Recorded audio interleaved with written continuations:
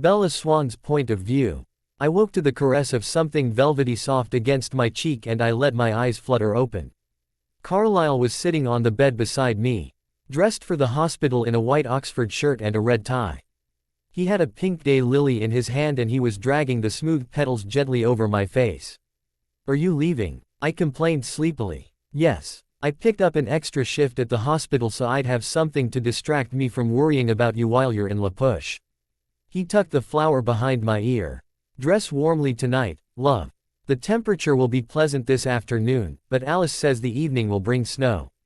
I sat up and plucked the mistletoe from the headboard where Carlisle had hung it the night before. I held it over my head and smiled. And he leaned in for a passionate kiss. "I love you, Bella Swan," he breathed when we finally broke apart. "That makes you crazy, you know. You could probably be committed for it." He grinned and brushed his nose against mine. "Are you going to lock me up? It's too bad you have to work. Otherwise, I could wrap you up in a straitjacket and have my dirty way with you." His eyes sparkled playfully. "I think I definitely want a rain check on that." I stretched up for another quick kiss, letting the blankets fall to my waist and giving him a look at my bare torso before he shed off of the bed with a regretful groan. "You're going to be the death of me," he said, moving toward the door. "Have a nice day at work," I smiled coyly, dragging my fingers lightly over my breasts. "Enjoy your dinner with your friends," he said. "And Bella?" I asked innocently. "Try not to stand under any mistletoe. It would be a shame if I had to tear the limbs off of any of the boys." I grabbed a pillow and threw it at him. He caught it, of course, but then he surprised me by darting back into the room and diving onto the bed, pushing me back on the mattress and pinning me down with the weight of his body. He kissed me deeply, his hand straying to my breast, massaging it gently as his tongue plundered my mouth. When he finally pulled away, I was surprised to see a hint of fear in his eyes. "Come back to me," he whispered, his voice pleading. "Enjoy your friends, but when the night winds down return to me, Bella. I can't live without you. Promise to do a little more of this when I come back." He nipped lightly at my lip. "I promise. Then I'll be here." He kissed me one more time, then sighed and pushed off of me again. "I really have to go now. I'll see you tomorrow morning." He strode out the door without waiting for a response, and I smiled after him, biting my lip.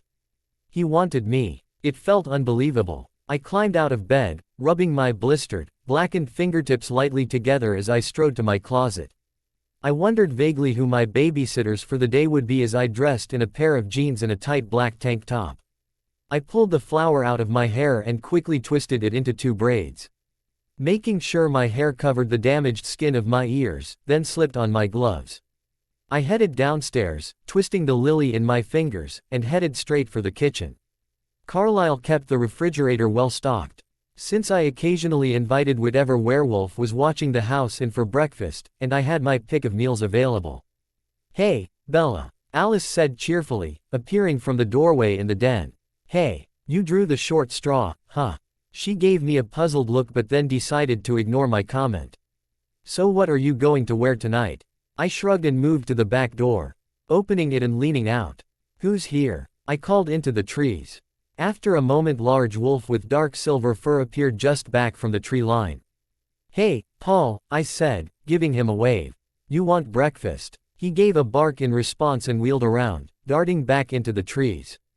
After a moment he was back again in human form, striding toward the house in a pair of basketball shorts.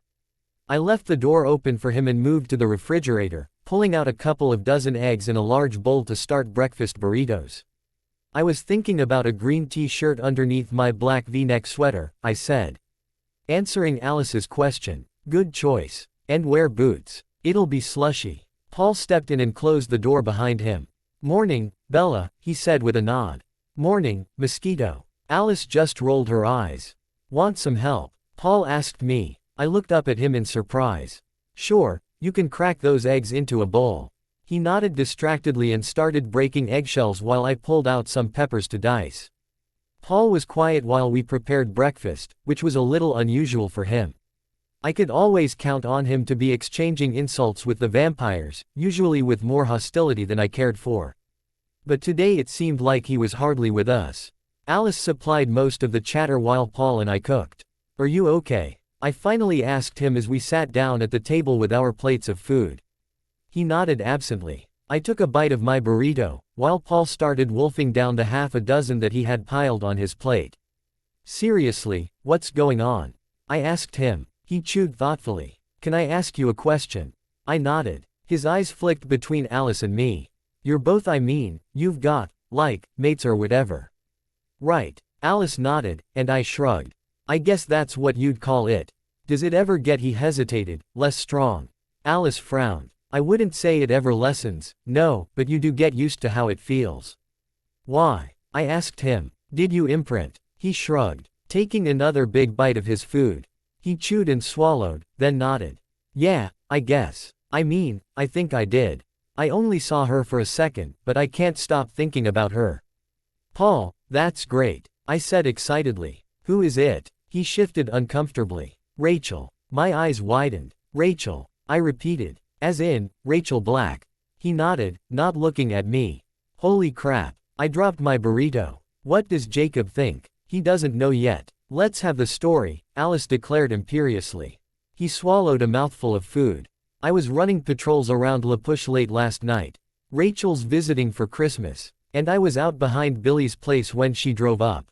He shook his head. I only just caught a glimpse of her, but I can't get her out of my head. I just stayed there all night, staring at the house, hoping I'd get to see her again. Why didn't you go say hello? Why are you even here instead of with her? He took another bite. Sam's orders, he muttered around the food. Can't disobey the alpha, so he doesn't know yet. Alice asked. He shook his head. Jared knows, because he was phased when it happened, but Sam and Jacob don't. When do you get a break from wolf duty? I asked him. Not until tonight. He said I have to make sure you get to La Push safely before I go home. Wait, I said, did he say you weren't done until tonight, or until I get out to La Push? He thought for a moment. Until why? Oh, you get to La Push for Christmas Eve dinner. I stood and tossed the uneaten half of my burrito in the trash. Give me 5 minutes. He looked up at me hopefully. Really? You want to go now? Sure, I can always help cook. And you'll have an excuse to go in and see her, since you can just tell them you were making sure I got there okay. His face lit up and he leapt out of his chair, wrapping me up in a bone-crushing hug. Thanks, Bella. Ow. I winced. My back. Go easy, Paul. He released me immediately, stepping back and looking worried. Oh, God, I'm so sorry. I laughed, stretching my back gingerly. It's okay. I'm just going to finish getting dressed and I'll be right back. I hurried back up the stairs and pulled on a few more layers so I would be prepared for the cold weather. I tucked the flower Carlisle had given me in my hair, then headed back down and met Paul at the front door. I said goodbye to Alice, then jumped into my truck with Paul and the two of us drove out to the reservation. Paul was practically vibrating in his seat by the time we pulled up in front of Jacob's house. Is this what it's like for you in the Alpha Vamp? He asked me. I laughed. It's maybe not quite as bad. EDW. Ard says with vampires it's pretty strong, but it doesn't all come on quite as suddenly as it does with you guys. He grinned as I parked the truck, darting out of the cab before I had even cut the engine. He jumped impatiently in place until I climbed out and joined him, then bounded up to the front door and pounded on it. The door was pulled open and Rachel stood there, calling back over her shoulder into the house. She was smiling and laughing, but when she turned and her eyes met Paul, she froze. The two of them just stood there or stared at one another. For a long time, I didn't want to interrupt them. But after a full minute of both of them staring, neither one moving, I was starting to get cold. Hey, Rachel, I said brightly. It's been a long time. She mumbled. Nice to see you, I tried again. She just stared at Paul. I sighed impatiently. Paul, Rachel's going to get cold standing there with the door open. That snapped him out of his trance. Rachel, I'm so sorry. He ushered her back into the house, shutting the door behind them. I stared at the door and burst out laughing. Are you kidding me? I asked no one in particular. I moved to the door and opened it, letting myself in. Paul and Rachel were still staring at each other, only now Billy had joined them. He was watching them from his wheelchair, looking perplexed. He glanced at me when I walked in and gave me a smile. Good morning, Bella. I didn't know you were coming so early. I hope you don't mind. I thought I could help with the cooking. It appears we might need you, he said, looking back at Rachel. As it turns out, Rachel may be busy. Jacob appeared from the kitchen with a big grin on his face. Bella. He moved over to me and wrapped me up in a gentle hug, more mindful of the bruises on my back than Paul had been. What's up, girl? I nodded toward Paul and Rachel, and he looked at them. For a moment he looked puzzled, but then he suddenly realized what was happening. Oh, god damn it, Rachel. He yelled. With Paul. Couldn't you at least go for Jared? The two of them ignored him completely, entirely wrapped up in one another. Paul reached out and took Rachel's hand, holding it gently in his own. Motherfucker. Jacob growled. Now that asshole's going to be here all the time. Jacob, watch your mouth, Billy admonished.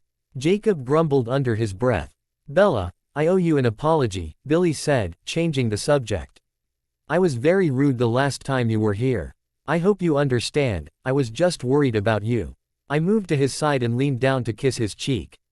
Thanks, Billy. I appreciate it, and I hope you don't worry too much. The Cullens have been really great. You can always come here, you know. If you ever need anything, or if you just want to get some space from them. Thanks, I said again, smiling my gratitude. Enough sappy stuff, Jacob said impatiently. Get your ass in the kitchen and help me stuff some turkeys, Bella. Cool. I followed him into the kitchen and saw 4 large 2-art keys and 6 giant hams sitting out on the counter. Holy crow, Jacob. Who's coming to dinner? The whole council, he grinned. Which means all the wolves. We need a lot of food. Where are you going to cook them all? I asked, eyeing the small oven. He grinned and jerked a thumb toward the back door. I peeked out the window and saw a long table set up near the house with several electric roasters lined up on it. They were all plugged into 2 power strips that led to an outlet on the side of the house.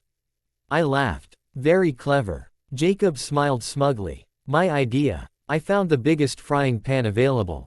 Putting it on a burner and unwrapping several sticks of butter to melt for the stuffing.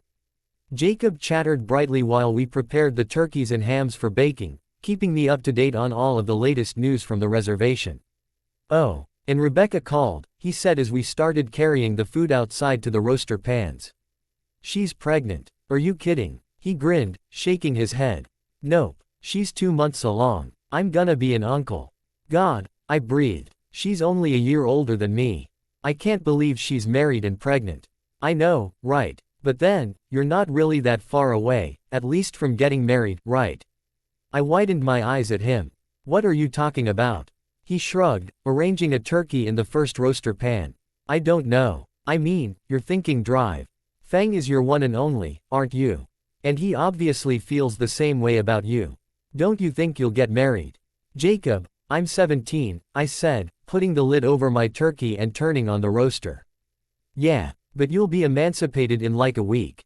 That means you can marry whoever you want. He smirked. And if you married your bloodsucker it would be legal for him to fuck you. We headed back into the house for the other 2 turkeys. Really? I hadn't thought about that. Well, start thinking about it. I mean, not that I'm trying to push you into it or anything, but isn't that the next step when you love somebody? I shrugged, glad to be distracted by lifting the heavy turkey and carrying it out. I'm not sure I'm really the marriage type. I mean it's not like it changes anything. People still leave. True. But how many vampires do you know of that have gotten divorced? I'm not a vampire, I reminded him. He put a lid on his roaster and turned a curious look on me. Aren't you going to be? I took a deep breath. I don't know. Okay. Better question. Do you want to be? I bit my lip and nodded. Hypothetically, yes. Why only hypothetically? He asked, heading back inside for the hams. I trailed after him. Well, I mean, it sounds like a pretty good deal, you know, getting to be with the person you love forever. But what if it doesn't work out like that? What if he gets bored with me? Jacob rolled his eyes as we each grabbed a ham. Are you really going to live your life like this? Never doing anything interesting because you're afraid it won't work out the way you want it to? His question irritated me. What am I supposed to do if he leaves? I demanded, following him back outside. You come back here, of course. You take a few weeks to lick your wounds and feel sorry for yourself, and then you and I go out and paint the town red. I stared at him, trying to understand his perspective. He sighed. Bella, You sound like those people who use the rising divorce rate as an excuse not to get married. It's stupid. If you want to get married, go for it, and think of divorce as a safety net in case it turns out your guy is a loser. He fixed me with a steady gaze. But don't miss out on the good stuff because you're afraid. If it doesn't work out, so fucking what? You get back out there and try again, and even if you fail every goddamn time, at least you get to have some fun in the process. I shook my head, bewildered. That sounds kind of smart. He smirked. Damn straight, baby. So you think I should marry him and become a vampire? He shrugged. I think you should do whatever the hell you want to do. Embrace the risk. That's where the thrill is. The two of us finished loading the food out to the roaster pans and got them cooking. Back inside again, Jacob dumped the dishes we had used into the sink and then started pulling more ingredients out of the pantry. What are we making now? I asked. Rolls. Butterhorns, which are so good, by the way, with chocolate syrup. I giggled. Jacob, you're terrible. Why do you eat like that? He cocked his head to the side, giving me a curious look.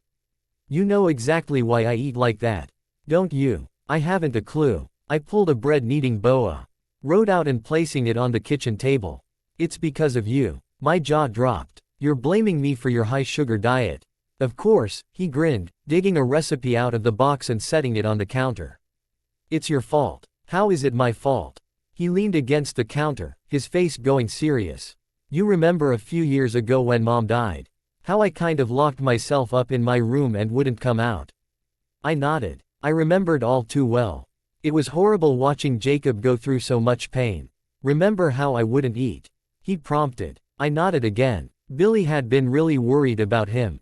But he was dealing with his own grief and that of his daughters, and he wasn't able to come up with anything to say to Jacob to coax him to eat more than a few bites of anything. Well, if you'll remember. One morning you showed up and dragged me out of bed to the kitchen table, and you made me a bowl of cornflakes. And when I didn't eat it, you told me your mom said ice cream made everything better. So you poured me a new bowl of cornflakes, only instead of milk, you put a scoop of vanilla ice cream in it. He smiled. That's why I eat like I do. It makes me feel better. I moved to him and wrapped my arms around him, hugging him tightly. I forgot about that. I didn't, he said softly. And I never will. You were there for me, Bella, and I haven't been there for you. But I will be from now on, if you let me. I pulled back, smiling playfully. Don't you ever worry about getting diabetes like your dad. Not anymore. He pounded a fist against his chest. We wolves don't really have a lot of health problems. You lucked out. I told him, grabbing the recipe and reading through it. I'll heat the milk if you want to start dissolving the yeast. Jacob and I spent the rest of the day cooking and screwing around, while Paul and Rachel curled up together on the couch and talked softly. Billy helped some with the food, but for the most part it was just Jacob and me, hanging out and having fun. Around 4:30, other people started showing up. Harry Clearwater and his family were first, and Leah and Seth immediately found Jacob and me in the kitchen. I smiled at Seth, giving him a hug. I can't believe you're taller than me. I told him. I don't think I've seen you since you were in elementary school. Did Jacob tell you about the wolf thing? He asked excitedly. Dad said they'd let me try. I can't wait. I really hope I can phase. When do you think we can go hang out with your vampires? I laughed at his enthusiasm. Actually, Alice was talking about a New Year's Eve party. What do you think? Awesome, he said excitedly. Leah, isn't that great? I could be a wolf by New Year's. Great, Leah muttered in response. Seth didn't seem to hear her. He hopped up on the counter next to where Jacob was peeling potatoes and started pelting him with questions. I moved to Leah's side. Are you okay? I asked her. Fine, she said shortly. I raised a reproachful eyebrow and she frowned at me. How can you do it? She demanded. How can you Jacob says you have sex with that thing. I raised my eyebrows in surprise. I assume you're referring to Carlisle. She glared at me. He's a vampire. Yeah, so what? So what's wrong with normal people? She burst out. Why does it always have to be vampires and wolves? Suddenly normal people aren't good enough anymore. She turned and stormed out the back door, leaving me staring after her. What was that? I asked, stunned. Seth sighed. I think she's sort of feeling ignored. First there was the Sam and Emily thing, and now everybody's paying attention to me because I might phase. She's kind of getting overlooked.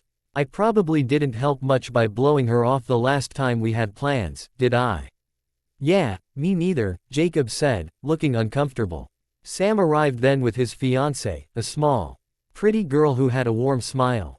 Jacob had told me about the incident between her and Sam that had left her face scarred, but it was still sort of a shock to see it. I tried to cover my surprise as Sam introduced us. Seth nudged Sam with his foot and nodded toward the back door.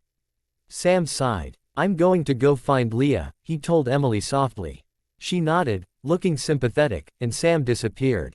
So, Emily said, setting a plastic grocery bag on the counter and pulling out several large yams, what's it like dating a vampire? She smiled at me, her eyes sparkling, as she started to wash the yams. I had to laugh. Cold, I admitted, and a little unnerving. A girl could get a complex hanging out with a superhuman crowd all the time. Tell me about it. She rolled her eyes. The other day I couldn't open a jar of pickles, and these guys nearly laughed me right out of town. Jacob snickered. You should have seen it, Bella. She was like, wrestling with the damn thing. It was so funny. Emily just laughed to herself. They come in handy sometimes, though, I said. That's true. She smiled warmly toward the back door where Sam had disappeared. I certainly wouldn't change anything. What's it like dating a wolf? I asked her. Warm, she laughed. I have to run the air conditioner at night. And thank your lucky stars you don't have to cook for your man, Bella, because the grocery bill to feed Sam and the boys is huge. We could hunt, Jacob offered. I went out with Carlisle and Edward last night, and it's not so bad. I mean, deer carcass has got nothing on your blueberry muffins. But we could save a lot of money if you didn't have to buy meat. Emily's face brightened. I'll talk to Sam about it. My phone buzzed in my pocket and I tugged it out, smiling when I saw Carlisle's name on the display. Hi. I smiled into the phone. Hello, love, he murmured. How is everything? Terrific. I just met Emily. Oh, and you won't believe it. Paul imprinted. You're kidding, he said. And I could hear the smile in his voice. I didn't expect to see it happen twice in one generation. Who's the lucky girl? Jacob's sister, Rachel. The two of them have done nothing but stare at each other all day. He gave a low laugh. How about Billy, is he behaving himself? Yeah, he's great, I assured him. Good. Spread the word about the party on New Year's, would you?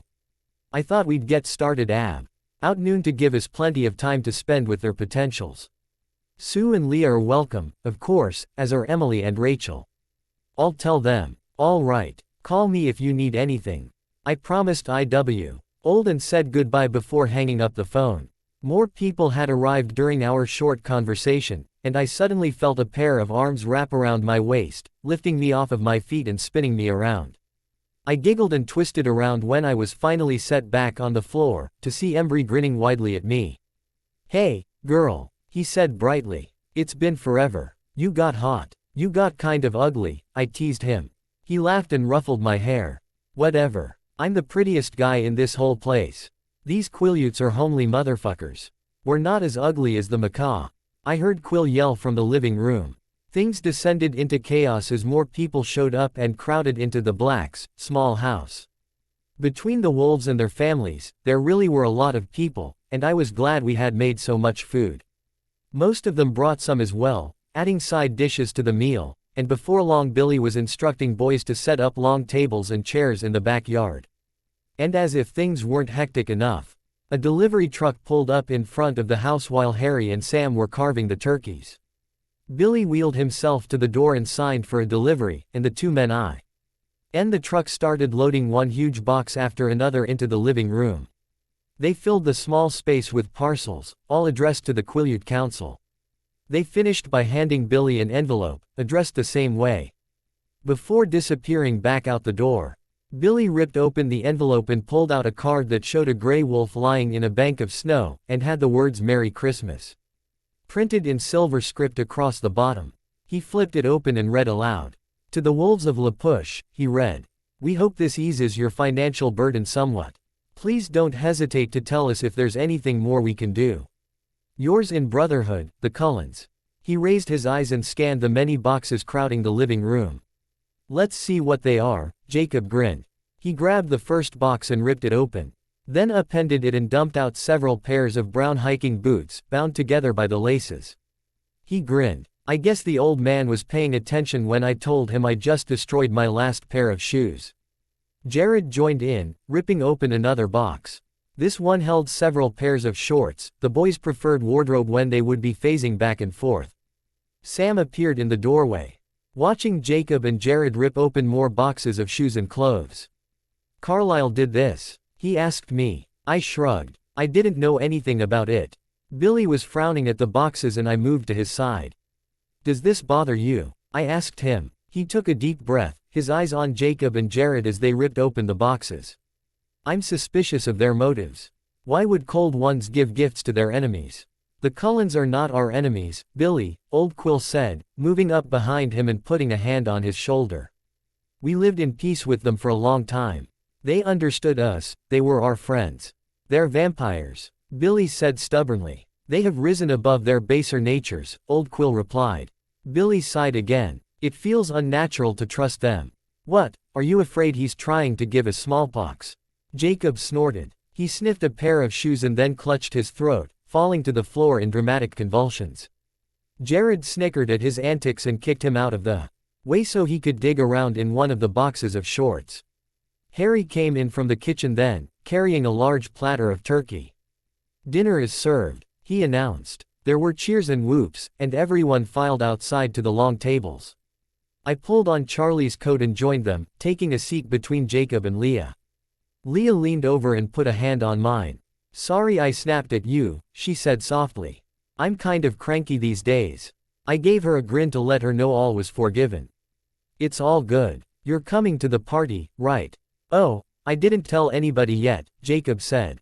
Hey guys, drive. Fang I. Invited is to a New Year's party with his family. He thought it would be a good time to see if Quill and Seth will phase. I supplied the details, and Billy nodded solemnly. Bella, you may tell him that all of us will be there. Emily perked up. Will Edward be there? I've heard so much about him. I'm not sure, I said. He's in Arizona right now, and I don't know when he'll be back. She looked disappointed. Oh, well. It will still be exciting to meet the legendary Carlisle Cullen. I've been reading all about him in the council's archives. She leaned forward. Did they really all have yellow eyes? Unless they're hungry. Jasper tends to try to starve himself to build up a tolerance, so his eyes are black more often than not. Jasper's one of the new ones, right? What's he like? He's an asshole, Jared supplied with a grin. I shook my head. No, he's not, he's really sweet. But he can be pretty scary too. He's been giving Bella therapy, Jacob said with a smirk as he loaded food onto his plate. Seems pretty good at it, actually. You need therapy, Paul supplied, winking at me.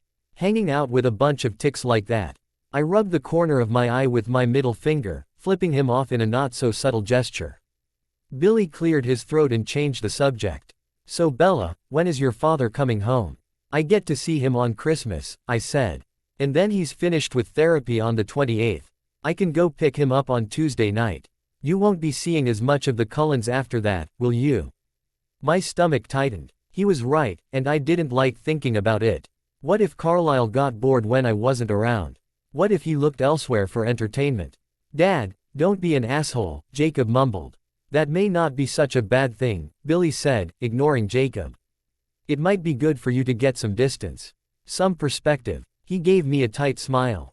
Yeah, I muttered. My life has been miserable since I met the Cullens, but I haven't noticed because I'm too close to the situation. That's exactly right, he said coolly. Think about it. Within only a few months of meeting them, the Cullens have effectively separated you from your family and made you dependent on them. He folded his hands on the table. Do you really think they've done that out of love? Dad, you don't know what you're talking about, Jacob said impatiently. Don't I? Bella, forgive me, but didn't you used to think of your mother as your best friend? And now the Cullens won't even allow you to be away from them long enough to spend a holiday with her. You don't know what you're talking about. Jacob repeated, louder this time. He glared at his father. You don't know why she came home. Fear shot through me. I couldn't stand it if Jacob told everyone here what happened. I can't do this, I said, pushing myself to my feet. No, Bella, don't go. Jacob leapt up from his chair. Please. Just ignore him. Even now, they're controlling you, Billy said calmly. They're driving a wedge between you and your friends. Would you shut the hell up? Jacob exploded, pulling me into a hug. Bella wouldn't even have come tonight if Carlisle hadn't encouraged her to. It's not him driving wedges, it's you. Billy frowned disapprovingly. Don't tell me you've been fooled by their lies too, Jacob. Nobody's lying. As a matter of fact, everybody's making an effort to keep things peaceful and friendly except you. Whenever there's a problem between us and the Cullens, it's because of you. Actually, Jacob, Sam said softly, Billy makes a good point. He turned wary eyes on me. Bella, why didn't you stay at your mom's for Christmas? I tried to push away from Jacob, but he locked his arms around me. Please don't leave, he begged. If you take off now, Carlisle will have a fit any time you want to come back. He tugged one of my braids lightly, trying to force a smile. Just tell Sam it's none of his damn business and tell Dad to pry his head out of his ass, and then sit and have dinner with us. His imploring gaze melted my resistance, and I nodded. Sam sighed impatiently. Come on, Bella, work with us a little. We've been patrolling around the clock trying to keep you safe. Who asked you to do that? I demanded. I'm sick of being watched all the time. You guys are babysitting me because of them, and they're babysitting me because of you, but nobody ever thought to wait for an invitation from me. I fixed Sam with a glare. Did it ever occur to you that I might not like having you guys there all the time? That I might prefer a little privacy? Leah stood, glaring at me. You ungrateful little bitch, she snapped. Did it ever occur to you that your precious Cullens probably would have sucked you dry by now if it hadn't been for the pack watching them? Leah, stay out of it. Seth's words came out more as a whimper than a command, but Leah listened, shooting a dark look at me as she took her seat again. Bella, Sam said in a conciliatory tone, if you want us to trust the Cullens, give us a reason. Why did you come back early? Jacob pulled me against his chest again. It's none of your damn business. Jared rolled his eyes. Bella's stepdad hurt her. God damn it, Jared. Jacob yelled. What? He shot back. He's going to see it in your head eventually. Just like I did. He arched an eyebrow at me. You're not the only one who doesn't get any privacy, you know. I buried my head in Jacob's chest. I couldn't stand to look anyone in the eye. Especially when Jared started sharing the details of my encounter with Phil. The entire table went silent, and I knew all eyes would be on me. I tried to pull away, to escape to my truck. But Jacob held me against him. Don't go, he breathed. Please. We're your friends, Bella. I know you don't like to talk about this, but don't run away. Let us help you. I don't need your help, I said, pulling back and giving Jacob an earnest look. Carlisle took care of it, and Edward is in Phoenix now, making sure nothing bad happens because I left. Paul cleared his throat. It was Sam and Jared who took care of Edward for you when he went for your throat, he reminded me gently. He gave me an apologetic look. I don't mean to argue with you or anything, Bella, but you do need us. A human in a world full of monsters needs all the help she can get. Jacob pressed his hands on either side of my face. Hey, he said softly. I know you can take care of yourself, but could you just do this for me? Let us keep watching your house so I don't worry about you. He kissed the tip of my nose and gave me puppy dog eyes. Please. I nodded and pressed my forehead to his chest again as he wrapped me up in a warm hug. He glared at his father. Are you proud of yourself, Dad? This was supposed to be fun. I'm sorry, Bella, Billy said evenly. My temper flared and I turned, narrowing my eyes at him. I am so sick of people telling me they're sorry, I spat. All my life people have been hurting me and then apologizing and expecting me to forgive them. I'm done with it. If you actually want my forgiveness, earn it. Jacob gave me a squeeze, grinning proudly. Atta girl. Billy didn't look happy. All right, he said with a stern look. How should I earn it? Treat Carlisle with the respect he deserves. When you can do that, I can respect you again. Billy's lips pressed into a thin line but he said nothing. Jacob grabbed our plates and nodded toward the door. Let's go eat inside. I followed him into the house, relieved to be leaving the crowd behind. We had just gotten settled at the kitchen table, though, when Jared pushed the door open and leaned inside. Can I come in? He asked anxiously, looking to me for permission. I shrugged. I didn't mean to embarrass you or anything, he said, dropping into a chair next to me. I just didn't think Billy and Sam would shut up until they knew. It's fine, I mumbled, not meeting his eye. Hey. He tugged on my sleeve to get me to look at him. I like the Cullens. I think they're cool. I nodded. Are we still friends? He was trying hard, I had to give him credit for that. I forced a smile and leaned forward to give him a kiss on the cheek. Yeah, I said. We're friends. What about Sam? Are you mad at him? No, just Billy. He acted like this last time I came here too. And he apologized to me for it just this morning. I'm irritated that he thinks he can do it again and all will be forgiven if he says he's sorry. He bobbed his head in agreement. Yeah, I get that. There was a loud bang outside, and Sam's voice carried clearly through the thin walls of the house. God damn it, Billy, you've got to stop antagonizing her. If she asks us to leave, we won't have a choice. It's not our territory. Jared gave me a morose look. That's true, you know. It violates the treaty for us to protect you when you're not on our land, but Carlisle said it was okay for ours to keep an eye on you as long as there was no trouble. I sighed tiredly. Jacob, let's go back outside. He looked up, a fork full of food halfway to his mouth. Why? He asked around his last mouthful. Because I don't want everyone thinking I'm mad at them when it's only Billy that I have a problem with. He shrugged his shoulders, stuffing the food into his mouth. Fuck 'em. I laughed, shaking my head. I can't do that. Like it or not, what I do affects the relationship between the pack and the Cullens. I stood up, collecting my plate. I can show a little diplomacy if it helps keep the sparks away from the powder keg. Jacob smirked and grabbed his plate, and the three of us headed back outside. Everyone fell silent as we took our places again, but Sam caught my eye and nodded to me. I took a deep breath, forcing myself to say things that didn't come easy for me. Leah's right, I'm being ungrateful. I glanced around the table, including everyone in my apology. You guys have sacrificed a lot of time for me, and I appreciate it. Plus, it's nice to have someone to have breakfast with sometimes. Sam murmured a soft thank you, and Emily gave me a smile from beside him. Harry cleared his throat uncomfortably. Bella, I hope you won't mind too much if the boys keep watching your house. We're a little worried about how things will go when Charlie comes home. He glanced around the table before looking back at me. We're all pulling for him, but we also want to make sure you're safe. Thanks, I said quietly, dropping my eyes to my plate. Let's talk about something else, Rachel spoke up. Emily, how are the wedding plans coming? I shot her a grateful look as Emily started talking about florists and caterers. I can't believe you're getting married, Sam, Jared broke in.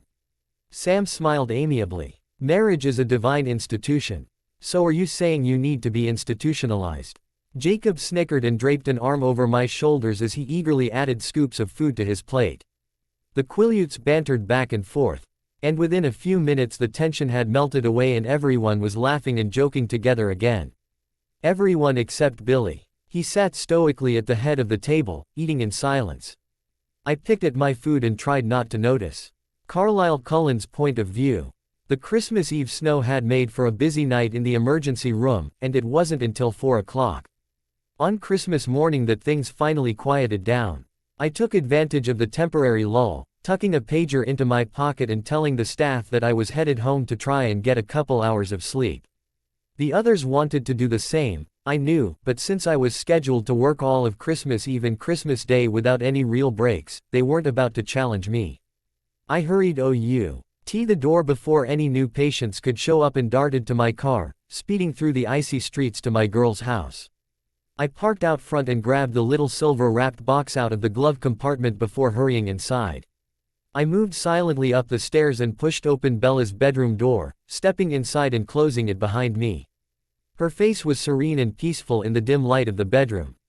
And I hoped that she was experiencing a rare moment of restful sleep. Since we had left her mother in Arizona, she was frequently tormented with nightmares, and it made me hesitant to wake her from the deep sleep she so desperately needed. I sat slowly on the bed next to her, careful not to jostle her awake. I smiled to myself as my eyes fell on the framed photograph of the two of us, tucked loosely against her chest. I eased it out of her hand and set it on the nightstand next to the bed, placing my Christmas gift for her next to it. I leaned close, breathing in her scent, and frowned. It was clear she had showered before she had gone to bed, but scents from the Quileute wolves still clung to her. It aggravated me. There was no good reason for my displeasure. I knew perfect L.Y. well where she had been all evening and had spoken to her a couple of times to make sure everything was all right. Still, to have their odors tainting her skin, it disturbed me. I felt a growl rise up in my throat and swallowed it back. There was no reason to be angry. There was no reason for my sudden overwhelming need to claim her, to leave my own scent on her body as a reminder to the pack that she belonged to me and me alone. I took several deep breaths to rein in my possessive urges before allowing myself to lean down and kiss her gently. I let myself enjoy the velvety feel of her soft, pink lips against my own hard skin. I traced them with the tip of my tongue, savoring her sweet flavor. Desire spiked inside of me as I leaned over her sleeping form, and I deepened my kiss, parting her lips with my tongue and exploring her mouth. She stirred and started, and I moved a hand to her cheek, caressing it soothingly. She relaxed almost immediately and slipped her arms around my neck, calming my kiss and returning it eagerly. "Oh, my Isabella," I breathed against her lips. I pushed her blankets aside and stretched out on top of her, running my hands up and down over the black satin shorts and camisole top she wore. "I missed you," she murmured sleepily. "I missed you, too." I kissed her again, responding only too gladly when she nudged me onto my back and rolled on top of me. She sat up, straddling my hips, and smiled down at me, her beautiful brown eyes raking over me. "You look hot in your doctor clothes," she said with a soft smile. I raised an eyebrow. "I look hot." She nodded and smiled mischievously. "I bet anybody would look hot in those clothes, though. I bet I'd look hot in them." She reached out and loosened my tie, then slipped it over my head. I raised an eyebrow as she looped it around her neck and tightened it against the smooth skin of her throat. She shook out her hair, her tangled curls falling on either side of her face, and smiled down at me. "What do you think?" I swallowed hard, staring at the red silk dangling between her breasts, contrasting with the black fabric of her pajamas. It was the most alluring thing I had ever seen. I shook my head. "It clashes with your pajamas," I told her, my voice sounding a little rough. "We'll have to get rid of them." I grabbed the hem of her shirt and stripped it off of her, then flipped her onto her back on the mattress. I whipped the shorts off of her as well, then knelt between her knees, my eyes tracing over her smooth, naked body, with my tie doing a very inadequate job of hiding her from my gaze. Bella grinned playfully up at me. "Is that better?" "Much, much better." I gripped the tie at her throat and pulled her a couple of inches off the bed, leaning down to claim her lips in a desperate kiss. Bella's hands began fumbling with the buttons on my shirt and I helped her undo them, stripping it off and tossing it to the floor. I had to release her to remove my shoes and pants, and I did so regretfully, having to fight my own instincts every second that my hands weren't exploring her curves. When I had finally shed my clothes, I crawled over her, gazing at the beautiful body spread before me, waiting for my touch. The scent of her arousal filled my senses, but it wasn't quite enough to drown out the stray smells that clung to her skin. Other men had touched her tonight. They had hugged her, held her hand, marked her with their essences. And the animal inside me roared in fury.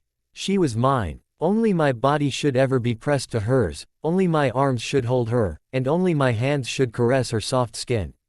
"I need you," I growled, trembling as I lowered myself down onto her. Her hands slipped around my waist, grasping at my back, and she raised her lips to my ear. "Take me," she breathed. I pushed hard into her, making her gasp.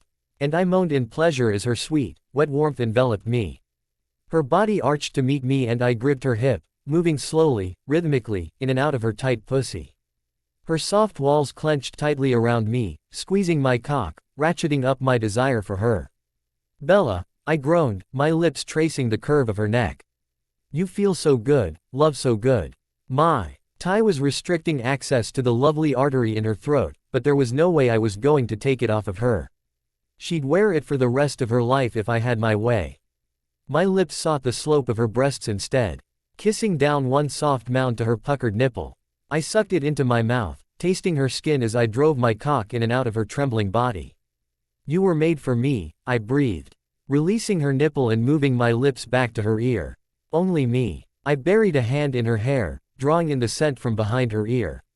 Only you, she repeated, clinging to me. God, you make me crazy. I claimed her lips, kissing her deeply, needfully. Her tongue tangled with mine and her warm hands moved over my back. She moaned and arched her back, her soft breasts pressing firmly against my chest.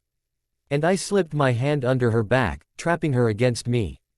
I held her body off of the bed, bracing against the mattress with my other hand as I drove into her relentlessly, riding her delicate body as hard as I dared. She was gasping in pleasure, her hips rising to meet my thrusts, heels digging into the bed. I could feel her muscles tightening and I knew she was close. I released our mouth and breathed in the delicious scent of her desire. The light sheen of sweat on her skin was dominating the traces of the more masculine scents that had been left on her, and I growled in satisfaction. Mine, I whispered. Bella's body bucked in my arms and she cried out as the orgasm took over her body. The tight walls of her pussy spasmed around me, pulsing and throbbing, and it was only redetermination that allowed me to hold back my own release. I rode her through her orgasm, and when her body went limp I lowered her back onto the bed. Carlisle, she panted breathlessly. Incredible. I smiled, still moving rhythmically inside of her. I'm not finished with you yet, I breathed in her ear. A shiver ran through her body and she moaned softly. I pulled out of her and swiftly flipped her onto her stomach, gripping her hips and pulling her up onto her knees. She whimpered my name as I entered her from behind, and she pushed eagerly back against me. I wrapped an arm around her, my hand gripping the soft swell of her breast, and I pulled her up straight, pressing her back against my chest and leaning forward slightly, keeping her just off balance. The position left her very little leverage for movement. But she wriggled against me, seeking the friction that she craved. I plunged deep into her, demonstrating the control this position gave me over her body, and she moaned. More. She begged when I didn't repeat the action. Do you want me to make you feel good? I breathed in her ear. Yes, she said, her voice trembling. I held her against me with one hand while I trailed her down her stomach to the apex of her thighs. I slipped my fingers into her wet slit and found the small bundle of nerves that would give her the pleasure that she desired. I rolled it between my fingers and she cried out, her head falling back on my shoulder. Do you want me to make you come? I whispered. Yes, please yes, she begged. My hips jerked involuntarily at the sound and I pumped in and out of her wet hole, giving her what she needed. I continued to manipulate her clit with my fingers, and within a few minutes she was tensing up, her body preparing for another orgasm. I pulled my hand away from her clit, denying her the release, and I sucked my coated fingers into my mouth, groaning at the tangy flavor of her juices. No, don't stop, she pleaded. Make me come, Carlisle. I need it. I pounded into her, anxious for my own release, but not quite ready to relinquish my control over her body. I slipped my fingers between her legs again, gathering more of the slick moisture and her growl in frustration when I drew them away again. I cut off the sound by pushing my fingers into her mouth, and she whimpered as her warm tongue licked them clean. Ah, Bella, I moaned, bucking desperately into her. You can't imagine what that sound is to me. I massaged her breast with the hand that pinned her body to mine, pinching and pulling gently at her tender nipple. Please, she gasped desperately, squirming in my arms. Please let me come. I slowly trailed my hand back down her body and brushed my fingers lightly over her sensitive nub. Is that what you want, darling? I asked, my lips pressed against her ear. Yes, she gasped. More, please. I flicked her clit lightly, teasing her, and she let out a frustrated cry. Harder, she panted. Please, Carlisle, I need it harder. I complied, surrendering to her pleas and giving her the pressure she craved. I ached to spill my venom inside of her, but I held back a little longer as my hands worked her nipple and her clit, drawing her closer and closer to orgasm. Within moments she was shaking in my arms as she screamed in pleasure, and I shuddered from the intensity of my need for her. I knew I should let go of her, should get my her hands safely away from her fragile frame before I took my own release, but letting go of her body now simply felt too wrong. Instead, I held my hands and arms rigid, refusing to allow even the SLIGH test movement in them as I plunged in and out of my girl, bringing myself to my own crushing orgasm. I exploded inside of her, filling her with my essence, marking her with my scent in a far more intimate way than any of her friends had. I pistoned into her time and again, staking my claim in the most primal manner as I took my pleasure from her sweet, warm body. She clung to my arms as my movements slowed, her muscles quivering from exertion. My physical need for her slackened, but my emotional need remained unsated. I loosened my grip on her and lowered her gently to the bed, covering her with my body. "I need you, Bella," I whispered. "I need to know that you belong to me." She shifted underneath me and I rolled off of her, hissing as my sensitive cock slipped out of her warm folds. She twisted around so she was facing me, running her hand up and down my side. "Are you really worried about that?" she asked, sounding surprised. "I'm sorry." I tugged gently at the tie around her neck. "I'm not sure when I got to be such an insecure old fool." She snuggled close to me, pressing a kiss to my chest. "I've never loved anyone like this. I don't want anyone else and I can't imagine that ever changing." She stroked my ankle with her toes.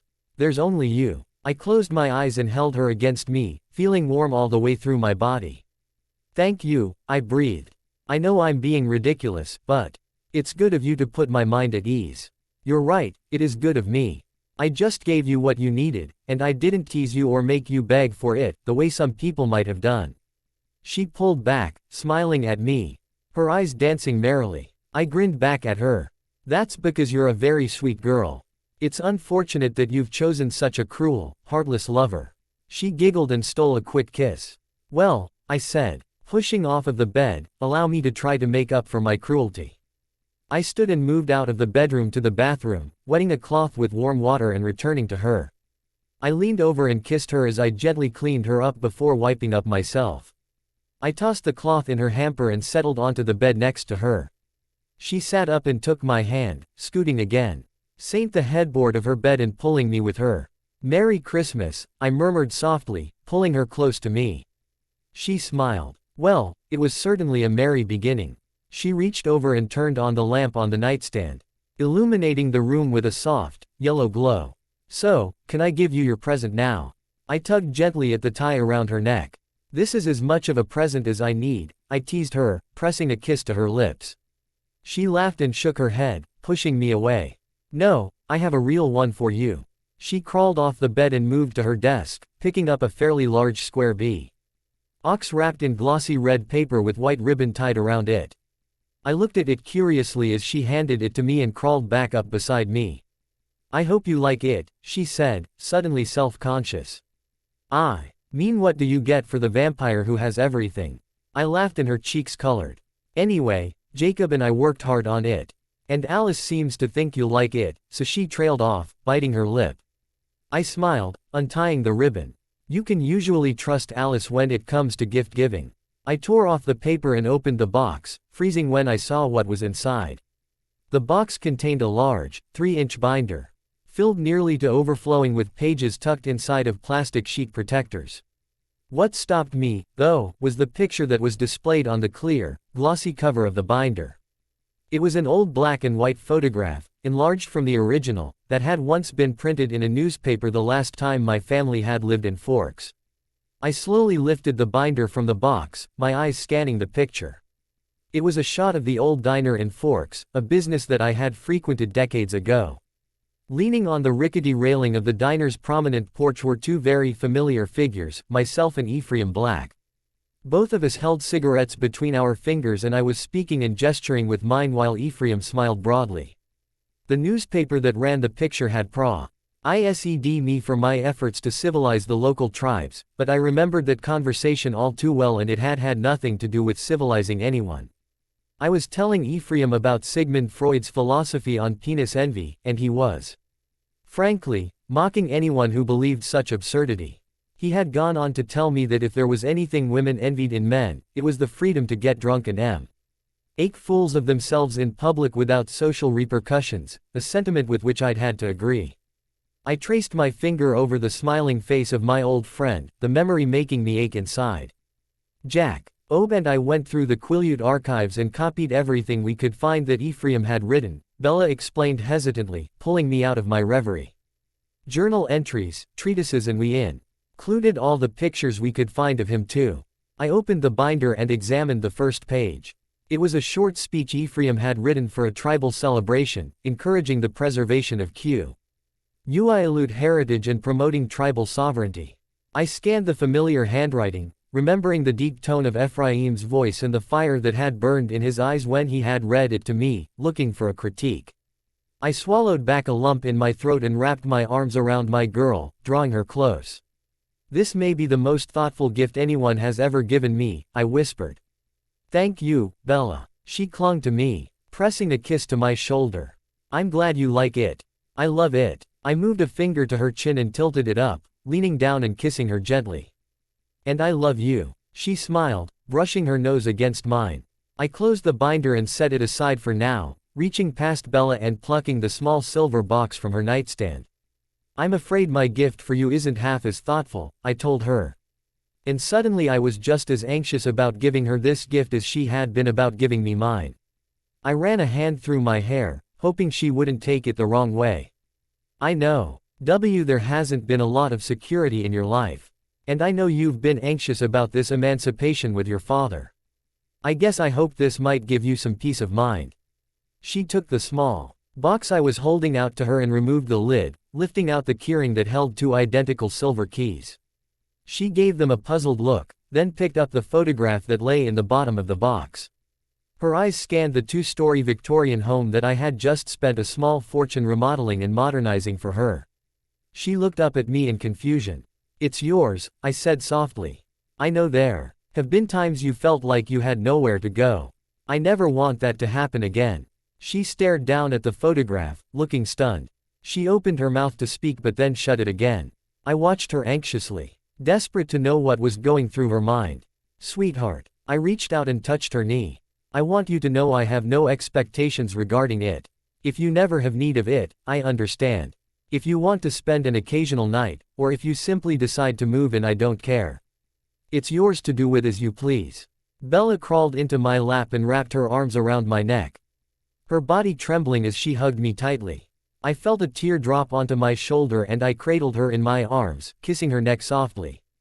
Help me understand, love, I whispered against her skin. Have I upset you? She shook her head and her arms tightened around me, but she didn't speak. I stroked her hair, perplexed, but taking comfort in the fact that she at least wasn't pushing me away.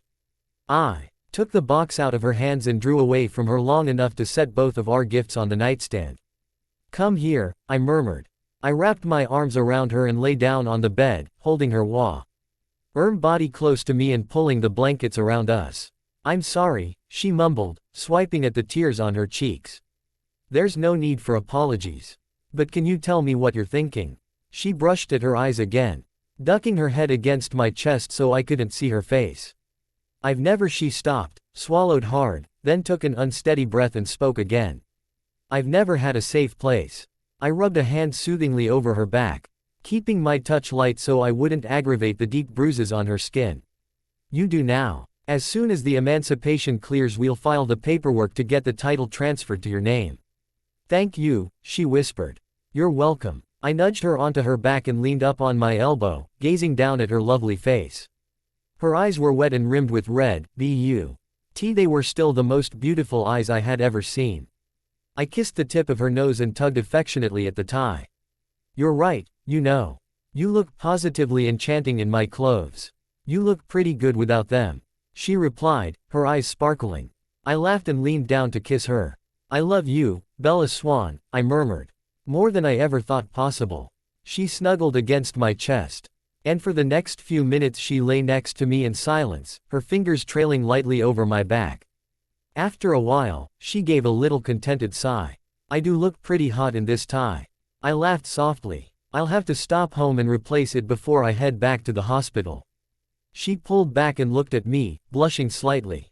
You're not going to take this one. I shook my head, smiling at her.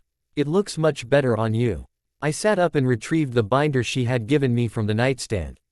Now forgive me, but I simply must see what you've put together. I leaned against the headboard again, and Bella scooted up next to me as I opened the book and slowly started flipping through the pages, letting myself get lost in my memories. Bella Swan's point of view. I didn't sleep much after Carlisle left. But this time it wasn't due to the miserable nightmares. I was simply too nervous to sleep. In a few hours I would be picking up Charlie and spending the day with him, and I didn't have any idea what to expect. My visits with him had been something to look forward to while he had been away, but I always knew that I would be going to see good Charlie. Safe Charlie. Once separated fro. The watchful eye of the Daybreak staff, there was no guarantee that angry Charlie wouldn't make an appearance. Honestly, though, that wasn't my biggest fear. Carlisle had promised that there would always be someone close by to step in if Charlie didn't keep his temper in check, and he had demonstrated his ability to protect me enough times that it was easy to trust him. So it wasn't fear for my safety that had me pacing my bedroom before the sun came up, but anxiety over how I was supposed to relate to my father. Charlie and I weren't good with feelings, or even conversations, and a full 12 hours stretched out in front of us with no school, work, or fishing to distract us. There was always television, of course, thank God he could always find sports in some form or another, but that would help with the 2 hours of driving back and forth to Port Angeles. And I was afraid of failing. I wanted to make Christmas special, and Emmett had helped me come up with a gift for Charlie, but beyond that, I didn't really know what to do. In the back of my mind, I held a fear that if he didn't enjoy his visit home today, he would follow through on his plans to kill himself. The thought left me feeling queasy, and I took a break from my pacing to kneel over the toilet, dry heaving until my stomach muscles ached. I changed clothes 3 times and considered making breakfast that I knew I wouldn't eat, just so I would have a distraction. The pacing wasn't helping my quivering stomach, but every time I tried to sit down I got so agitated that I ended up on my feet again before I even realized I had moved my legs to stand. When it was finally time for me to leave, I moved trepidatiously out to my truck and climbed up into the cab. I pushed the key into the ignition, but I couldn't quite make myself turn it. I leaned my forehead on the steering wheel, trying to decide whether I needed to go kneel over the toilet again for a few minutes, when a warm, calm feeling washed over me.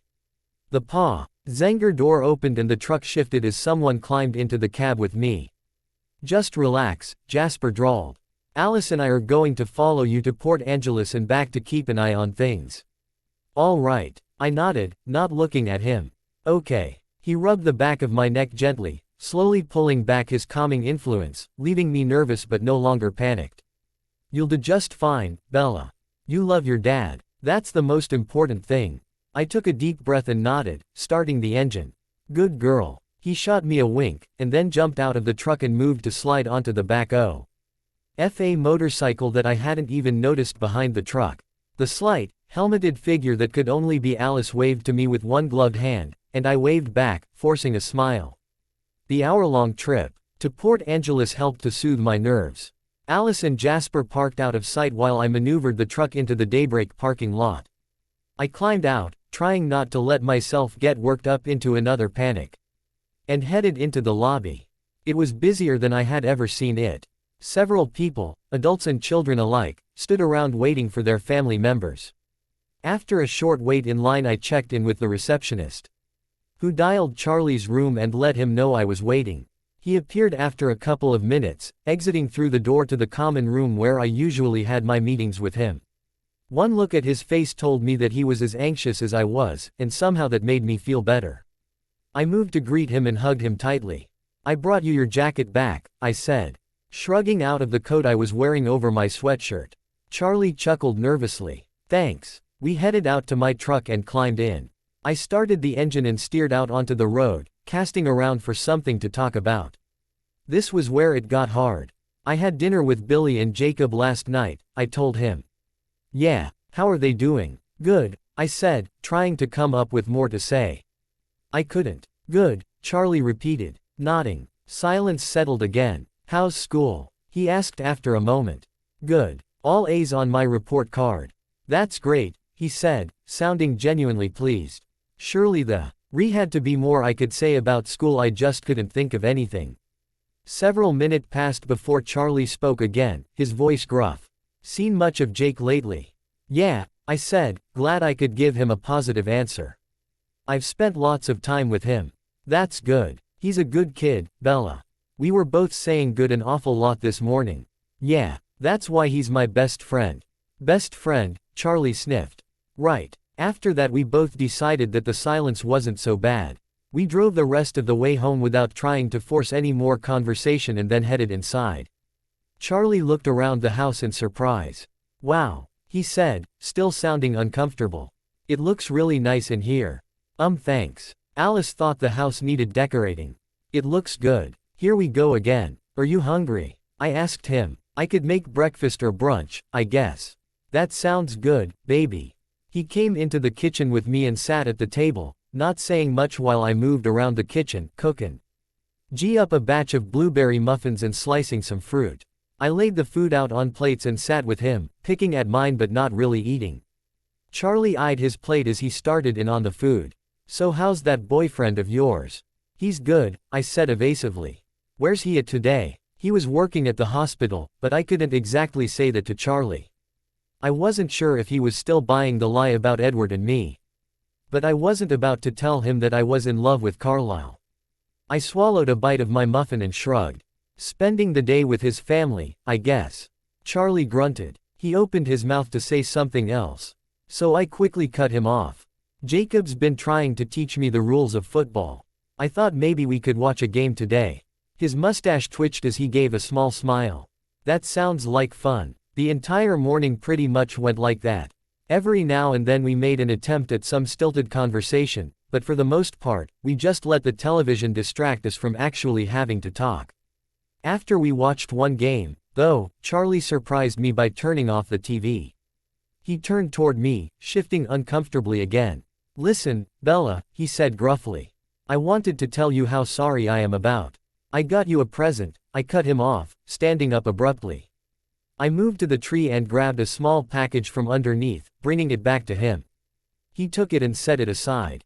"Bella, sit down, please." I chewed at my lip and sat next to him, my stomach churning uncomfortably. I didn't want another apology from him.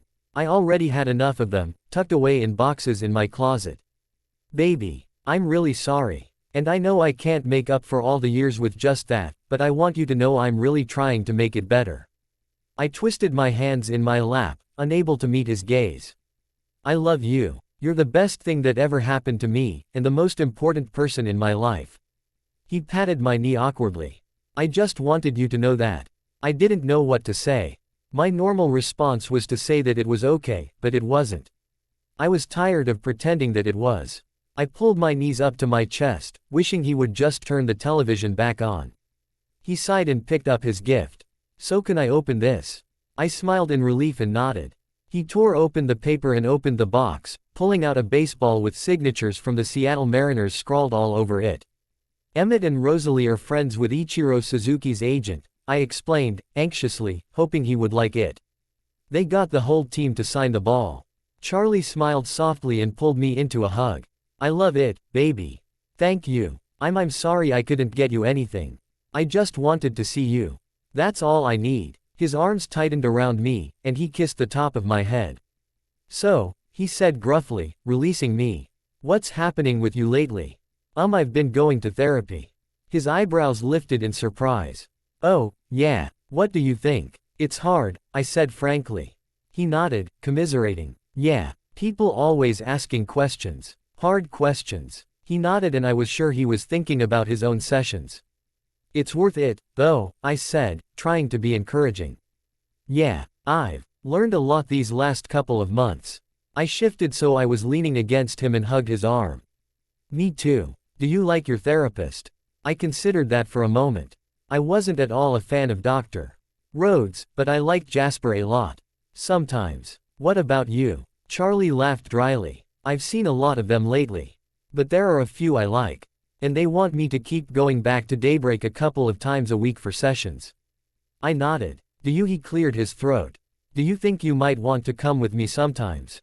I nodded, feeling my stomach twist in anxiety. "Yeah," I lied. "I'd like that." He gave a low laugh. "I don't really want to go either," he said ruefully. "It's good for us." He grunted his assent. We were silent again for a few minutes, but it wasn't as oppressive this time. The chasm between us was a little smaller now. "So what do you do all day when I'm not here?" he asked. I shrugged. "Well, Jacob and the Cullens come over a lot. Sometimes they make me watch football and try to teach me the rules." Or sometimes they read with me. Yeah, what do you read? I gestured to the books on the table next to the love seat. Right now I'm reading Lord of the Flies and a collection of Edgar Allan Poe poems. Do you want to read something now? I pulled back and stared at him, blinking in surprise. You want to read with me? He shrugged, looking embarrassed. You watched football with me. I thought maybe we could do something you like now. Okay. I glanced at the collection of Poe poems, quickly deciding they probably weren't the best material to read just now, given my father's state of mind. I'll be right back. I ran up the stairs and retrieved my Dickinson book, bringing it back down and flipping it open. We spent the next half hour or so reading the poems to each other, and I.W. as surprised to see that Charlie seemed fairly content. I didn't know if he cared at all for the poetry, but it felt like he was enjoying the time spent together anyway. I tried not to think too hard about it, not quite willing to take on the task of interpreting what all of this meant while we were sitting here together. I would save it for later, for tonight after he was gone, when I could curl up in Carlisle's arms and let the noise of the world fall away. I would pull it out then, when I had the time and space to try and understand. I made us a light dinner that Charlie ate and I sort of nibbled at. I expected him to turn on the television again when we were done, but he didn't. The two of us still didn't have much to talk about, but it seemed like he was giving it a serious effort. And somehow, the longer we sat there trying to make conversation, the less uncomfortable it got. That, in turn, made it easier for us to come up with things to talk about. Charlie was telling me about a Black Flag concert he had once been to when the alarm on my phone announced that it was time for us to head back to Port Angeles. He sighed and hauled himself to his feet. I guess we'd better get going. I nodded sadly. Yeah, I'm really glad you're coming home soon. Me too, baby, he said, pulling me into a hug.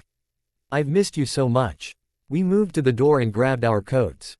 Charlie looked at his, then at the stairs. His brow furrowing. Just a minute, he mumbled. He headed toward the staircase and moved up the steps, disappearing onto the second floor. I tugged on my sweatshirt and zipped it up, straightening my hair. Waiting for him to come back. I paced for a minute or two, but when he didn't reappear I decided to go up and see what he was doing. I moved up the stairs, heading for his bedroom. But stopped when I saw him in my room. I froze. Charlie was standing in front of my closet, his coat clutched in his hand, staring at my open closet door. My stomach turned over as I realized he was reading my pros and cons list. Charlie heard my sharp intake of breath and turned slowly, his eyes flashing angrily. What the hell is this? He asked, his voice deadly calm. It's nothing, I stuttered.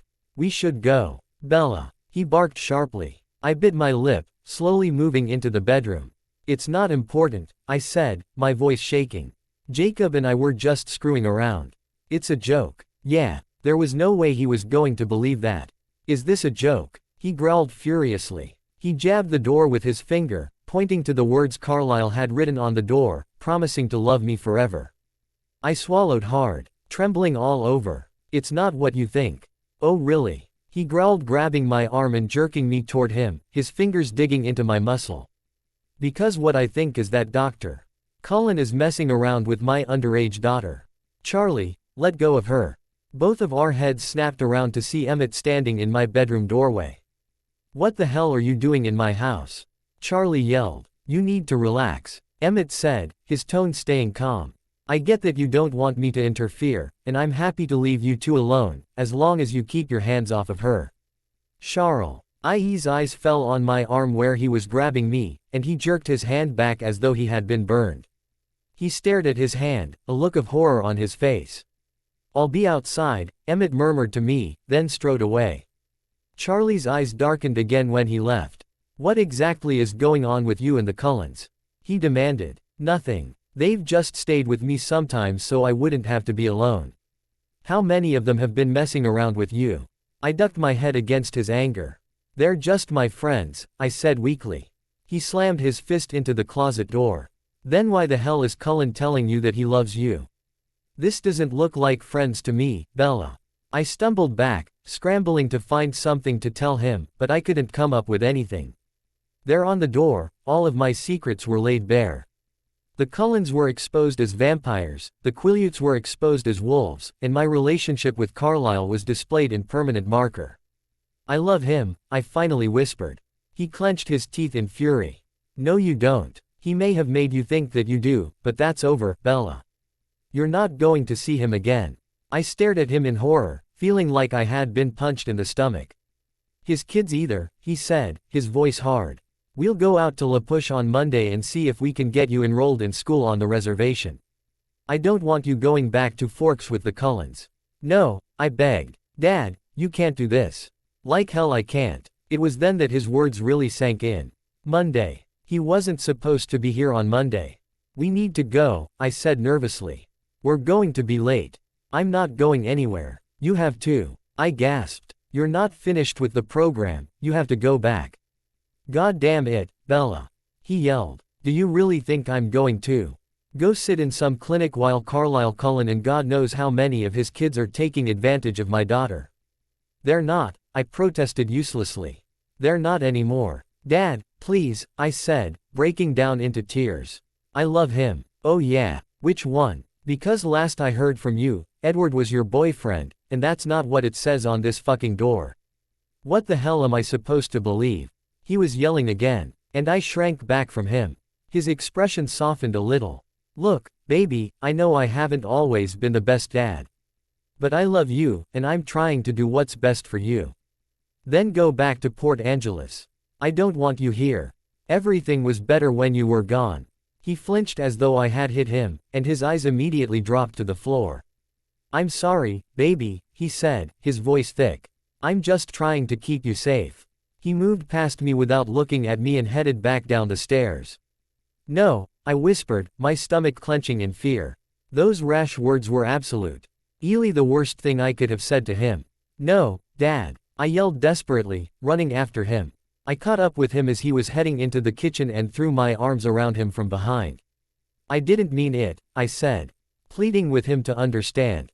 I love you, Dad, I didn't mean it. He turned and hugged me, letting me cry into his chest. I love you too, Bella. And I know I'm no kind of father, but I want you to be happy. Carlisle makes me happy, I told him, looking at him through eyes blurry with tears. I could see him trying to hold back his temper. He's twice your age. So what? He's nice to me. Nobody's ever nice to me. He swallowed hard, his own eyes glistening with tears. What about Jacob? He asked, his voice hopeful. I don't love Jacob like that. He hugged me tightly, holding my head against his chest. Sometimes he began gently, baby, sometimes you have to learn to love what's good for you. I wanted to tell him that Carlisle was good for me, that Carlisle was the only thing for me, but my voice wouldn't come. Jake's a sweet kid, he went on. You've known him for a long time, and he's always treated you right, hasn't he? I mean, he never hurt you or anything. I shook my head against his chest. I know your mom and I haven't been the best examples, but that's what you should be looking for. I don't want you to be like your mom, always ending up with guys like, he faltered, and when he spoke again his voice broke. With guys like me. Carlisle doesn't do anything wrong. He does, Bella, Charlie said, frustration evident in his voice. You're young, you don't have the kind of experience he does. I pulled back, setting my jaw stubbornly. That just shows how much you don't know. I have a lot more experience than he does. Charlie's eyes widened, and a strangled noise issued from his throat. You have no idea what it was like, I said, realizing I had a trump card and playing it without reservation. Watching Phil get drunk, knowing that in a couple of hours he would be showing up in my room. Knowing Mom didn't even care. What did you expect me to do, just sit around and wait for it? Charlie looked sick. Baby, what are you saying? He said, his voice guarded. I'm saying that I found places to stay, I snapped. Getting angry. I did whatever I had to do to get away from him, and believe me, Dad, there are some imaginative guys out there. He squeezed his eyes shut. I'm so sorry, he said, sounding completely devastated. I didn't know, Bella. I should have been there. I'm so sorry. Guilt washed over me. I never should have told him that, and I tried to get back to my original point. It doesn't matter. But I'm not exactly inexperienced, and Carlisle is. He's never been with anyone else. His temper spiked again. He has a wife, Bella. He shouted in exasperation. Esme's his sister. He growled in frustration. He's lying to you. He was married until that became inconvenient for him, and then all of a sudden she's his sister. That was uncomfortably close to the truth. I leaned my forehead against his chest. I need him. Charlie took a deep breath. I'm sorry, he said, his voice tight. Really, I am. I know you don't like it, but you can't see him again. I shoved away from him and folded my arms over my chest, glaring at him. You can't stop me. He looked at me sadly. Bella, what he's doing to you is a felony. If you can't accept my decision, I'll have him arrested. I gasped. You can't. He gave me a sympathetic look. I'm willing to let it go if you stop seeing him. But one way or another, it's over. I stared at him, defeat washing over me. I knew Carlisle wasn't in any danger of prison. But if I defied Charlie, I would force Carlisle and his family to leave Forks. Tears coursed down my cheeks, and I turned and ran up the stairs, collapsing onto my bed and sobbing into my pillow. Carlisle Cullen's point of view. Carlisle, are you still here? Doctor. Garandy asked, poking his head through my office door. I glanced up, feigning fatigue. No, I'm leaving right now. Listen, I really appreciate you coming in for the holiday, he said. And Dr. Carter does too. He was glad to be able to spend some time with that new baby. I gave him a smile, shrugging into my jacket, and gathering the contents of my briefcase. It was my pleasure. But now I'm very much looking forward to a day off. I'm in desperate need of sleep. He chuckled and patted me on the back as I stepped past him and out of my office. I've got you scheduled off for New Year's Eve and the day after, like you asked. Wonderful, thank you. I glanced at the clock as I passed. It was after 11 and I was eager to get back to my girl and see how her visit with her father had gone. You're here pretty late, aren't you, Doctor? I just stopped in to take care of a little paperwork.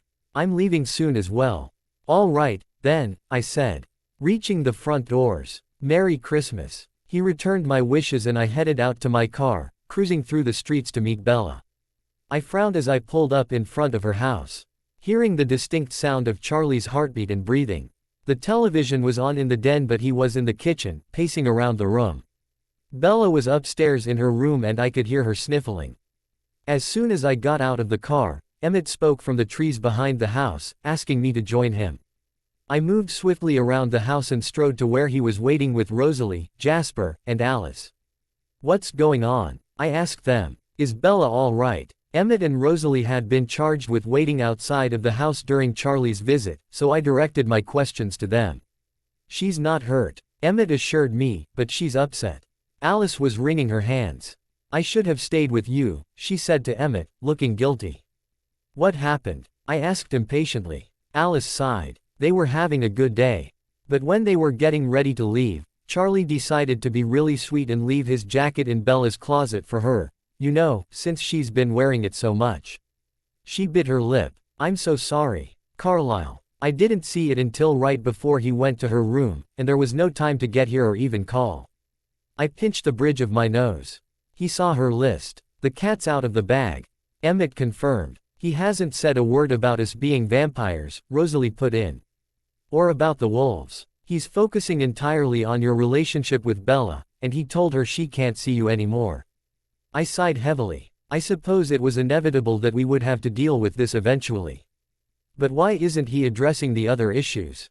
You want my opinion? Jasper asked, his hands clasped behind his back. Please. It's too much for him. He's been in an intense therapy program for several weeks and he's already stretched pretty thin, emotionally speaking.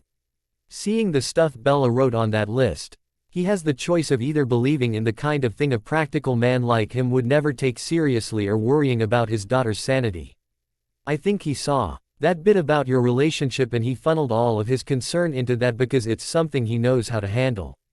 Emmett put a hand on my shoulder. Don't be too hard on him. He's making a real effort to be a good father.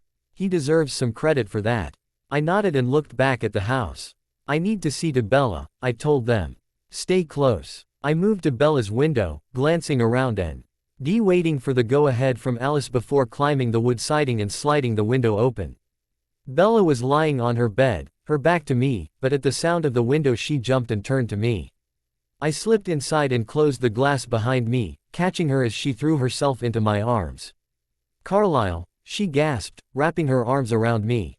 Charlie knows. He said I can't see you anymore. Shish, darling, just relax, I murmured, moving her back to her bed. I lowered her down onto the mattress and stretched out next to her, kissing her gently. I brushed the worried wrinkles from her forehead, gazing into her fearful eyes. I promise you, I'll never let anything come between us. He said he would have you arrested, she said tearfully. Don't you worry about that, my love. There's not a prison on earth that can hold me. Yeah, but you would have to leave, she said, tears leaking out of the corners of her eyes. I'll never leave you. Nothing can force us apart. Trust me, we'll work this out. How? We'll have a talk with Charlie and see if we can come to an understanding. If we can't, we'll move to Plan B. What's Plan B? Intimidation. But your father is a reasonable man and he loves you. I have every hope that a conversation is all we need. Okay. I stood and moved back to the window, sliding it open. I'll see you in a moment, I told her, giving her an encouraging smile, then slipped back down the side of the house. Jasper's voice spoke from the trees.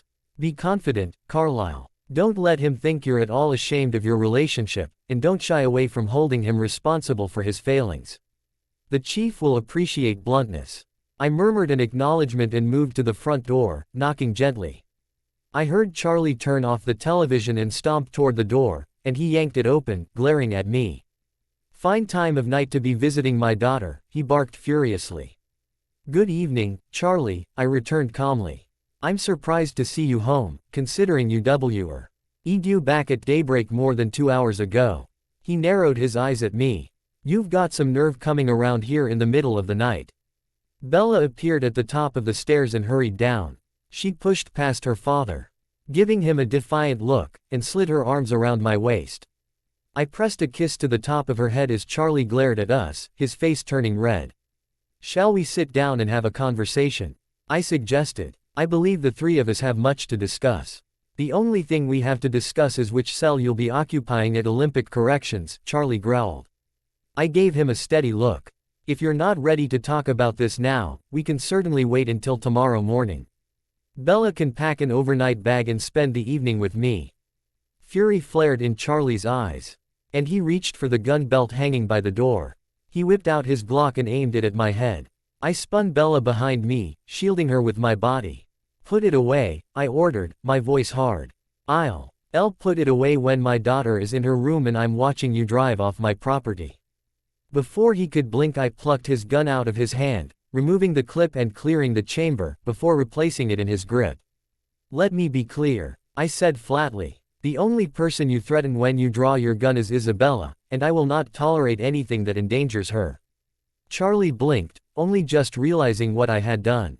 He lowered his weapon, looking stunned, and I pocketed the clip. Now, why don't we have a seat? I said genially. As I said, we have much to discuss. Charlie stumbled back, and I guided Bella into the house, taking a place on the love seat that she liked so much and pulling her into my lap. Charlie followed us, hovering in the doorway of the den. I'd like to begin by saying that I think you have a valid concern and you deserve to have it addressed. You listen to me, he growled. I'm sick of you and your kids coming into my house and interfering with my family. You're going to stop coming around here and you're going to stop seeing Bella or I'll have you arrested for statutory rape. I sighed. The two of us could spend all night issuing ultimatums, but that won't get us anywhere. Come in and have a seat. And we'll discuss the situation like gentlemen. I want you out of my house. He yelled angrily. I shook my head. Unless we can come to an agreement tonight, I won't be leaving without Bella. I suggest you begin voicing your concerns so that we can address them. All right, he growled, his voice thick with hostility. Let's start with this one. What the hell does man your age want with a teenage girl? Bella shuddered in my arms, and I stroked her hair soothingly. I'm in love with her, Charlie. Bullshit, he snapped. I gave him a warning look. I understand this is a difficult situation for a father to accept, but don't make the mistake of passing this relationship off as a tawdry fling. I am nothing short of devoted to Isabella, and nothing you do can break that bond. I softened a little. She's everything to me. Charlie swallowed hard, fear showing in his eyes. She's everything to me. I nodded my understanding. We need not be adversaries. We both want the same thing, to see Bella safe and happy. Charlie's eyes fell on Bella. Baby, he said pleadingly, moving to sit in his recliner across from us, you have to see that this isn't safe. A man his age is going to have expectations that you shouldn't have to meet. Like what? Bella demanded. He gritted his teeth, shooting me a glance, and then set his jaw. Like sex, baby. He didn't expect that, she said defensively. But I did. He didn't want to at first. I could see the muscle working in Charlie's jaw and he took several slow breaths, trying to maintain his temper. He's a smooth talker. He probably manipulated you into thinking it was your idea.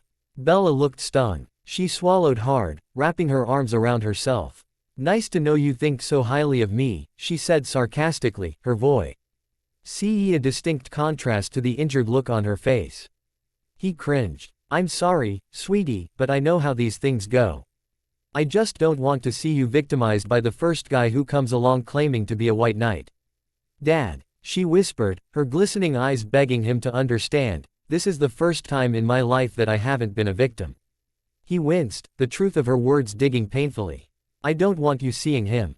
I shook my head. I'm afraid that's not an option. I'm willing to work with you as far as boundaries and curfews, but I will not leave her. Bella huddled against my chest, squeezing a handful of my shirt in her fist. Charlie gave me a dark smile. Fine, let's set some rules, he said coldly. Rule number 1, you two stop having sex. Bella stiffened, sitting up. No, she said, glaring at her father. Sweetheart, I murmured, brushing the back of my fingers over her cheek, that may not be such a bad idea. She gasped and turned to me, looking devastated.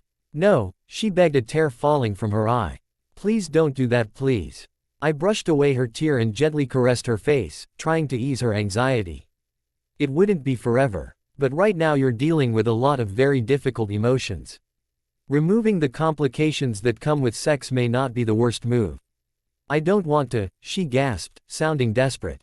I pressed a kiss to her lips, ignoring the strangled sound coming from Charlie. Why is it so important to you, darling? She opened her mouth, but no words came out. She tried again, stuttering. I need it. I just need it. I sighed softly. All right. But will you do something for me? Anything, she blurted out, her shoulders slumping in relief. Talk to your therapist about why it's so difficult for you to give up sex. She bit her lip but nodded. Thank you. I kissed her forehead and turned back to Charlie, whose face was starting to turn red. I'm sorry, Charlie. I'm afraid that's a condition we can't accept. Would you get your goddamn hands off of my daughter? I gave Bella a wry smile. Perhaps we should humor him. I shifted her off of my lap, but took her hand firmly in mine. I didn't want my girl to feel abandoned, and physical contact clearly meant a lot to her. Now, Charlie, let's see if we can't come up with something else that will make you a little more comfortable with this situation. How about I just arrest you now? He snapped, pushing himself to his feet. I shook my head sadly. Back to ultimatums again. If that's what it takes to protect my daughter, that's what I'll do. You can't stop me from seeing him, Bella said defiantly. In a week you'll be emancipated and your rules won't even matter. I can still stop the emancipation. But you won't. My soft words were weighted with warning. Because you and I both know that. The worst thing you could do to Bella is send her back to her stepfather. Stopping the emancipation means that there will be more mandatory visits. That's unacceptable. Charlie swallowed hard, staring at the floor. Furthermore, I continued, if you cannot accept this situation, I'll have no choice but to leave town and take Bella with me. I glanced at Bella, hoping my presumptuous words hadn't offended her. And was surprised to see a tentative smile on her lips. If you want to continue to have a relationship with your daughter, you'll have to afford her certain freedoms. Dad, please. Bella prodded. She released my hand and stood, moving to tuck herself against his side. I love him. And I know you don't think I know what I'm doing, but I do. I've been with a lot of guys, and none of them have treated me as well as Carlisle does. Charlie cringed at her words. Baby, there are nice guys your own age. I love Carlisle. He's not good for you. Why not? She challenged. What's so bad about him? He doesn't hit me. He doesn't insult me. He doesn't threaten me, so what exactly do you have against him?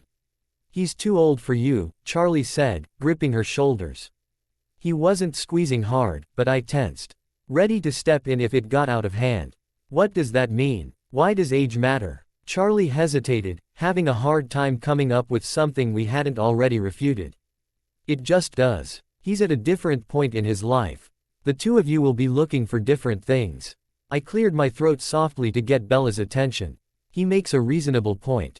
I'm not sure you and I have ever had a clear conversation about what we want out of this relationship. She turned toward me, panic rising in her eyes.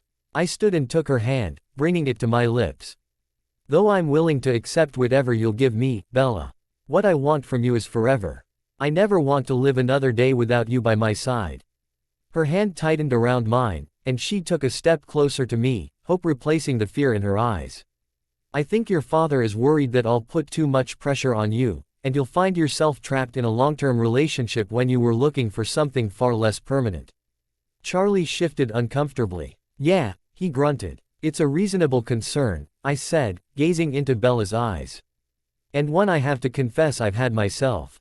I worry about pressuring you into such a commitment. But I can't deny that I'm always hoping for it. Bella moved another step closer, looking up at me anxiously. You really want me forever?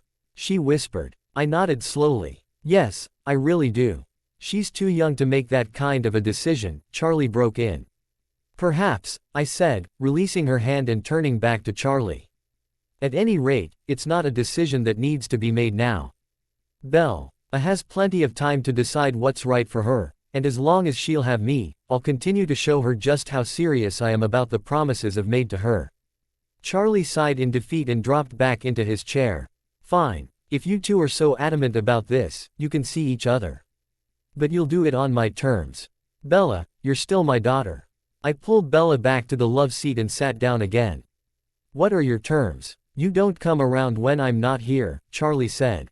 You can come over from 7 to 9 on weeknights, and I don't want you in her bedroom either. You two can stay downstairs with me. Dad, Bella protested. I couldn't help but laugh softly. You know, Bella, it wasn't all that long ago that courtship customs matched almost exactly what your father has just described. It's not an altogether distasteful notion, as it allows your father to be more involved in your relationship. I leaned in close and pressed a kiss to her ear. I'll come to your room every night. I whispered softly before pulling back. So Charlie could hear, I added, I think we might at least try it and see how it goes. What about weekends? Bella asked her father. Can I go to his house? Charlie gave a long-suffering sigh. Every other Saturday, he grumbled. I nodded. That seems acceptable, as long as you don't mind me coming here on alternating weekends. And on Sundays, Bella spoke up anxiously. I brushed her cheek fondly with my thumb. Actually, Bella, it may be preferable for you to spend Sundays with your father. After all, the two of you have already decided to schedule activities together. You'll need some time to do those. I glanced at Charlie, to see if he approved of the suggestion. He was watching Bella intently, anxiously. I'd really like that, he said gruffly. Bella looked at him, then back at me, and nodded. Okay. Anything else? I asked Charlie. He gave me a disapproving look. If I think of anything, I'll let you know. I nodded. All right, moving on. I'm having a little New Year's get-together with some friends from the reservation and I would like to invite you and Bella to join us. He frowned. I thought you didn't get along with the Quilliutes. We're working at resolving our differences. I said with a smile. As a matter of fact, Edward has become quite good friends with Sam Yulee. Charlie grunted. We can't make it. We double up shifts at the station for New Year's. I'll be working. Please let me go, Dad, Bella begged. Jacob will be there. And Billy, and Harry and Sue. He gave her a guarded look. Are you planning on serving alcohol? He asked me in a hard voice. His eyes remaining on his daughter. I smiled and shook my head.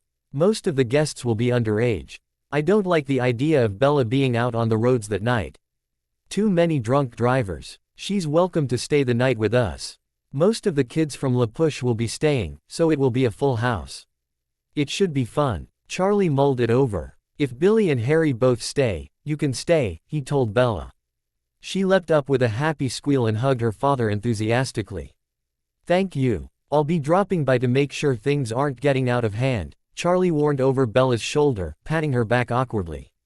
We'll welcome your visit. He sighed and stood, squeezing Bella's shoulder.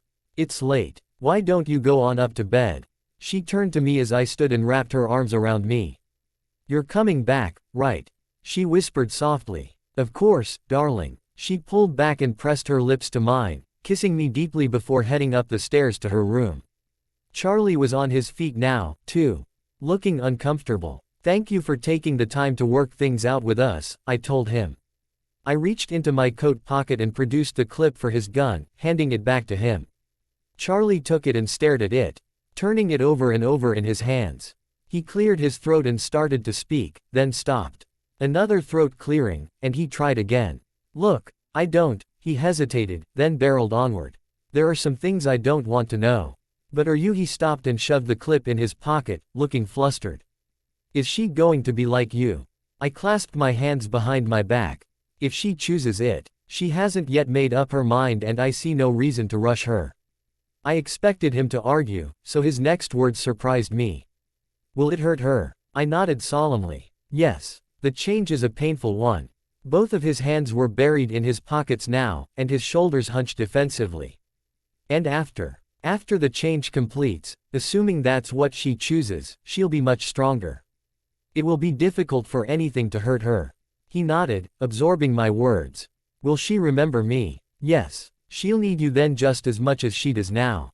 I hesitated. For the first year or so. She'll have a very difficult time mastering her instincts. You may not be able to see her in that time. But as she regains control she'll become more herself again, and it would be a good idea for her to reconnect with the people that she loves. I can't have any contact with her. Letters and phone calls should be acceptable. As a matter of fact, I encourage them. Bella will be going through a difficult time and it will be good to give her reasons to hang on to her humanity. He turned toward the door.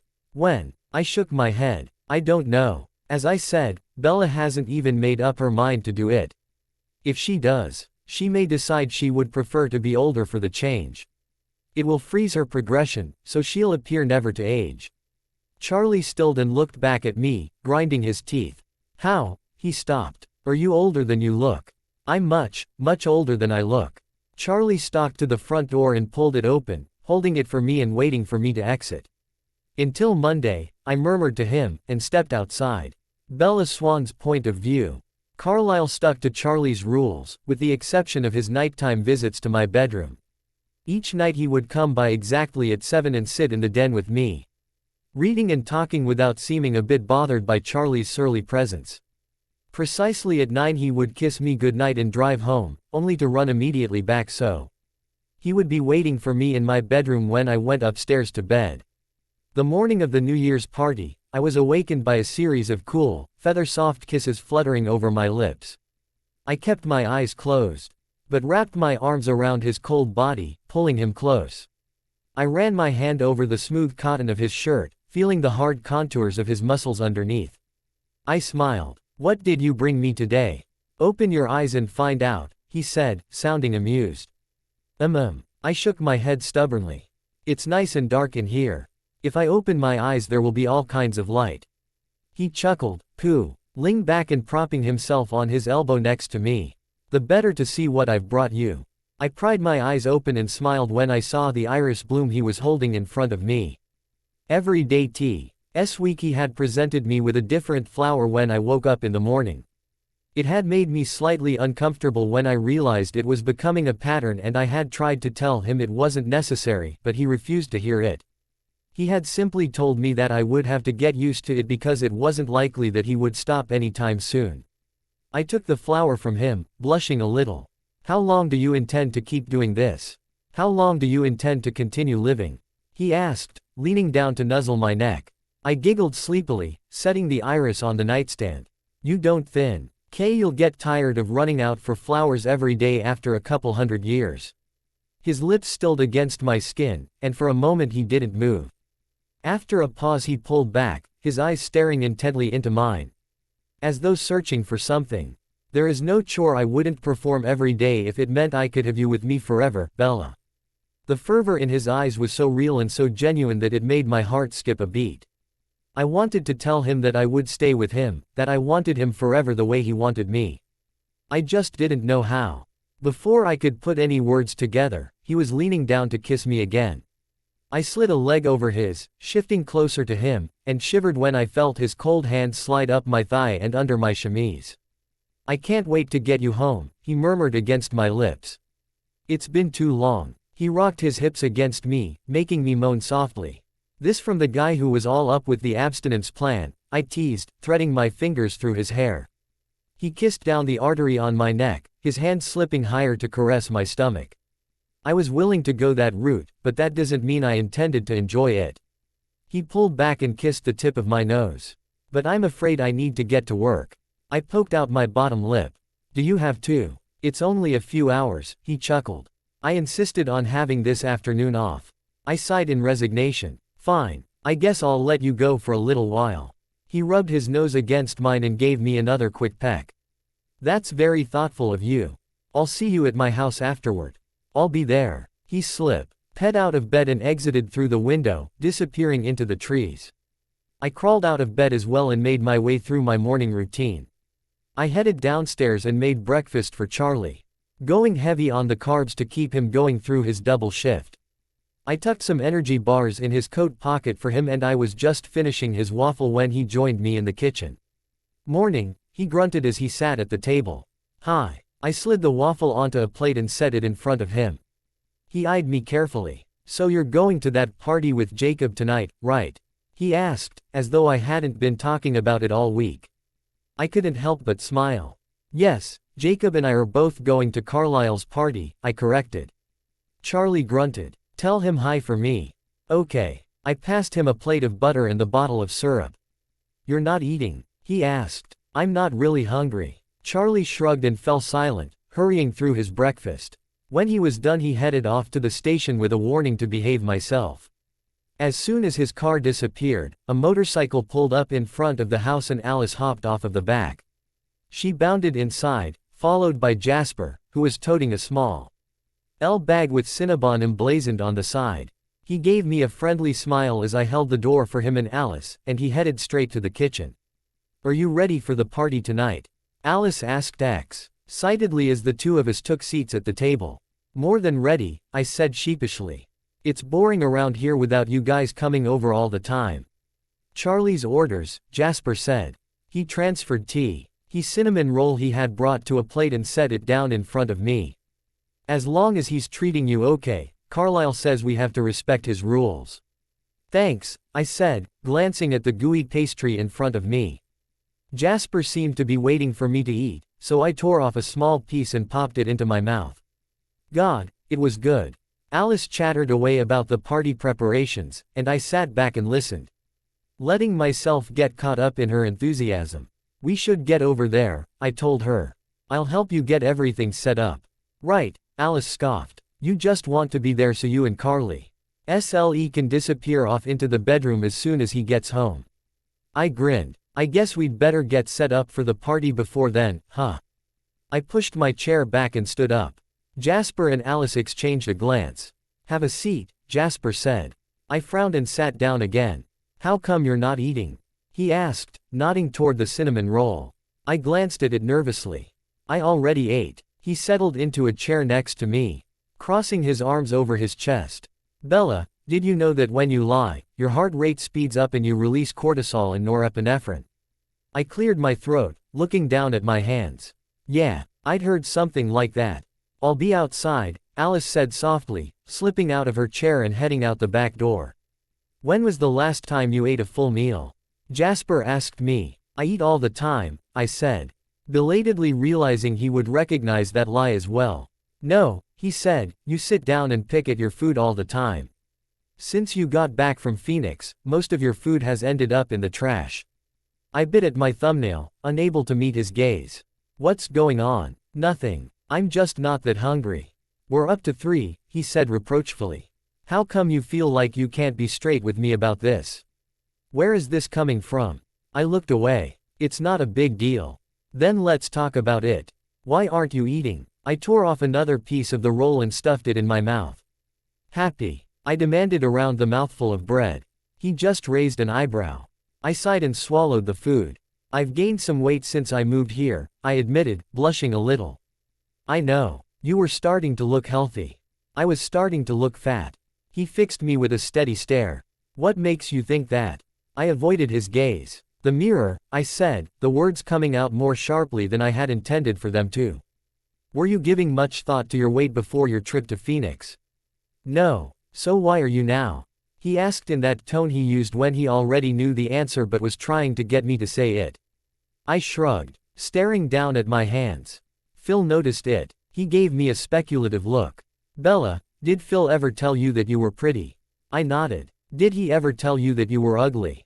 I nodded again. Has it occurred to you that his observations might not be entirely reliable? I shrugged, staring down at my hands. I guess. You understand that he was looking for something to criticize, right? That's how he keeps people from fighting back. He makes them feel insecure. It's not like I'm committing some crime here, I said testily. I'm watching what I eat, it's not that big of a deal. It wouldn't be, except for two things. One, you're already underweight, and it's not healthy for you to lose any more. And two, you're still letting him control you. I chewed at my lip. Can't you just let it go? He shook his head sadly. I can't. We're all doing our part to eliminate your stepfather from your life. Charlie started the emancipation, Carlisle brought you home from Phoenix. Edward has been keeping an eye on things there to make sure they don't screw anything up, and this is our job, Bella. He reached out and tucked a lock of hair behind my ear. You and I have to get him out of your head. I shuddered, turning my face into his palm, and swallowed hard. What if I can't? You can, he said confidently. I'm not saying you'll ever forget, because you probably won't. But you'll learn to live with the scars. I winced at his choice of words. Scars. There were things about me that he believed would never get better. And maybe I would learn to live with them, but would Carlisle? Would he want a damaged mate? Jasper sensed my distress and dropped his hand to take mine. We've all got scars. Some of them are just easier to see than others. I squeezed his fingers tightly. Everybody. Even Carlisle. He nodded. Last time you were at our place, did you happen to see the cross that hangs at the end of the hallway on the second floor? I shook my head. The last time I had been to their house, I had been a little distracted. Carlisle's father carved it to hang in his vicarage. After he died, Carlisle went back to the vicarage and took the cross. It's his only memento of his human life. I listened silently, wondering why he was telling me this. It used to make me nervous when Alice and I first joined the family. Not the cross, I mean. The cross is beautiful. But Carlisle would sometimes go and stand in front of it, and just stare at it. He always looked perfectly calm, but I could feel the anger and resentment and confusion roiling underneath the facade, so strong it was almost immobilizing. It took at least a decade to convince me that he wasn't about to snap and destroy the entire house and everything in it. He focused on me. Carlisle's father left a mark. His faith left a mark. The vampire that changed him, the Volturi, Edward and Esme, even Ephraim Black. They've all broken him a little. He gave a humorless laugh. And he still stands and stares at that cross. Edward says he's praying. If that's the case, there are some serious issues between him and his God. I furrowed my brow. Edward and Esme hurt him. He nodded. I'm not going to get into that right now. I reckon that's his story to tell, if he wants to. I let that issue go and turned his words over in my mind. If Carlisle was damaged like me, maybe he really could love me. Maybe that's why he hadn't run away after all the times I had freaked out. Maybe he understood what it was like when things got to be too much. Maybe he could understand me, as messed up as I was. Jasper nodded toward the cinnamon roll. Now let's take a step at overcoming Dwyer's influence, he said. I want you to start eating. I want you to gain back the weight you've been losing these last few days. I chewed at my lip, staring at the icing that dripped down the sides of the bun. Carlisle will love you no matter how you look. But he's been worrying about your health, and it would ease his mind if you weren't dancing around the edges of an eating disorder. I picked a piece off of the bun and looked at it indecisively. Jasper smirked. Don't make me get Jacob over here to be your personal cook. I smiled and popped the sweet piece of bread into my mouth. Good, Jasper smiled. That's one small victory over Phil. He stood up. I'm going to step outside and talk to Sam for a minute. Finish that and we can go. Jasper left, and I hurriedly ate the breakfast he had brought for me. It was hard, forcing myself not to think of the calories as enemies but as friends. I needed to gain weight, he said. Carlisle was worried, not critical. The way Phil would have been, but concerned for my health. I would do anything for Carlisle. I had finished my breakfast and was washing my plate when the house phone rang. A deep voice greeted me when I answered it. Hello, this is Judge Walker. Am I speaking with Bella? That's right, I said, my heart rate picking up inexplicably. Is your father at home? No, he's working. Do you need his work number? That's all right, I have it. I'll call him there, but I just wanted to let the two of you know that the paperwork has all been signed and filed. You should receive copies in a few days. But as of now, you're officially emancipated. A lot of thoughts went through my head at that moment. I was afraid that Charlie would want to be rid of me now. I was grateful that Carlisle had given me a place to stay. I was worried about how Mom and Phil would react when they got the news. But mostly, I felt alone. Bella, the judge's voice said tentatively. Are you all right? Yeah, I forced myself to answer. That's great. Thank you for letting me know. You're welcome. I'm going to call your father and tell him too, but you just give me a ring if you have any questions, all right?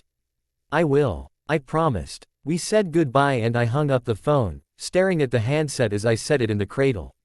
Alice bounded into the room and wrapped me up in a hug. Congratulations, she gushed, spinning me around. Thanks, I said, forcing a weak smile. Bella, Jasper said gently, stepping into the doorway, nothing has changed except your custody agreement. No more visits to Arizona. Everything else in your life is still stable and dependable. His words were exactly what I needed to hear, and I gave him a grateful smile. Alice grabbed my hand and started tugging me toward the door. Come on, let's celebrate by getting ready for the party. I let her drag me out the door, as though I had any choice, and I grabbed Charlie's jacket from the coat rack as we passed. I tugged it on as I climbed into my truck, and Alice hopped in to ride with me as I followed Jasper's motorcycle back to their house. When we pulled up in front of the house, Emmett was nailing a long ramp over the steps that led up to the porch. What are you doing? I asked him curiously as I climbed out of the cab. Making the place Billy-friendly. He flashed his dimples. Carlisle says he'll be more comfortable if he doesn't have to have help getting in and out of the house. That makes sense. He finished nailing the ramp down and gestured to it. Give it a try. I strode up the ramp onto the porch. It seems very stable. He grinned. Esme appeared in the doorway and moved to me, wrapping me up in her arms. Bella, it's so nice to see you again. We missed you while we were away. I didn't realize you were back, I said, hugging her tentatively. Carlisle was a little worried about us leaving before your emancipation was settled, but Jasper insisted on having everyone home tonight. Well, no worries. The judge called today. I'm officially sort of an adult. Congratulations. She smiled brightly. I glanced past her into the house. Is Edward inside? I'd like to say hi. Her eyes flicked to Jasper and she shook her head, her expression sympathetic. No, I'm afraid he wasn't quite ready to come home yet. I glanced back at Jasper, and then looked at Esme again.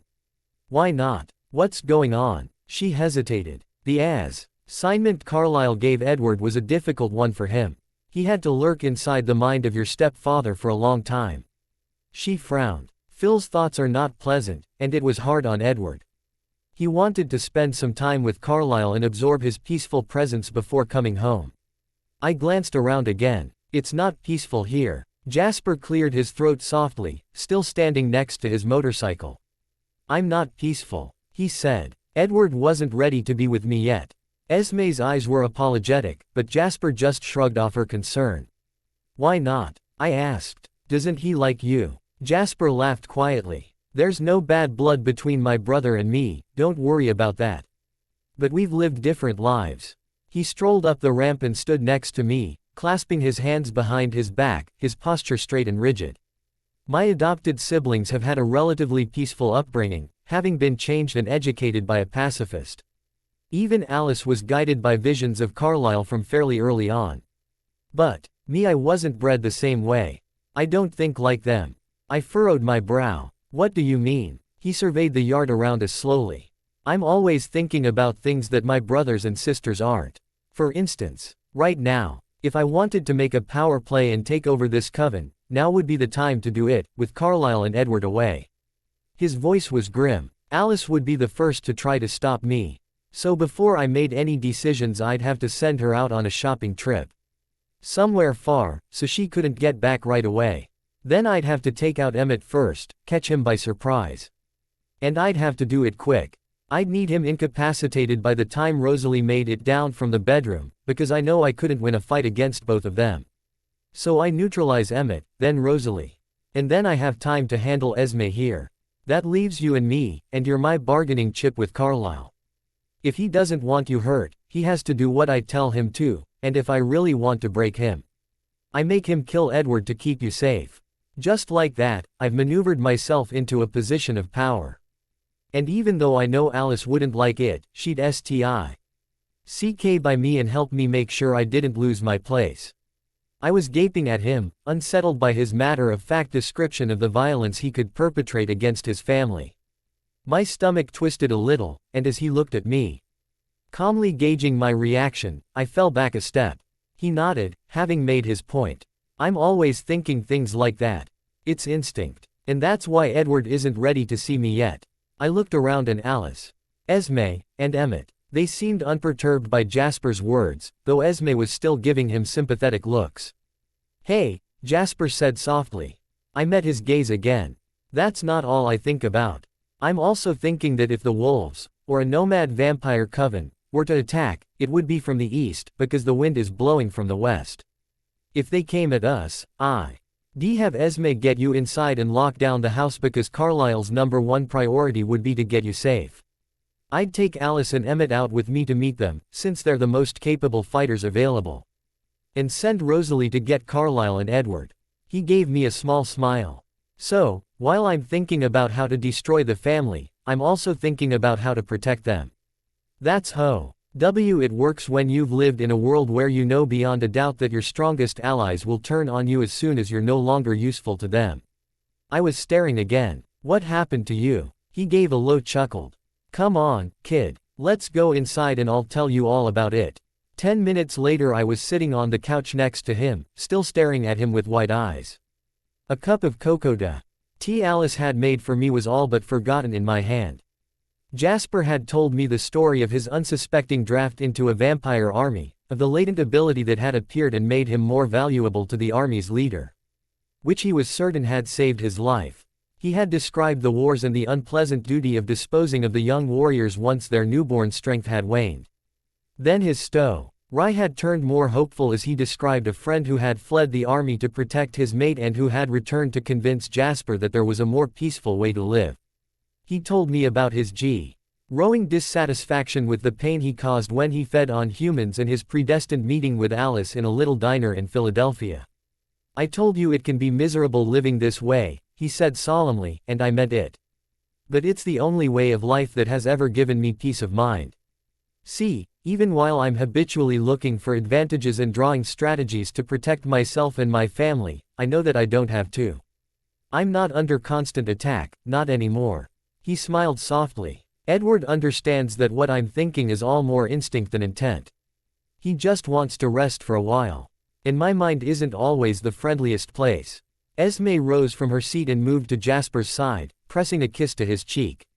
It means a lot to Edward that you understand, she told him. He admires you, Jasper. Jasper gave me another smile. See what I mean? A coven built around affection and admiration rather than military strength. He shook his head as though he still couldn't quite believe the concept. I didn't have any idea how to respond to the information he had just given me. I finally drew in a deep breath and let it out slowly. I guess you have scars too. His answering laugh was low and heavy with irony. Yeah, I have scars. I'd never expect you to trust me as a therapist if I didn't. I nodded slowly. I do. Good. Now let's talk about you a little more, shall we?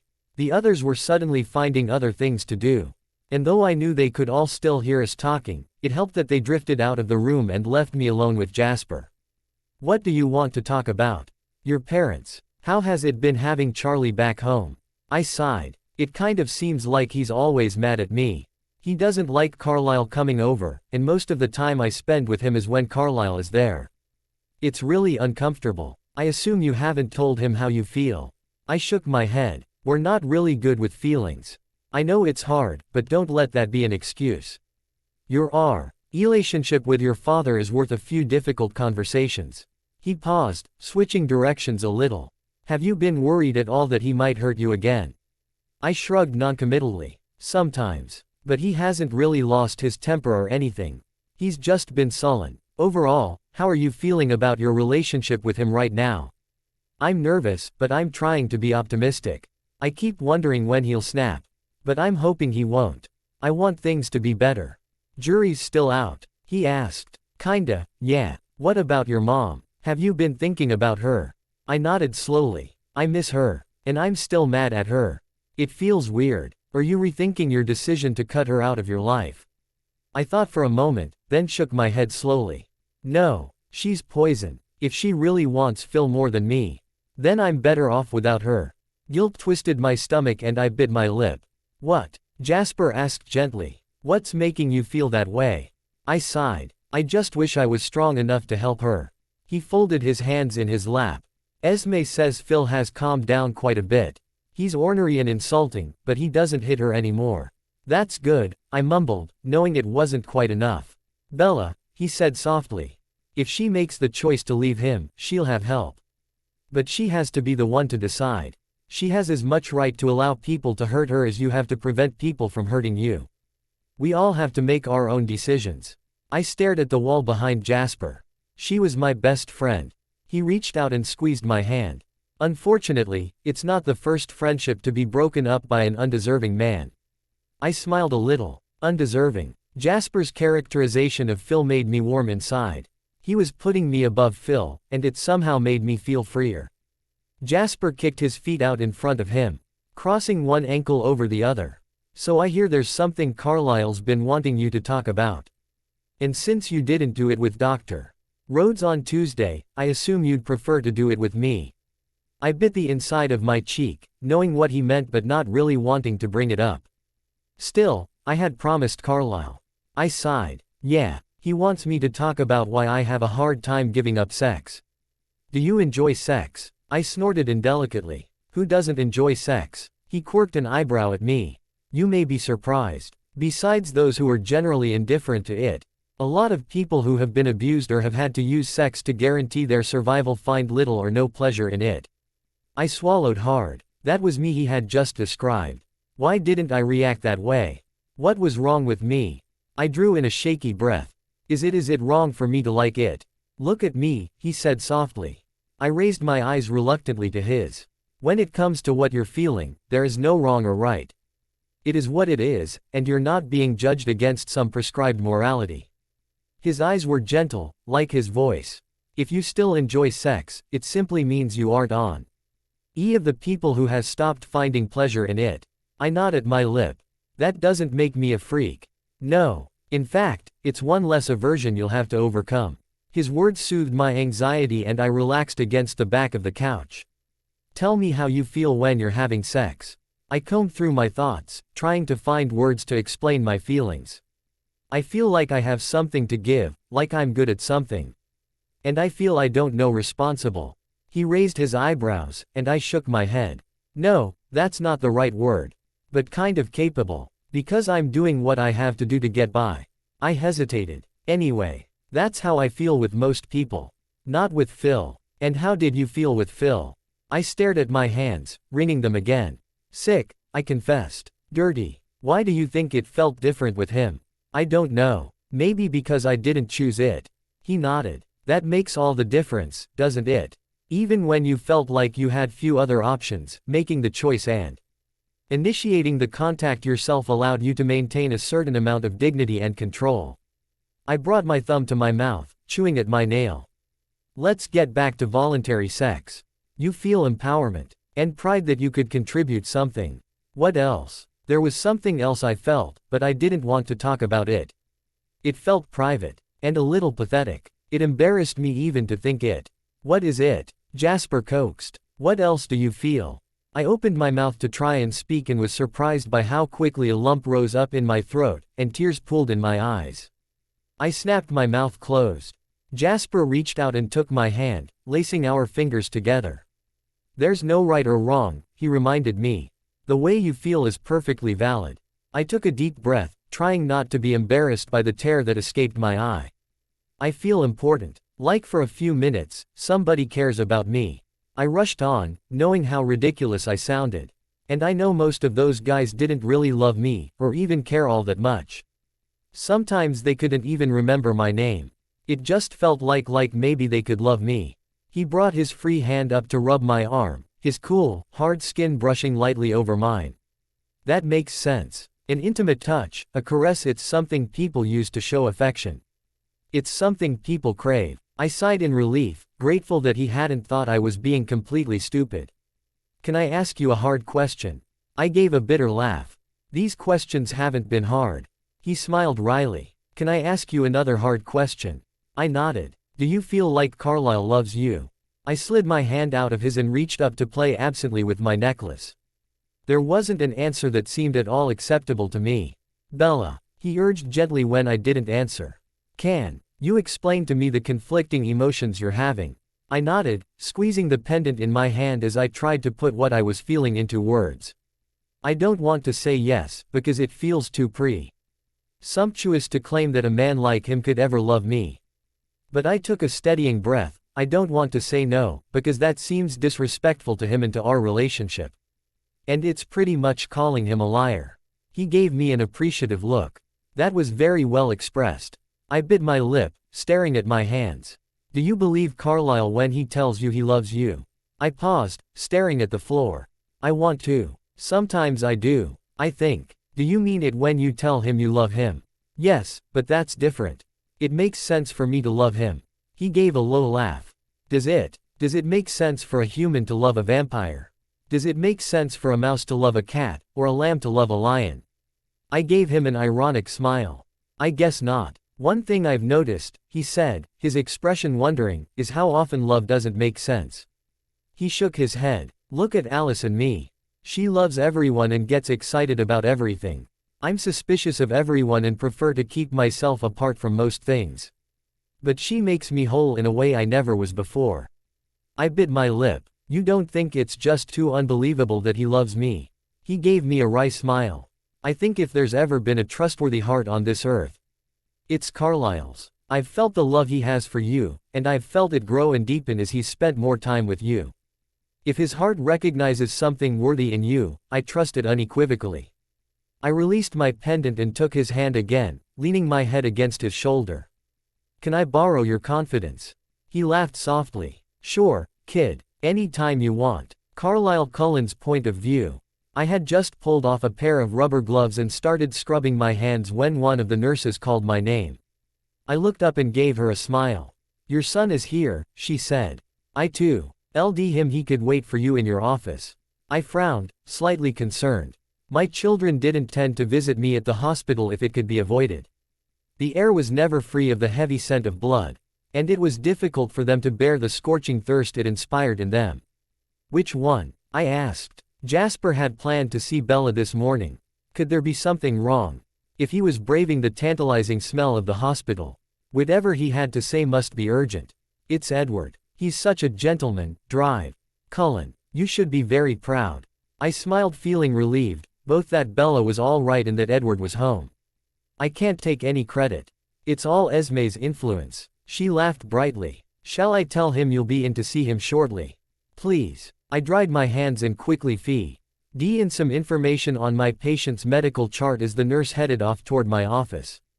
It always caught me by surprise how heavily Edward's absence weighed on my mind. One would think that I would welcome the interlude of privacy. But privacy was something I rarely craved anymore. Edward was a welcome visitor in my mind, and when he was away I missed his droll responses to my half-formed, unspoken thoughts. "I missed you too," I heard him say from my office, his voice sounding amused. I smiled to myself and finished the chart, tucking it away and moving through the halls to meet him.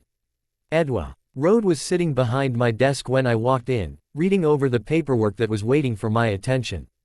You know, living with you is practically a HIPAA violation in and of itself, I thought wryly.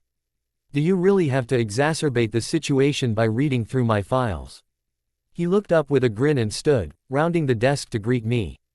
He wrapped one hand around the back of my neck and leaned his forehead against mine.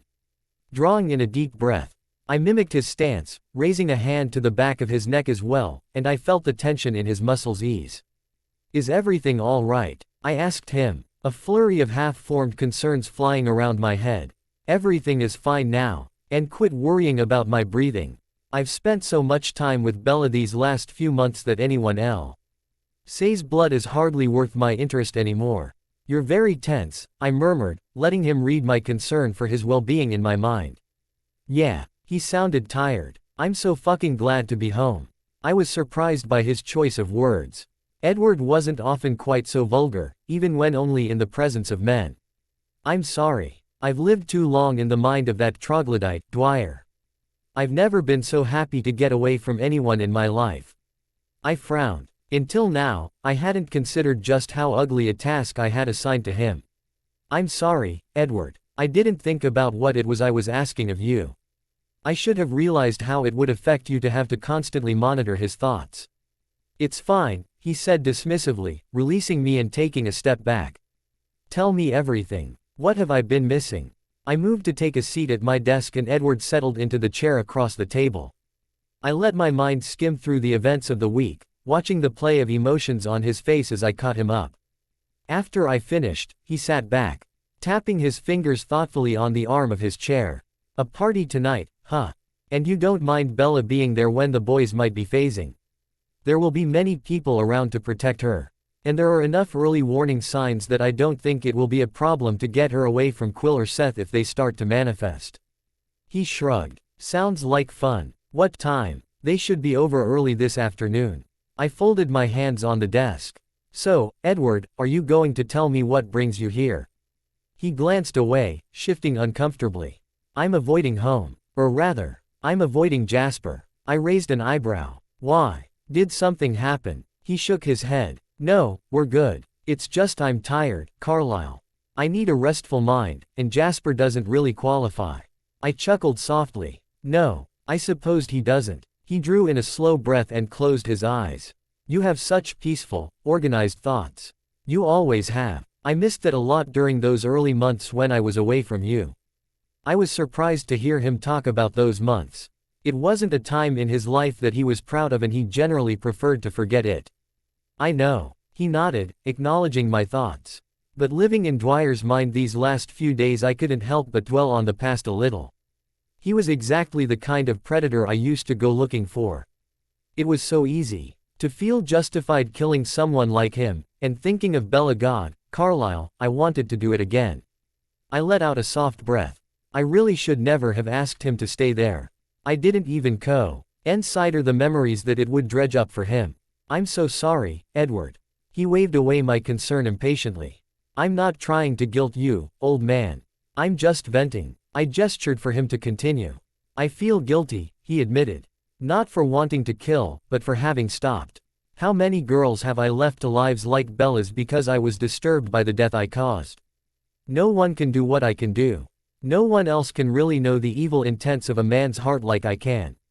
Don't I have a responsibility to protect those that need protecting? I shook my head gravely.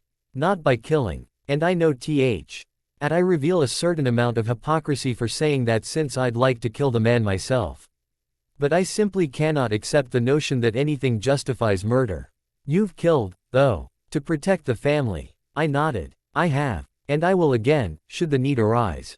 But I never imagined it was a sin of which I could ever be absolved. He rubbed a hand over his forehead, heaving a sigh.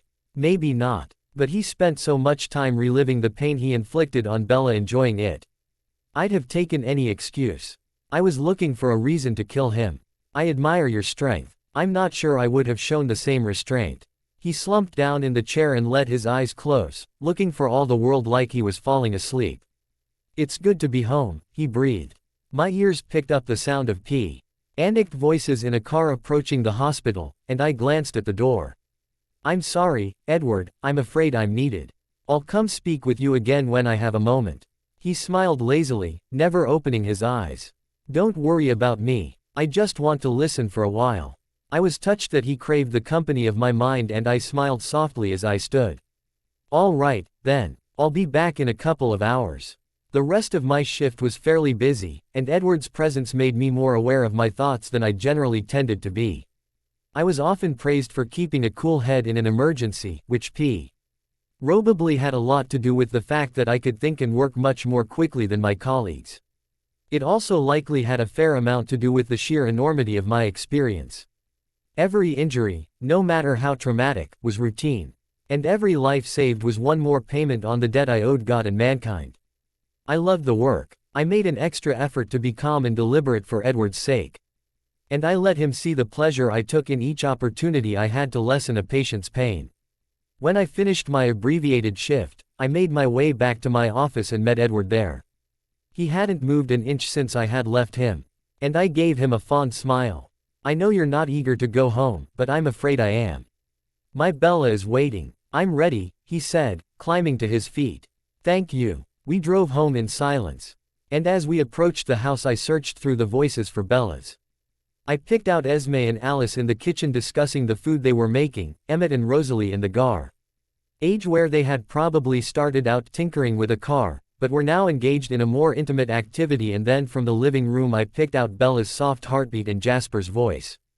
I think you should do it, he was saying firmly. I think it would be good for you. I don't. Jasper sighed. There's no reason to feel that way. Which you would know if you would just do it. Forget it, she said stubbornly. I know enough to realize that it's a huge mistake. I'm not going to do it. You're not thinking with your head. You're letting fear make your decisions for you, and while I'll be the first to tell you that fear is useful, sometimes you have to overcome it and let yourself be ruled by your rational side. Not this time. There was a pause, and then Jasper's voice came again, low and soothing. Do you trust me? A reluctant vegetarian vampire with PTSD. She snorted. What's not to trust? I frowned. I hadn't heard the whole conversation, of course, but I was worried that Jasper was pressuring Bella into changing. I knew he didn't like being at a disadvantage to the wolves, but I didn't think he would go as far as trying to push her into something she didn't want. But did that mean she had made her decision? Had she chosen to stay human? I tried to ignore the sick feeling inside as I climbed out of the car and headed toward the house. That's not what they're talking about, Edward sighed gently, following after me. I pushed through the front door and strode to the living room, and Bella's face lit up. She jumped up from the couch where she was seated beside Jasper and ran to me, leaping into my arms and wrapping her legs around my waist. I would have laughed at her enthusiastic greeting, except her lips fastened over mine, kissing me passionately, demandingly. I was more than eager to meet her demands. And I tossed my briefcase aside carelessly, carrying her to the staircase. Bella, Jasper said solicitously as we ascended the stairs. She pulled her lips from mine long enough to mutter, "Shut up, Jasper." And then she was kissing me again. I paused, pulling back and glancing between the two of them. Is something wrong? No. Bella turned my face back to hers with one hand. As she tugged off my tie with the other. I want you, she said, her lips on mine again. I need you. That was all I needed to get me moving up the stairs again. Bella tossed my tie on the steps behind me and started unbuttoning my shirt as I carried her to the place I had longed to take her since I first set eyes on her in my emergency room months ago. It was certainly not objectionable to me to make love to my girl in her home. But taking her to my bed felt so right. She belonged here, in my home, with me.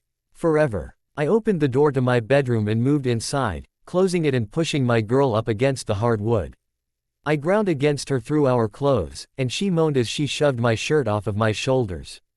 I shook it free from my arms and carried her to the bed that had uselessly dominated the room for so long. It was time that bed stopped being useless. I laid her back on the overstuffed pillows and crawled over her, hurriedly stripping her shoes from her feet as I moved up her body. She looked so beautiful, so perfect, and somehow her presence in this bed made it belong to me. It was no longer a mere prop in the perpetual lie that was my life. The soft mattress led my girl and the blankets would keep her warm. For the first time, I loved this bed. I settled onto her, pinning her down with my weight and feeling her soft, warm body beneath my unyielding frame. I kissed her deeply and she raked her fingernails down my back. Bella, I whispered, my hands moving to the button of her jeans. I've been thinking of this almost non-stop since I left you this morning. I started to tug her jeans down but Bella's body stiffened and her lips stilled against mine. I pulled back, concerned.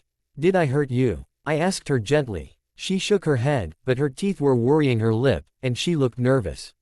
Her heartbeat, already faster than usual, picked up a little more. What's wrong, darling? She gave a little sigh of defeat and squeezed her eyes closed. I don't want to, she said softly, wincing a little as soon as the words escaped her lips. For a moment I just looked at her, caught off guard, but then I smelled the fear emanating from her and I quickly shifted off of her. Lying next to her on the bed. You don't want to have sex? I clarified. She shook her head, her eyes still closed. No, she choked. I don't. I reached out to caress her cheek soothingly. And she flinched as my fingers grazed her skin. Her eyes flew open and her heart rate skyrocketed, and I quickly pulled my hand back. Darling, what's wrong? I asked her, alarmed by her sudden shift in demeanor. Nothing, she said quickly. She rolled away, turning her back to me. Bella. I moved close behind her, pressing a kiss to her shoulder. Sweetheart, please tell me what's making you so afraid. I can't, she said. Her voice thick with tears. Why not? I ran a hand up and down her arm, trying to soothe her. I just can't. The house was quiet, and I knew everyone was probably listening, but it was Edward's voice that drifted up to me. Don't screw this up, Carlisle. Let them alone, came Jasper's sharp reproof. I got the distinct feeling that I was being tested on something, and it was unnerving that I didn't know what the test was for. Bella, please don't shut me out, I said, my voice tinged with desperation. Talk to me. Help me understand what you're feeling now. I can't, she sobbed. I'm sorry. Please don't be mad at me. I just can't. I wrapped an arm around her and pulled her against my chest, kissing her ear gently as I whispered comforting words. It's all right, sweetheart. I'm not mad at you. She only cried harder, and all I could do was watch helplessly as she suffered from some mysterious fear. Clearly, my touch wasn't soothing her the way I had intended it to, so I pulled back. Do you want to go somewhere else? I asked her gently. We can go sit with Edward and Jasper, or if you prefer we could get out of the house for a while. She swallowed back tears, her body shaking. Where? It doesn't really matter to me. We haven't been out to see your new home yet. We could do that if you'd like. A fresh wave of fear scented the air, but she deliberated for a few moments, chewing at her lip. Okay. I sat up and retrieved her shoes for her before pulling on my shirt. Once we were fully clothed again I took her hand and pulled her off of the bed and into a gentle embrace. I plucked the handkerchief from my pocket and wiped her tears before leaning down to kiss her gently. I love you, Bella, I said solemnly. I wanted to say more, to tell her again that she could confide in me. But I decided it was a bad idea to push her too hard. Instead, I guided her out of the bedroom and down the stairs, snatching up my tie from the stairs as we passed it. I gave Bella a smile and dropped it over her head, letting it lie loosely around her neck. You know you look far better in my ties than I do, I told her with a wink. She rewarded me with a shy smile. As if that were even possible. I laughed and guided her out to my car.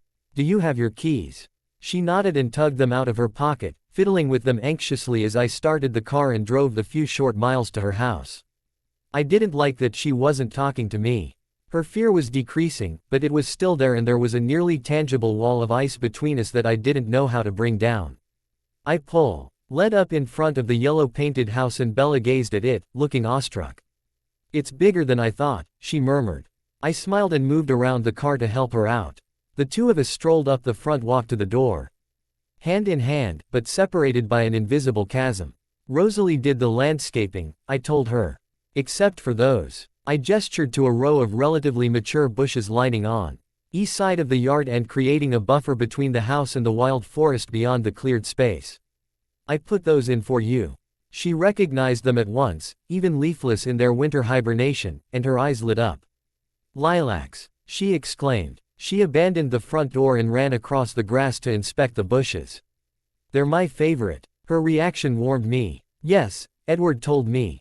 A long time ago, actually. Just after I met you at the hospital, I used to sit with him every day and force him to talk to me about you." She giggled, and that wall of ice seemed to melt a little. "Did he actually tell you anything?" "Oh yes, everything. To the smallest detail." She slipped her hand into mine as she fingered a twig on one of the bushes. "He wasn't half as nice to me. I used to try and get him to tell me things about you. And he would dodge my questions just to watch me squirm." I gave her a sad smile. "I'm afraid we were all dodging your questions back then. I hope you can forgive us for that. It's quite important for us to keep our secret." She elbowed me lightly in the ribs. "Hyperpenemia," she scoffed. I chuckled. That ridiculous little excuse may be unforgivable. She wandered away from the bushes and back to the front door, using her key to let us in. "Esme took the liberty of furnishing the house for you," I told her. "Of course, if there's anything you don't like we can replace it. I want you to feel comfortable here. It's beautiful." I pulled her to the panel near the door and showed her how to set and disable the alarm, and then stood back and let her take the lead. I followed her as she wandered through the house, occasionally pointing out a custom feature. Bella nodded in acknowledgement to my words. She made her way slowly through the house, running her fingertips over something she admired every now and then. But she was quiet as she explored her new home. She smiled a lot, though, and she was thorough. She peeked into closets and pulled back shower curtains, tested the lights and water taps to discover that I'd had the utilities turned on already. We ended our tour by climbing up a set of pull-down stairs into a low-ceilinged attic. Bella looked around the space, dim, lit by sunlight streaming in from a small, round window beneath the roof's peak, and she moved toward it. She stood in front of the glass and stared down at the yard below and the trees just across the main road. "It's fairly private," I told her, moving up behind her and resting my hands on her hips. "You own 10 acres of land around the house." Bella laced her fingers through mine and wrapped my arms around her waist. "I love it," she said softly, but her words were tinged with sadness. I leaned down and pressed a kiss to her neck, breathing in her delicious scent. "I'm so glad." She drew in a deep breath, and I felt her muscles tense. "You're really not mad at me?" she asked, and once again the scent of her fear colored the air. "I'm really not," I murmured, hoping that she was finally going to talk to me. "I am, perhaps, a little concerned." She took a deep breath. "Jasper told me to say no." I paused, considering her words. "Jasper told you to say you didn't want to have sex." She let go of my hands and turned in my arms, nodding against my chest. "Does he feel that it would be healthier for you if the two of us didn't participate in a sexual relationship right now?" She shook her head quickly, her muscles tensing further. "No. He just said I should do it once." I wasn't quite sure what to make of that. "All right," I said. "I'm glad to see that you're trusting him enough to take his advice, I'm not really sure I understand the exercise." Her hands fisted around my shirt at my sides, and she pressed her forehead into my chest. "I didn't want to say no because I thought you would get mad. I thought you." She took a deep breath. "I thought you might not want to be with me anymore. But Jasper said it was an irrational fear. He said the only way for me to find out was to test it." I nuzzled her neck. "Bella, my love, there is nothing in the world that could make me stop loving you." I pulled back and pressed my fingers under her chin, raising her head to look at me. "If I have any say in the matter, you and I are going to be together for a very long time.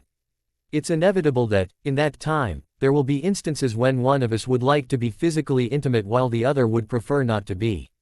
I kissed her soft lips, needing her to know how much I adored her.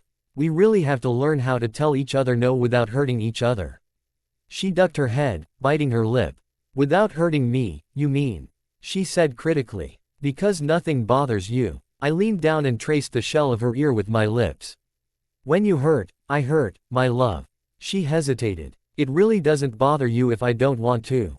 "What would bother me," I said, caressing her cheek gently with my thumb, "is if you felt you had no choice in the matter." She fell silent, but I was pleased to note that the fear was gone. "So did I pass your test?" I asked her with a small smile. I heard her soft laugh, barely more than a rush of breath. "You passed. Is there anything I could have improved upon?" I asked her gently. She shook her head, still not looking at me. A plus. A plus. I teased her with raised eyebrows. "What's the plus for?" She finally raised her eyes to mine, her cheeks tinging a lovely pink. For looking so hot while you were saying all the right things. I laughed out loud, hugging her close to me. Bella, you are my treasure. She laughed with me, but after a moment her smile faded and she sighed. I'm sorry I'm so weird. I chuckled genially. With your history, Bella, having hang-ups about sexual relationships is not weird. I glanced around the room. However, what is a bit weird is the fact that, with all the work my family and I put into remodeling and furnishing this house, the room you've chosen to spend the most time in is the empty, unfinished attic. She giggled at my light acing and wrapped her arms around my neck. Well, if we're going to christen a new house, the attic is as good a place as any to get started. My cell phone buzzed in my pocket, and I pulled it out, glancing at the text message from Alice. Quill will be here with his grandson in 8 minutes. You might want to save the christening for later. I laughed and showed the message to Bella, who rolled her eyes. No privacy, she muttered. It's surprising how quickly you get used to that. I stepped back and took her hand. But Alice is right, I really should be there when Quill arrives. He's an old friend and has been an invaluable ally. He deserves a proper greeting. Okay, she agreed reluctantly, but let's come back here soon. I pressed her fingers to my lips as I guided her back toward the stairs. As you wish. Bella Swan's point of view. I was still reeling a little as Carlisle and I drove back to his house. I hadn't expected a blow-up, exactly, since Carlisle wasn't really the type to lose his temper. But I had expected him to be cold and distant after I refused him sex. He would have been justified, really, considering the enthusiasm with which I had initiated it. To tell the truth, I'd had no intention of stopping despite Jasper's insistence that I should. But his words rang in my ears, nagging at me as my hands moved over Carlisle's body. I was surprised to find that I actually wanted to give Carlisle Jasper's little test. I was scared to death that he wouldn't react the way Jasper hoped he would, but I wanted him to. I wanted him to have the opportunity to be the man everyone said he was. So even while I was telling Jasper no, I was thinking someday. When Carlisle carried me up the stairs and placed me in his luxurious bed, I wasn't even slightly tempted to make today that day. But then I realized that it was the perfect opportunity. Jacob would be here tonight, so if things went badly, I would have a refuge in my best friend. Plus, with Jasper nearby, he might be able to smooth things over between us when the inevitable fight erupted. So, though I definitely didn't want to stop what his hands were doing to me, I did anyway. And he had been upset, but not in the way I had expected. He'd been concerned and solicitous, and he'd done all he could to make me feel better. Me, the nut job who was messing with his head. So I was a little stunned, but in a surprisingly good way. And now Carlisle was holding my hand and making small talk about one of the doctors he worked with, as though he had forgotten about the sex issue entirely. I didn't realize that was even possible for a man. But maybe a vampire who had gone 300 years without sex prioritized things a little differently than other men. Alice darted out of the house as soon as we pulled up and yanked my door open excitedly. She grabbed my hand and started dragging me to the kitchen. We made a ton of food for the party, and since you're the only human here, you have to do the taste testing. Why? I grinned wryly as she pulled me into the kitchen. Do you think you made a mistake? No, silly, she said, rolling her eyes at the absurdity of that notion, but we need someone to make yummy noises and tell us how talented we are. If that's what you need, I'm your woman. Alice wasn't kidding, they had made mountains of food. She pushed one mouthful after another at me, beaming over my compliments, but before we were halfway through she suddenly stopped. They're here, she announced. Carlisle moved into the kitchen then and held his hand out to me. Bella, would you come with me to greet our first guests? His formality surprised me a little, but I took his hand and let him tuck it into his elbow. We moved to the closet and he helped me on with my jacket and gloves, then produced a fur-lined band from the closet and slid it over my frostbitten ears. You'll be a little more sensitive to the cold in your ears and fingertips now, he said, brushing a hand over my face. Let me know if it gets too cold for you. I was touched by his concern. I will. He guided my hand to his elbow again and we moved out the front door to the porch. I could see an old white Lincoln making its way down the long, gravel drive to the Cullen house. Once the car was parked, Carlisle led me down the ramp Emmett had nailed over the steps and moved to greet old Quill, who was climbing out from behind the wheel. Carlisle reached out and grasped his hand. "It's wonderful to have you here again," he said sincerely. "Of course you know my Bella." I blushed at his slightly possessive introduction and removed my hand from his elbow to shake Quill's hand. "It's nice to see you again." He murmured an acknowledgement to our greetings and beckoned to his grandson, who was coming around the car. "Quill," Carlisle said warmly, making no move to shake his hand. "I understand you've been told the reason for our little get-together." He shifted uncomfortably. "Yeah, I guess we're trying to activate the wolf gene. Is that something you want?" "It sounds pretty cool," he said with a rueful smile. Carlisle extended his hand then, taking Quill's in both of his. "Welcome," he said with a smile. "I'm pleased to finally have a proper introduction. I hope you'll make yourself at home here." He surprised me by pulling Quill to his side and dropping an arm around his shoulders while old Quill looked on approvingly. Young Quill was caught a little off guard by it, and he leaned back, shooting me a questioning look behind Carlisle's back. I shrugged. Carlisle glanced back at the porch, where most of the family was standing, watching the interaction. "Esme, would you show our old friend inside and help him get comfortable?" Esme moved forward and greeted old Quill graciously, guiding him into the house. "If you don't mind terribly," Carlisle said to the young man beside him. "I'd like for you to stay and greet our guests with us for a little while." He nodded toward another car that was approaching down the long drive. Quill shrugged awkwardly. "That's fine. How come?" "Because I'm making you my personal responsibility. This means a lot to your grandfather, and he has been a great friend to me." "Okay." He leaned back to look at me again. "How's it going, Bella?" I grinned at him. "Puny little human hanging out with mythical creatures, you know how it goes." "I hear you." I held Carlisle's arm once more as we waited for the next guests to reach us. "Whose car is that?" I asked Quill, not recognizing the little blue hatchback. "Paul's. His parents bought it for him because they were so proud of him for making the pack." I snorted. "Yeah, I'm sure he worked really hard for that." The car parked behind Quill's and Jacob leapt out of the back seat, charging toward us. "Bella," he yelled, grabbing me up in a hug and spinning me around. "Hello to you too," I said with a laugh. "In a good mood, are we?" He dropped me back on my feet, grabbing my arms to steady me when I stumbled. "I just drank 12 cups of coffee. I'm ready to party." He gave my companions a nod. "Hey, bloodsucker. What's up, Quill?" They both greeted him back. Paul and Rachel were helping Billy into his chair, and he wheeled himself forward. "Carlisle," he said cordially. "Billy," Carlisle returned with a smile, offering his hand. I was relieved to see Billy take it without hesitation. "It's a pleasure to have you here," Carlisle said with a welcoming smile. He released Billy's hand to take Paul's and Rachel's in turn. Billy shifted his attention to me. "Bella, I hear Charlie didn't return to treatment after Christmas. Is that true?" Yeah," I said awkwardly. "He decided to stay home." Billy turned accusing eyes on Carlisle. "And you allowed that?" Carlisle nodded. "It's not ideal, I'll admit. But Charlie was worried about my relationship with Bella and he thought he should stay close to protect her." He hesitated. "He was trying to be a good father. He made a commendable choice. Weren't you the one who was determined to get him into therapy in the first place?" "He's had nearly 2 months. And he is continuing on an outpatient basis." "Dad," Jacob said, his voice making the word a warning. Billy reined in his temper and forced a smile. "Tell him hello for me, Bella. He and I will have to get together soon."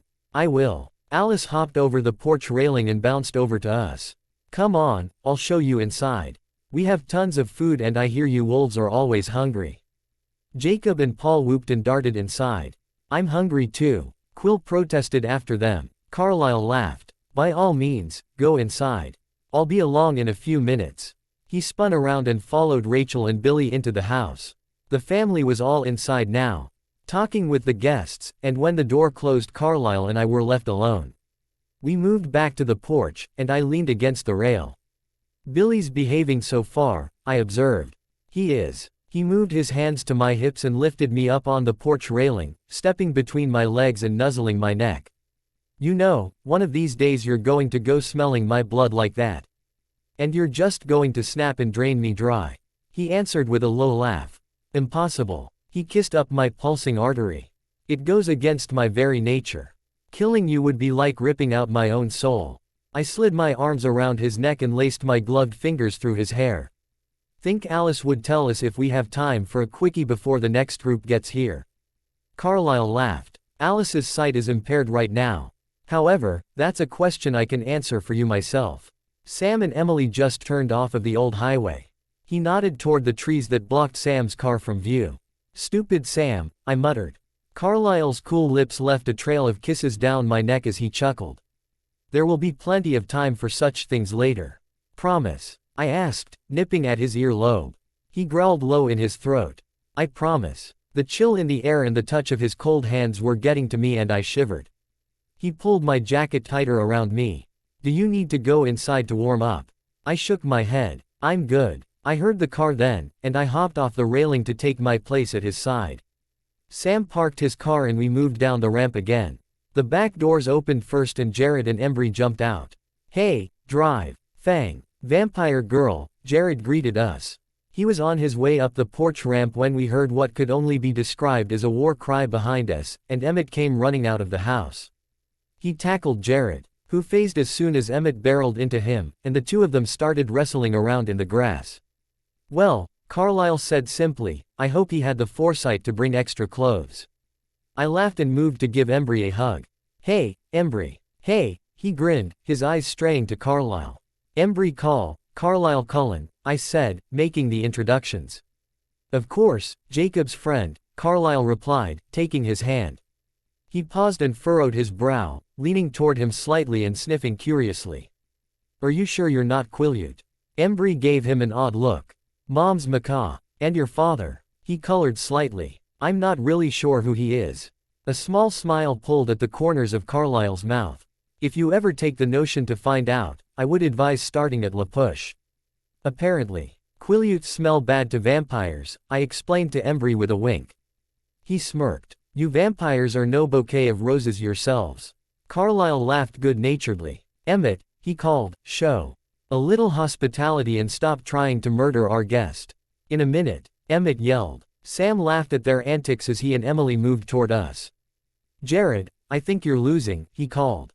You might and to practice on a smaller vampire before you take Emmett on again. He turned to Carlisle, grinning. Good to see you, Carlisle. You as well. And this must be your Emily.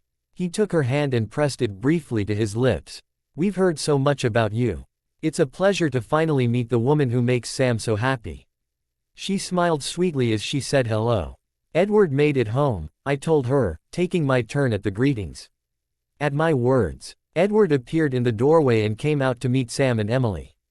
He showed them inside, smiling happily as Sam introduced him to Emily. Embry followed after them. Who are we still waiting on? I asked Carlisle as Jared took off running into the trees with Emmett close on his heels. Just Harry and his family. They're on the way. Do you always wait outside to greet guests?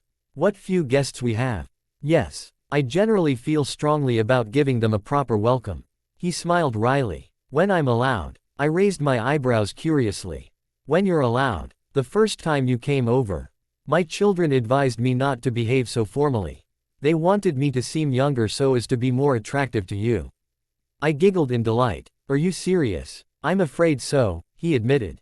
Alice has completely hijacked my wardrobe since then, and is demanding that I stop dressing like an old man. I grinned, leaning my forehead against his chest. You didn't have to change anything for me. He tilted my chin up and leaned down to brush his nose against mine. That's very kind of you. But know that I would do anything you asked of me. Kiss me. I can do that, he breathed. His arms moved around my waist. One hand splayed across my back, as he pulled me against him. He lowered his lips to mine, only just brushing them lightly at first. My own lips burned at the gentle touch, igniting desire deep within me. I snaked my arms around his neck and clung to his cold, hard frame. His kiss turned hungry, and his mouth moved over mine insistently. I moaned softly, trying to press impossibly closer to him. He started to draw back, but I clung tighter, only to be startled away from him when the front door burst open and loud footsteps thundered out onto the porch. I looked up to see nearly everyone pouring out the door. You be shirts, I'll be skins, Edward called to Sam. Hey Bella, want to play football with us? I laughed out loud. As what? The ball? Carlisle grinned. That could work. He swept me off of my feet into his arms, and I squealed as I suddenly found myself flying through the air, only to be caught gently against Edward's chest. What do you think, Bella? He smirked. Should I spike the ball? No, I gasped. Isn't that intentional grounding or something? Jacob snickered, jogging by. Only if he's in the pocket.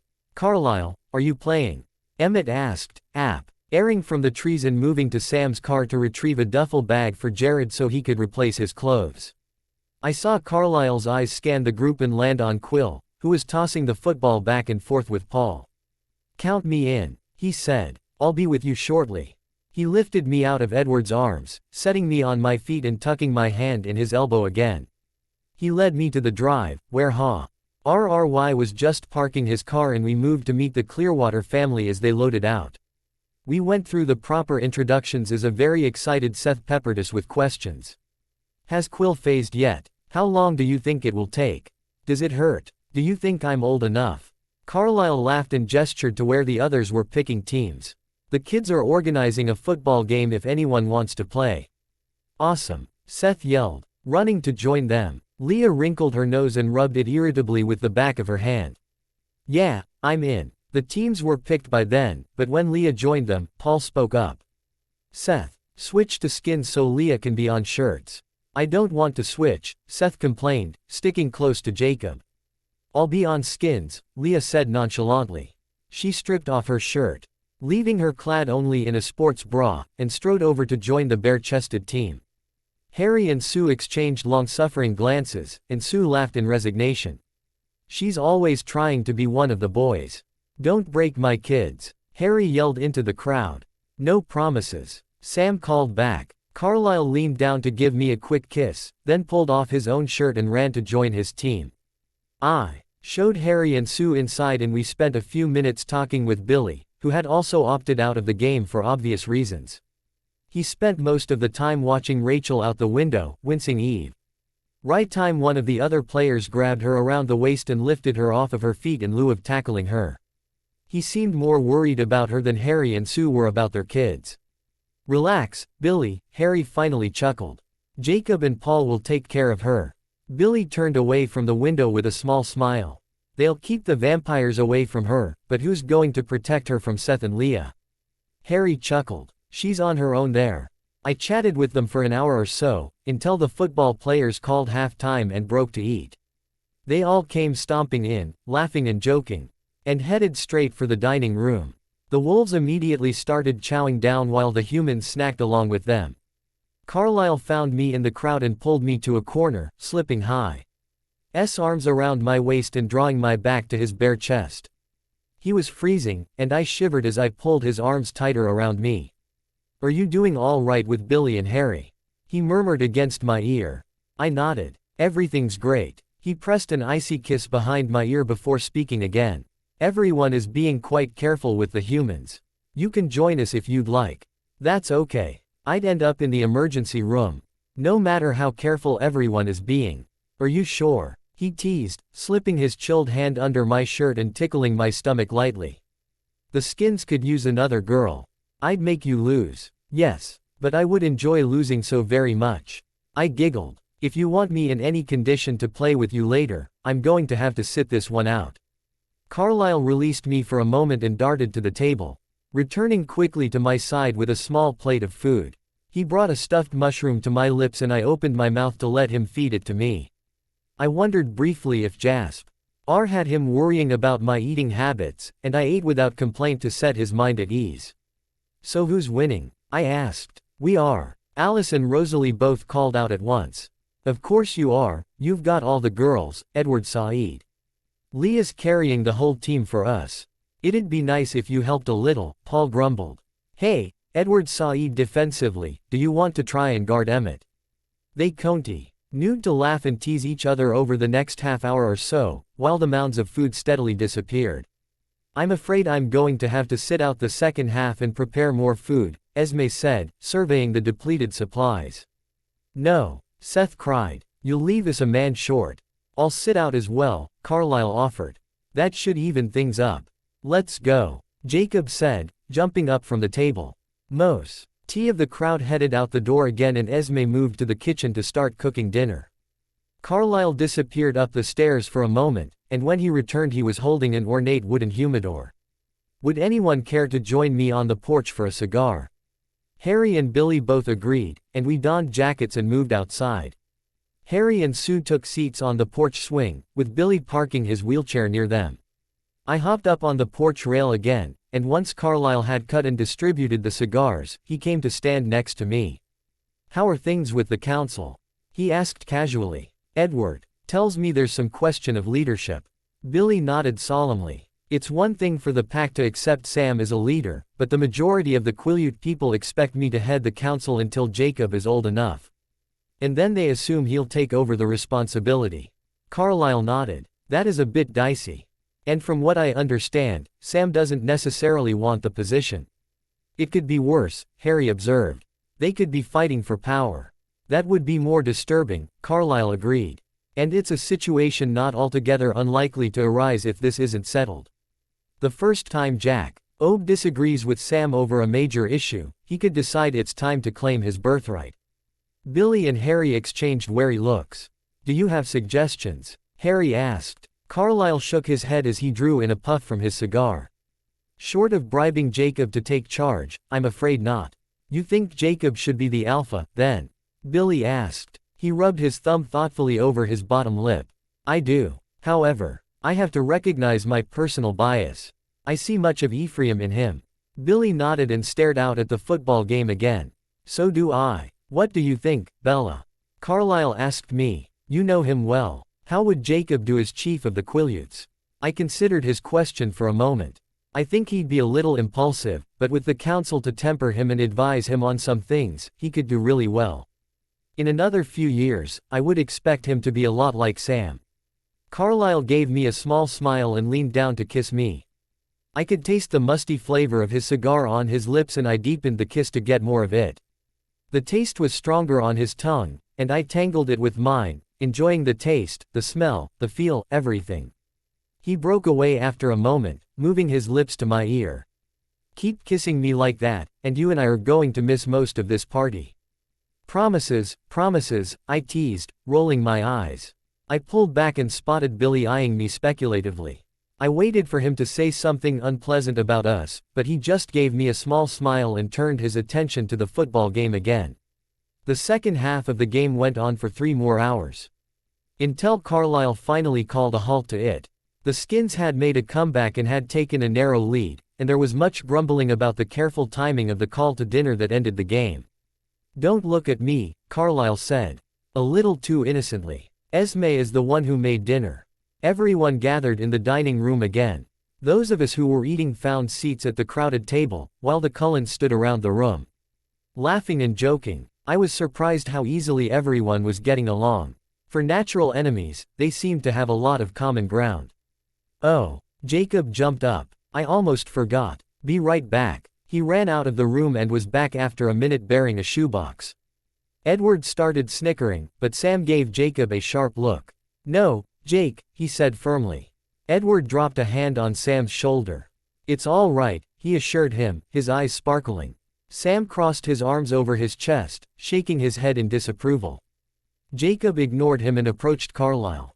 "We wanted to thank you for the Christmas gift," he said. "So a few of us put together a little present to show you how we feel." Carlisle raised an eyebrow, intrigued. "Thank you, Jacob," he said, accepting the box. He pulled off the lid and looked inside, then squeezed his eyes shut and laughed silently. "What is it?" Alice asked, sounding frustrated. She was clearly displeased by the wolves' interference in her clairvoyance. Carlisle displayed the contents of the box one by one, naming them as he showed them off. A wooden cross, a bottle of holy water, a rope of garlic and a wooden stake.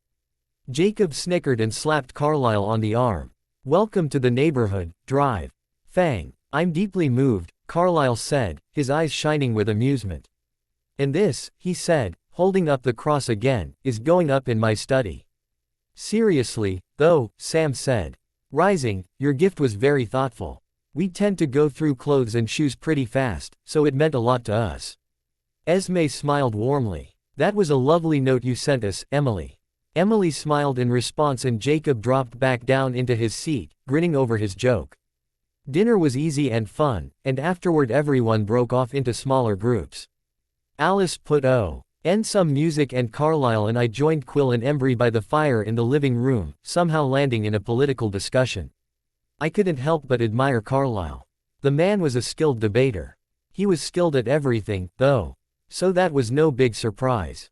I loved him so much it literally hurt, and I couldn't let myself dwell on it for long. At a lull in the conversation, I glanced around the room. I wanted to talk to Jacob about something, and I spotted him lounging on the stairs next to Edward, chatting idly. Perfect. I sort of felt like Edward should be there too. I'm going to see if Edward and Jacob want to go for a walk, I told Carlisle. He squeezed my hand, pressing my blistered fingertips to his lips. Stay warm. Edward and Jacob, of course, had both heard what I said. They oohed and watched curiously while I bundled up against the cold.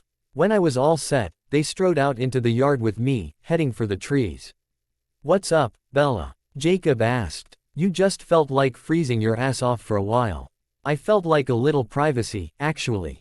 I want to talk to you guys about something. If it's privacy you're after, we've got a ways to go, Edward sighed.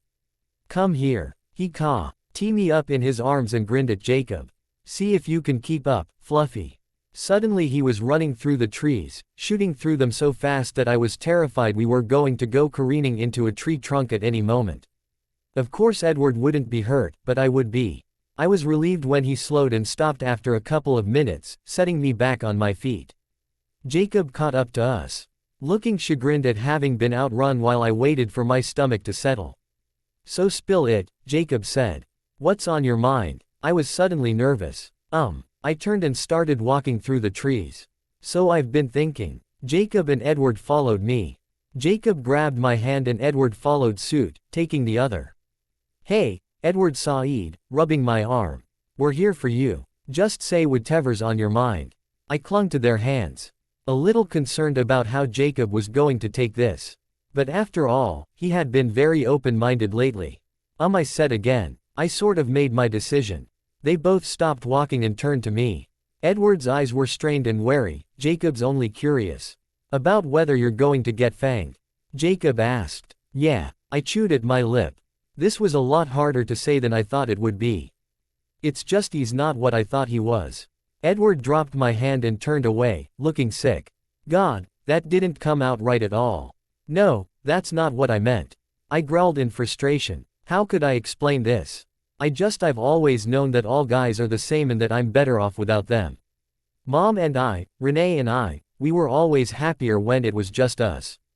But then she'd end up bringing some guy home, and things would get screwed up again. Bella, Edward began, his eyes pleading, but I held up a hand.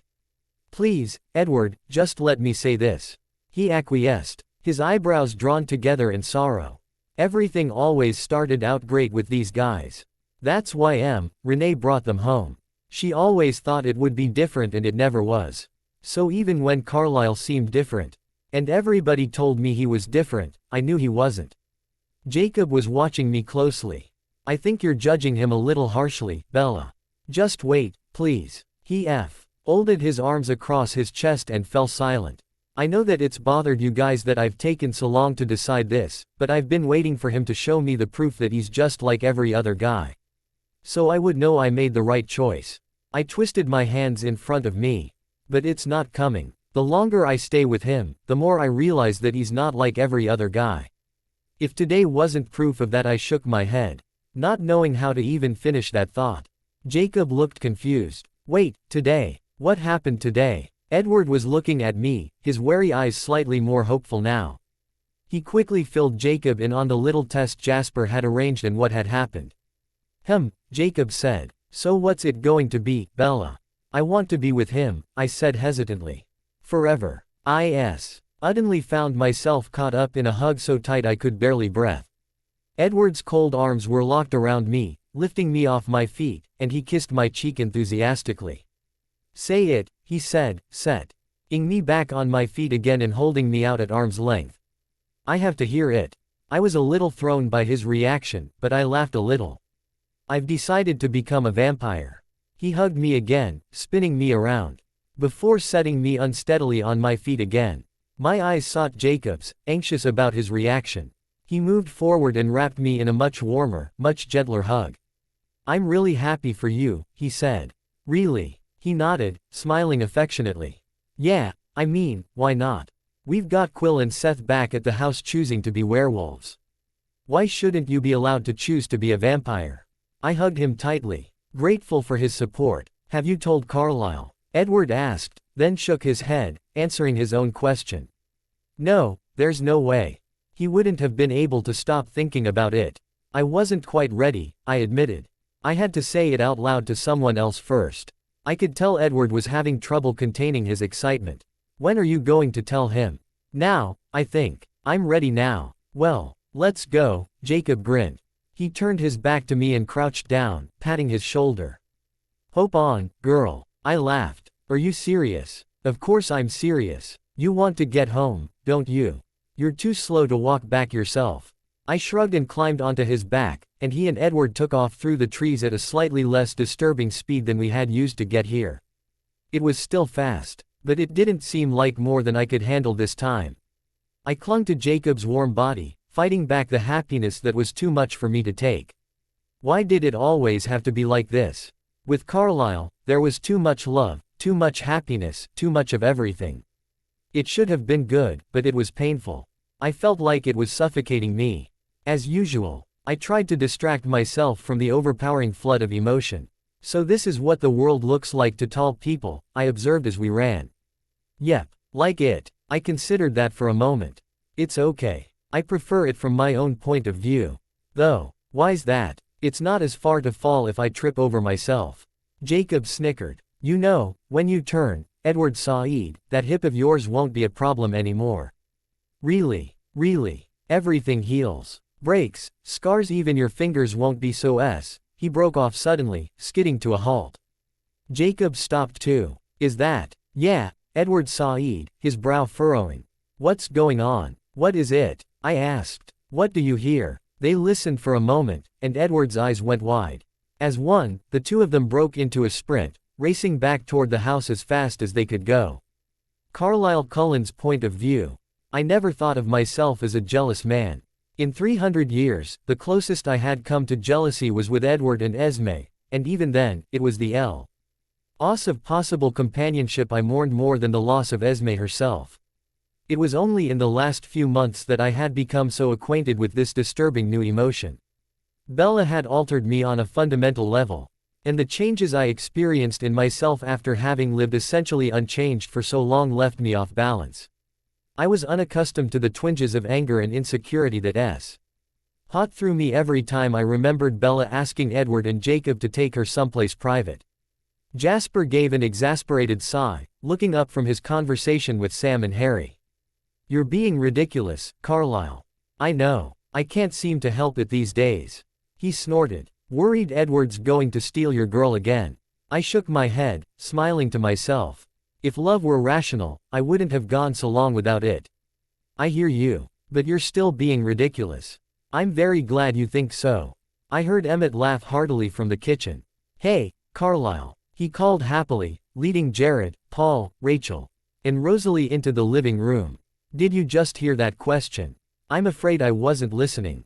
"What question?" "We're playing Would You Rather," he said as he and his companions all found seats around me in the living room. "Paul just asked me if I'd rather eat human food or drink wolf blood." I groaned involuntarily at the memory. "Human food," I said with a little shudder. "Absolutely no question. You drank wolf blood?" Paul asked. "Drank, may be too strong of a word. But yes, I tasted it." "Why?" "God only knows," I said, smiling nostalgically. Ephraim and I were curious people and perhaps a bit reckless. I suppose it was only natural that, at some point, we would question whether wolf blood could taste as bad as the smell would indicate. "You bit Ephraim?" he asked, stunned. I shook my head. The legends say vampire venom is lethal to the Quileute wolves, so I couldn't bite him. He merely cut his palm and let the blood pool in it. When the cut had healed over, I sipped the blood from his hand.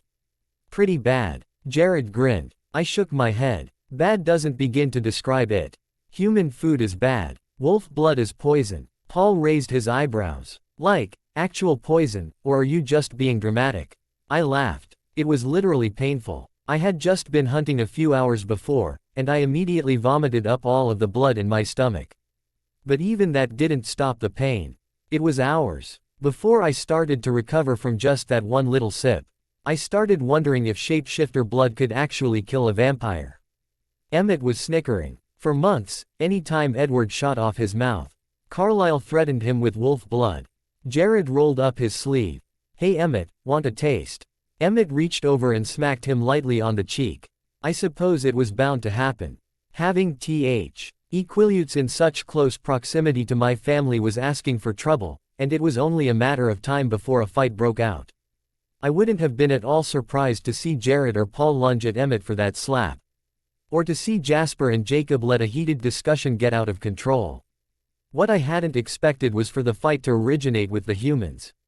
The sound of raised voices drifted into the house from the front porch. And I quickly strode to the door to see if I could help defuse the situation. Embry and Leah were facing off, glaring at each other with their fists clenched. Why do you have to be such a bitch?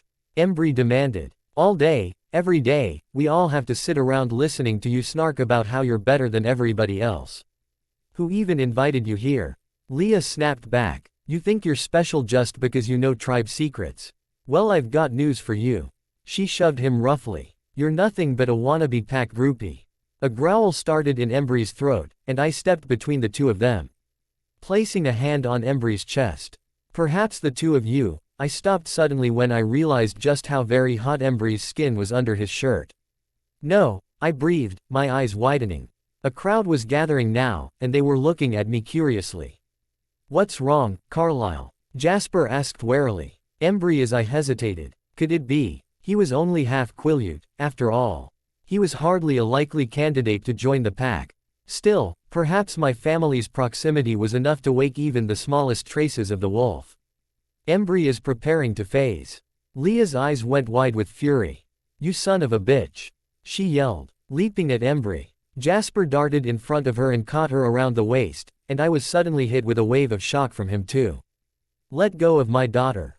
Harry yelled furiously at Jasper. Jasper refused, looking at Leah with guarded eyes. I'm not sure that's such a good idea, Harry, he said, his voice low and expectant. I think we're about to have more than one new wolf to deal with. That's impossible, Billy spoke up from the doorway. It's only the sons of the tribe who phase. Leah was still fighting to get out of Jasper's grasp and he wrapped an arm around her chest, pinning both of her arms to her sides. Really? He asked. Let's ask the resident expert. Quill. The old man moved forward, and Leah kicked out furiously, screaming insults and threats.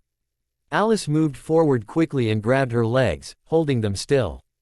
Quill ignored Leah's screams and pressed a hand to her cheek. You should move them out into the yard, he said solemnly. Embry was still glaring at Leah. And I took his elbow and steered him after Leah and Jasper into the rutted grass that had served as a front lawn before the football game had destroyed it. He didn't fight me, but his body temperature did continue to rise. Let go of me. Leah was screaming at Jasper, struggling and kicking in his arms. Leah, you're phasing, Jasper told her, his voice calm and hard. You're a fucking liar, she screamed. You just want an excuse to get your hands all over me, you fucking pervert. Embry exploded then too. What, now even the pack's not good enough for you? He yelled. Fucking Leah Clearwater. So much better than everybody else. Edward skidded into the yard then, his stunned eyes quickly taking in the situation, and I could hear Jacob just a short distance behind him. I didn't want Bella close to this. Edward, get the humans into the house, I ordered. Stay with them, and watch Quill and Seth. If they start to phase, I want them out here. I looked at Sam. Your boys should phase, or be ready to. He nodded and started stripping off his clothes. Your family needs to move back, he said. Embry and Leah will act instinctively once they phase, and I need a couple of seconds to order them not to attack. Jacob appeared from the trees then, and Edward lifted Bella from off of his back and started ushering humans into the house. My eyes fell on old Quill, who was watching the situation sharply. Old friend, I said solemnly, unless you're willing to phase again, I think you should go inside. He scanned the boys who were taking on their wolf form, and then my family, all bah. seeking up and forming a wide circle around the two struggling Quill children. We can handle this, Quill. There's no need to halt your aging again unless you want to. He turned and headed into the house. Sam was the only one of the wolves who hadn't phased yet. Carlisle, Jasper, you need to get back, he ordered. I shook my head. We can't, Sam. If we let them go, they'll start fighting. We have to keep them apart until they phase. Or they could end up killing each other. Jacob loped forward and stood on his hind legs, pushing Embry to the ground and pinning him there. He looked expectantly up at me, and I nodded. Yes, that should work. Sam phased quickly, and then Jared darted toward Leah. Jasper released her and Jared tackled her, pinning her down as well. She shoved at him as Jasper and I backed away. And within seconds a ripping sound filled the air and then Jared was pinning down a writhing, snapping gray wolf. Just as quickly she stilled, though her whine made it clear that her restraint wasn't voluntary. Jared backed off and let her up and Sam moved forward nuzzling her affectionately. Carlisle, Edward's soft voice came from inside. Emily and Rachel don't want to phase. I rubbed a hand over my face. If Leah could phase, there was no reason to think they wouldn't. Are they showing signs? Not yet, but once they start it's too late. I nodded thoughtfully. See if Quill will take them home. And have him keep an eye out for any symptoms. I listened as Edward passed on my request and old Quill agreed. We were all watching Embry now, and after a moment he realized it. What are you staring at? He snapped. He started struggling against Jacob, now that the spotlight was back on him. It was his turn to growl insults and demand to be released, and a few minutes later, as old Quill was steering his car down the drive. Embry's anger finally got the better of him. He burst into wolf form, and before Sam could contain him, his teeth sank into Jacob's leg and I heard the snap of bone. Embry's whimpers of protest against Sam's restraining orders were lost in Jacob's loud howl. He limped backward, and I moved quickly to his side. Esme, I need a splint and bandages, I directed her, kneeling in front of Jacob. I lifted his leg, inspecting it, and saw the jagged bone sticking through the skin and fur of his foreleg. I sighed. Jacob, this is going to be painful to set. I know it will be difficult. But try not to. I trailed off as my ears picked out the sound of Charlie's cruiser pulling off of the old highway, and I shook my head in exasperation. Excellent timing, I muttered. Sam, Charlie is on his way. He has a vague idea of your abilities, but I'm not sure it's really wise to show him proof before he has come to terms with it. Perhaps you should take Leah and Embry into the woods for a while. The three of them turned and loped toward the trees, while Paul and Jared phased back and tugged their clothes on again. Edward, how are Seth and Quill? I asked. They're fine, how's Seth's about to have an aneurysm over the fact that it wasn't him. And Bella. She's fine, Carlisle. Quit worrying so much. I'm looking out for her. I turned my attention back to Jacob. I'm afraid this is going to hurt. Try not to move too much. I quickly jerked the bone into place, and he howled in pain. He tried to back away but I held his foreleg at the joint, keeping him in place. Esme quickly splinted and bandaged his leg. And once she was finished I released him. Don't put any pressure on it, I ordered him. I'll take a look at it again in a few hours and see how it's healing, but I'll then keep your weight off of it and don't phase back. Jacob limped toward the trees, but he didn't go quite fast enough to avoid being seen. Charlie slammed on his brakes and stared wide-eyed after the russet wolf as Jacob made his way back into the woods. I turned toward Charlie and watched, trying to gauge his reaction. Christ, I heard him mutter under his breath. I couldn't help but smile at his reaction. He released the brake and drove his car up behind the collection of visiting automobiles, then took a deep breath before cutting the engine and climbing out. Charlie, I smiled, moving forward to greet him. I'm so glad you made it out to see us. He was still staring after Jacob, the muscle in his jaw working furiously. What was that? Do you really want to know? He started to shake his head and then stopped. Yes, that was Jacob Black. His eyes widened even more. That was Jacob. I nodded. He makes a rather remarkable beast, doesn't he? Esme approached and took Charlie's hand, pressing a kiss to his cheek. It's so nice to see you again, she said, hooking her arm through his. Won't you come in? Bella is inside with my husband and I'm sure she would like to say hello. Charlie frowned deeply but let her guide him into the house. I followed with the rest of my family, stepping into the large foyer where Esme paused to help Charlie off with his jacket. Bella moved in from the living room, followed by Edward, whose eyes fixed on Charlie in concentration. "Hey, Dad," she said tentatively. "Bella," he grumbled. He looked at her, his expression displeased, and it took me a moment or I realized that he was frowning at the silk tie that still dangled loosely around her neck. She had never taken it off after our visit to her house earlier. "Is everything okay here?" She nodded. Yeah, you just missed the excitement. Leah and Embry got into kind of a fight, and Sam just dragged them off to lecture them." I could see the muscle working in his jaw again, and he growled low in his throat. "All right," he said flatly. "I want to know everything." Billy wheeled himself into the foyer from the living room and gave Charlie a grim smile. "I think it's time you heard some of our legends." "Please," I said, gesturing into the living room. "Make yourself comfortable. I'll have one of the kids fix you a plate of food, and we'll tell you some fantastic stories." Alice hurried to get him some food while Bella moved into the living room with him, taking a seat next to him on the couch. Charlie sniffed the air and frowned. "Have you been smoking, Bella?" No," she said, biting her lip. Carlisle had a cigar with Billy and Harry. And I was sitting with them. Charlie grumbled under his breath about secondhand smoke poisoning his daughter, but stopped when Alice reappeared with his plate of food. He took a tentative bite and then turned his attention to Billy as our slightly reduced group gathered around to listen. The old man smiled around at his audience and started to tell us all about the great chief Taha Aki. It took a little over an hour for Billy to tell the Quileute legends and answer Charlie's questions about us. I made a point of staying close to Quill during that time, owing that his grandfather would be more anxious than ever to see him phase. I kept one hand on his shoulder and the other holding Bella's hand as Billy described the horror of the cold ones. He definitely wasn't doing me any favors. That was where he ended his story, leaving me to explain my unusual diet and my friendship with his grandfather.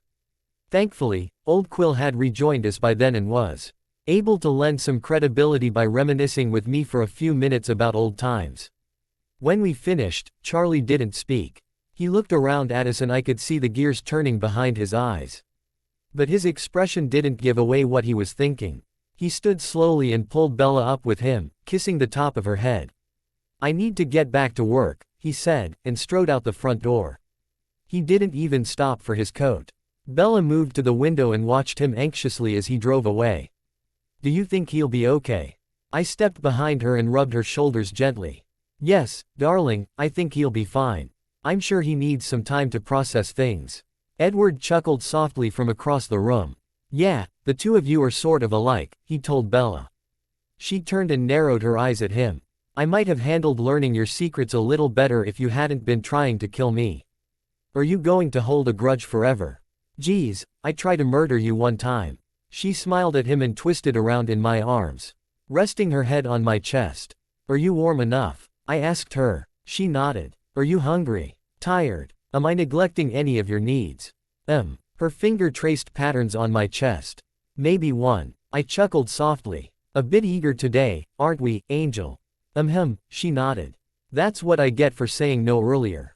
I think I deserve a spanking." I patted her bottom affectionately, and she giggled. "Actually, do you mind if we go somewhere else for a little while?" She asked. "I kind of have something I want to talk to you about." "Is everything all right?" "Yeah, it's fine," she said. But her heart rate picked up slightly. "I just could use a little quiet. It's sort of busy here tonight. Shall we leave for a while? Find someplace private?" She shook her head. "Upstairs is fine." I tried not to think about the fact that she wanted privacy with Edward and Jacob but not with me. It was obvious that I had failed, though, when Edward started snickering. "All right, sweetheart," I murmured, ignoring him. I took her arm and guided her up the stairs and into my bedroom. She moved to the bed and sat on the edge of it, hunching her shoulders nervously. Her heart was beating even faster now, her fear lightly flavoring the air. "Darling, what's wrong?" I asked, closing the door behind us. "Nothing's wrong. I know it seems like it is, but this is just a little bit hard for me to talk about." I don't know why. I moved to her side and sat next to her, stroking my fingertips down the side of her face. "Bella, my love," I whispered, "no matter what you have to say, I'll be here for you." You have my heart forever. She took a deep breath. Do you really think that's possible? To love just one person forever? I nodded solemnly. I do. Do you really think you'll want me forever? My angel, I whispered. Brushing my lips against her cheek, I would never have promised you forever if I'd had even the slightest doubt. She hesitated. I have doubts. I have a lot of them. But I don't doubt that I could love you forever. I'm pretty sure I could never stop loving you. Her words warmed me and I let my eyes slip closed, cherishing her uncharacteristic candor. I heard her take another deep breath and then in a rush, she said, I want to be a vampire. My eyes fluttered open, and I froze. Bella, I whispered softly, my throat feeling tight. Bella, my sweet girl, are you sure? She nodded, biting her lip. If you promise to stay with me, she said, her voice quivering. I slid to my knees in front of her, taking both of her hands in mine and pressing her damaged fingers to my lips. I promise you, I murmured fervently. No matter what the future holds, Bella, I will always be yours. You own me completely, body and soul. She smiled at me, tears in her eyes. I want to be yours too. Forever. Cheers erupted from downstairs, and were joined by howls from the nearby woods. I heard Edward explaining to the humans what was happening and old Quill murmured his congratulations to me. I rose and pulled Bella up with me, catching her up in a tight embrace. It seems our friends are quite pleased for us, I said with a laugh, brushing my nose against hers. She tilted her head up, allowing me access to her soft, lovely lips. Are you pleased? My Bella, I moaned softly. My beautiful girl, you've made me happier than I've ever been. I pulled her soft body closer against mine, letting my hands explore her sensuous curves. I leaned down and captured her lips with my own, then urged her mouth open and moved my tongue with hers, trying to communicate all of the passion I held for her in one searing kiss. It was, of course, impossible. She was simply too delicate. To express everything I felt for her, the kiss would have to be far more forceful than her fragile body could withstand. But now I could. Look forward to the time when I could really touch her, when I wouldn't have to hold back the love I felt for her. When she would change, I didn't know. There was much to be decided. But someday, when she took on new strength, I could truly show her just how much she meant to me. I slid one hand under the back of her shirt and caressed the soft, warm skin of her back. I wondered if I would miss the warmth at all, or if I would be too distracted by the firm flawlessness of the hard, vampiric tissue that would replace it. I let my lips trail down her neck, licking gently at the fluttering pulse. That was definitely something I would miss.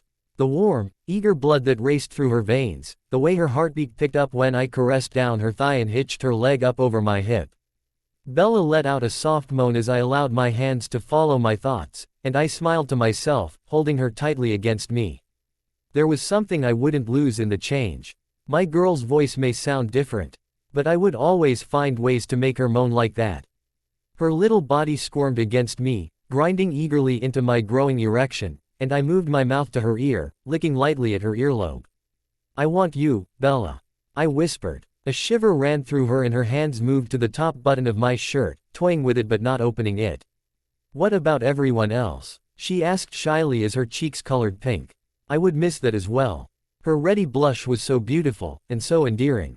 I gently nuzzled her cheek, brushing my lips over the lovely heated skin. They can't have you. I'm not willing to share. She laughed, her color deepening, and she buried her face in my neck.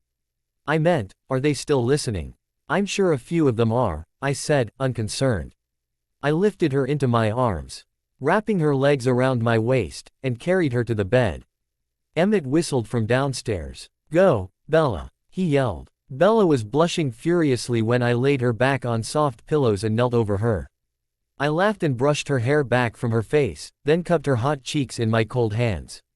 You get used to the lack of privacy, my love. Yeah, but in front of everybody. I sucked gently at her neck, feeling the buttery soft skin beneath my mouth. It wouldn't be long before I didn't have to take such care with my teeth, before I could nibble at her throat, or drag my teeth along her ear without worrying that they would tear through her diaphanous skin and hurt her. If they don't want to hear it, they can find something else to distract them. Bella moaned again, nearly surrendering to her desire. What if they do want to hear it? Then I guess we'd better give them a show. I pulled back and grinned at her playfully. Perhaps Edward could give the play-by-play while Emmett provides color commentary. Very funny, she said sarcastically, pulling me down on top of her by my collar. To be honest, I told her, sliding one hand up and down the soft skin of her side, I don't care what the rest of them are doing.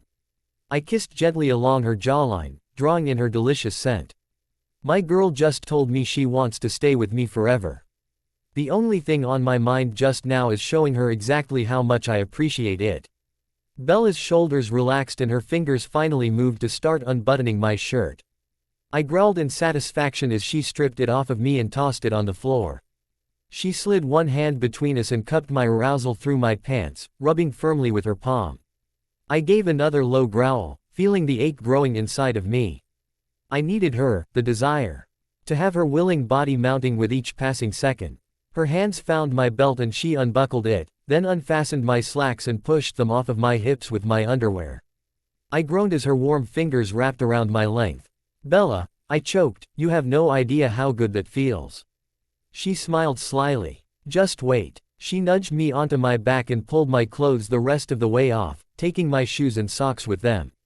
Before moving to straddle my waist. God, I loved her. I grabbed the tie that dangled loosely from her neck and pulled her down on top of me, kissing her deeply. I pped the tie from her neck and sent it to join my pile of clothes on the floor, then pulled up the hem of her blouse. She broke the kiss long enough to let me tug it over her head, and then her mouth was on me again, kissing down my neck. Down my chest, and she started crawling backward slowly. Oh, dear God. I watched, fascinated, as she made her way down my stomach, and then caught my breath in a sharp hiss as I felt her soft velvet lips press against the head of my cock. She smiled and her tongue flicked out, teasing the sensitive skin. She paused and gave me a curious look, then closed her lips around the tip of my member. Sucking lightly. You taste sweet, she said, sounding surprised. Once again, my inexperience showed. Is that unusual? She nodded, then smiled sheepishly. Well, maybe not for a vampire. She gave another lick that had me moaning in pleasure. I like it. I wasn't completely sure that it was safe for her to take very much fluid into her mouth. Of course, every time I kissed her she tasted my venom. But I would have to be conscientious if I was going to keep her safe. I wasn't willing to experiment with my girl's safety, no matter how good it felt to have her warm mouth closing over me, taking me deeper. Dear God. The girl was a miracle. She had shown me pleasure like I never could have imagined, and still she was guiding me further into discovery, leading me to delights that had always surrounded me but had never touched my life. Her hands moved to my hips, steadying herself as she pulled me deeper into her mouth, and I moaned loudly as the head of my cock pressed into the back of her throat. She swallowed around me, and it was all I could do to hold back the curse that begged to slip from my lips. Who would have guessed that a human girl could so completely shatter my self-control? Bella pulled back just a little, sucking hard, and started moving her head slowly up and down. Bella, my angel, I groaned in a haze of carnal indulgence. I buried my hands in her hair, feeling her head move as she eagerly sucked my hard, throbbing organ. Her pace slowly increased, moving from a slow, sensuous rhythm to a quick, needful one. I kept a tight rein on my own movements, knowing that I could kill her, or at the very least break her jaw, with just one instinctive jerk of my hips. I moved with her slowly and deliberately at first, but as she moved I stilled and allowed her to take control completely.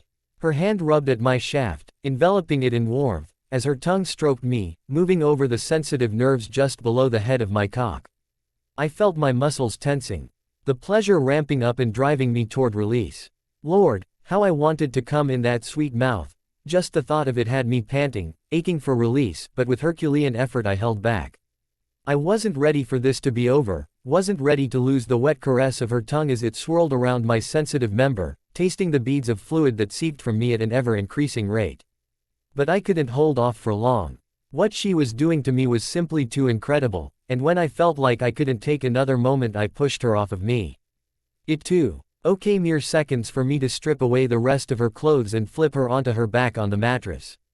I fell on top of her, driving into her slick opening as hard as I dared, and after just a few quick thrusts I was coming inside of her soft body. She moaned eagerly as I took my release, her fingers digging into my back. My movements slowed as satisfaction found me, but Bella's unsated desire was apparent. And I didn't take long to bask in post-coital bliss. I needed to see her surrender to her own pleasure, to watch her come undone as I drove her to climax. I scented the flavor of her arousal in the air. And that was all I needed to make me ache for her again.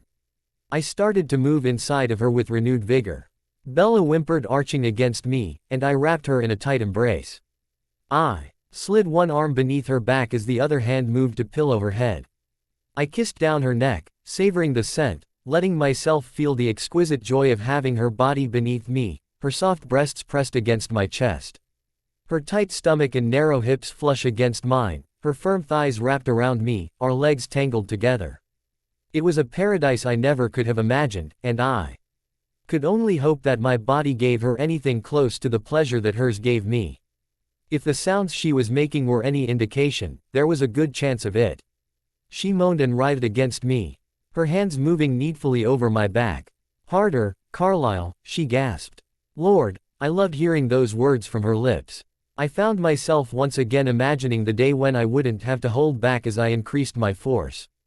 Plunging into her with strong, deliberate movements. Soon I would be able to let go, to take her with a reckless abandon that would leave no room for doubt. She would know how completely she consumed me.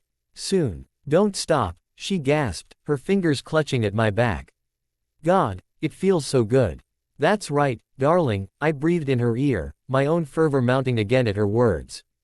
Just enjoy it. Let go and let me give you what you need. She moaned wantonly, pushing her head back against my hand, grinding her hips against mine. I gazed at her, wonderingly, lustfully.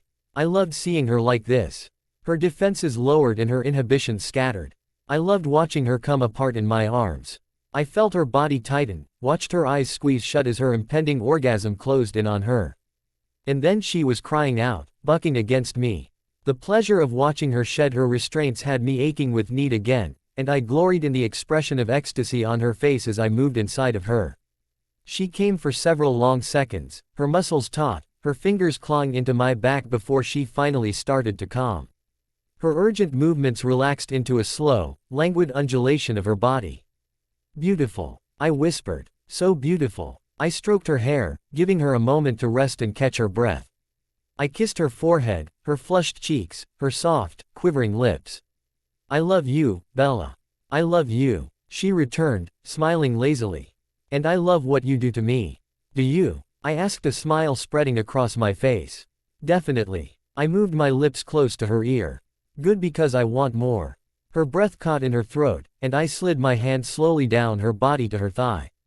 I caught her leg behind her knee and hitched it up over my elbow, spreading her legs wider and all. Owing myself to move deeper into her warm core. She moaned, her body jerking against mine as her anticipation grew again. When you've changed, I whispered softly in her ear, when fatigue is no longer a consideration for you, my love. I kissed her ear, I'll have you for hours at a time, days at a time. She moaned longingly and I rolled her on top of me, holding her against my chest as I pushed into her, driven by my unflagging desire. I would never have my fill of her. If we lived 100,000 years, I would still find myself just as desperate for her sweet, slender body. I set a quick pace and moved my hands to her hips. Guiding her against me as I drilled into her, her tight hole wet with my fluids as well as her own. It was only a few short minutes before she was coming again with my name on her lips. Her head thrown back and her breasts arched forward. I moved my hands up to them, massaging, rolling her nipples under my fingers, before I, too, found another release. She collapsed on top of me, panting. A light sheen of sweat coating her skin. There, once again, was something I would miss. I so enjoyed the evidence of how her body reacted to me, and once she changed, her skin would never again be dewed with perspiration from the exertion of lovemaking. But then, after all, it would be nice when the exertion didn't sap her strength. I had meant exactly what I said. When I no longer needed to provide for the demands of her human body, I intended to have her over and over again. Bella hummed in contentment and rolled off of me, cuddling against my side. You're amazing, she murmured. But I think I'm going to need some new clothes. I'm pretty sure you ripped my jeans when you took them off. I laughed softly. I apologize. I'm sure Alice will have something for you. As a matter of fact, Alice said from downstairs, I have a gorgeous black Versace wool crepe dress I've been dying to give her. And she does. Bella giggled. Alice is a lifesaver. It would be very awkward going back downstairs without any pants. Awkward for you, maybe. I, for one, would quite enjoy it if you stopped wearing pants altogether. She cuddled closer, shivering a little. Darling, I'm sorry, I said remorsefully, moving away from her and pulling back the blankets on the bed. Here, wrap up and I'll go find you an electric blanket. I don't need one, she said quickly, grabbing my hand. Please stay with me. I pressed a kiss to her lips. What kind of a man would I be if I didn't look after your needs? I pulled my hand from hers and moved to the bathroom, wetting a cloth with warm water and returning to her. I cleaned her gently before attending to myself. I'm fine, she insisted, but another shiver shook her body, and she smiled ruefully. But maybe I could go for a cup of coffee. I'll go make some for you. I found my pants in the pile of clothing on the floor and pulled them on. I retrieved my shirt from the floor as well, but Bella protested. Do you have to put on a shirt? She asked, giving me a coy smile. I laughed. It's hardly appropriate to go strolling through a room full of guests half-dressed. Isn't it also inappropriate to sneak away from a party you're hosting to screw around with your girlfriend? Besides, she crawled to the edge of the bed and plucked the shirt from my hands. I think I need it to keep warm. She smiled provocatively as she slipped my shirt around her and buttoned it up. God in heaven, it was the most beautiful thing I had ever seen. Why I was so enraptured by the sight of my girl wearing my clothes I would never know. I fell to my knees, staring at her small frame draped in the too large shirt that was saturated with my scent. I surrender, I said, swallowing hard. I'll do whatever you want. She giggled. How about that cup of coffee? I shook my head, laughing to myself. I swear, I'm going to be the first vampire ever to go into cardiac arrest. I rose and gave her one more lingering kiss before moving out the door.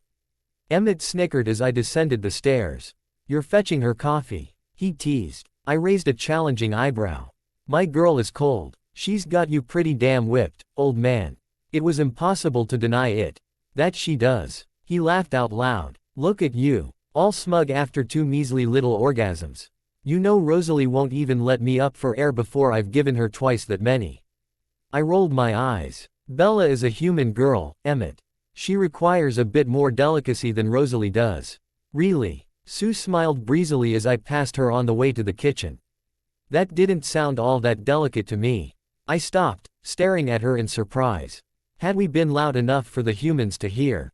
Harry grinned widely. Judging by the banging of the headboard, I'm not sure I'd call it delicate either. I laughed. I had no idea we were so disruptive. I suppose I must have been distracted. Sounded like it, Billy said, and I was pleasantly surprised to see him giving me an amused smile. Forgive me, I said. It was certainly not planned. I started for the kitchen again. And Billy followed, wheeling in behind me. I glanced at him to acknowledge him but waited for him to say whatever was on his mind as I set the coffee brewing.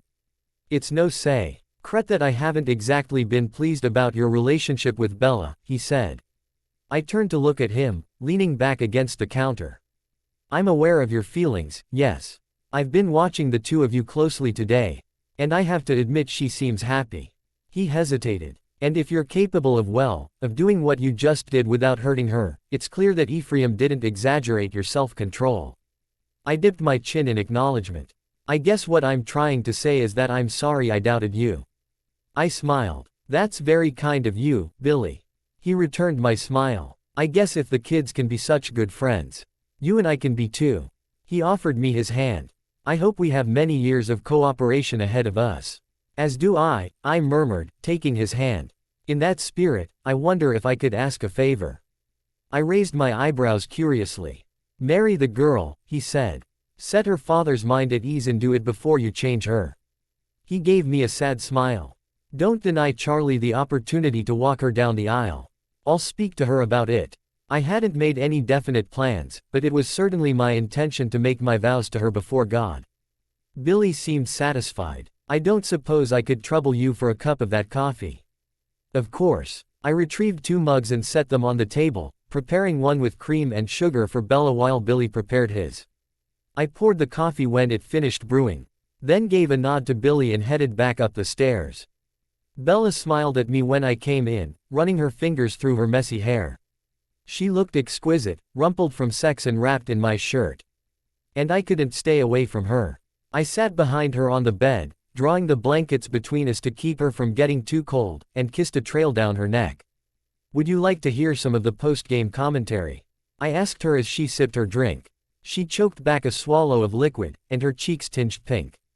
"They're not talking about us, are they?" I smiled against her skin.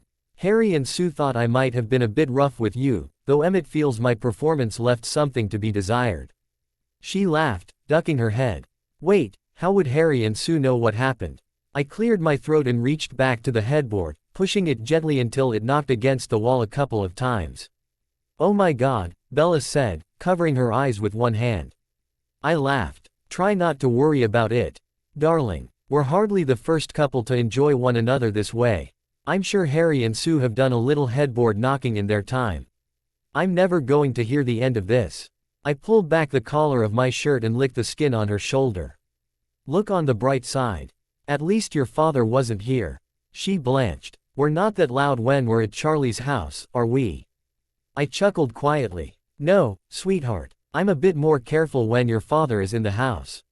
She sighed in relief and gulped at her coffee. I drew in a deep breath, taking in the scent of her body mixed with my own scent from the shirt she was wearing. It was, without question, the most erotic fragrance I had ever come across. I had a particular affinity to scents, and is one set the venom pooling in my mouth. "Bella," I murmured, nuzzling her shoulder, "have I mentioned that you are absolutely the most mouth-watering woman I have ever had the good fortune to encounter?" She bit her lip and set her coffee on the table next to the bed. "Not in the last couple of minutes," she said playfully. I kissed my way up her neck, pleased when she tilted her head to allow me better access to her lightly pulsing artery. I sucked gently at the soft skin, relishing her unique flavor. Desire was building inside of me again, and her warm scent, blended with mine, was driving me crazy. "Are you warm enough?" "Yes." "Good," I said, pushing aside the blanket that separated us. I slid my hand between her thighs and found her warm center, running my fingers along her slit and feeling her body instantly begin to warm at my intimate touch. "I'm not sure how much longer I can keep my hands off of you." I waited for her response, wondering if she would think me too demanding. She twisted against me, wrapping her arms around my neck and moving her lips close to mine.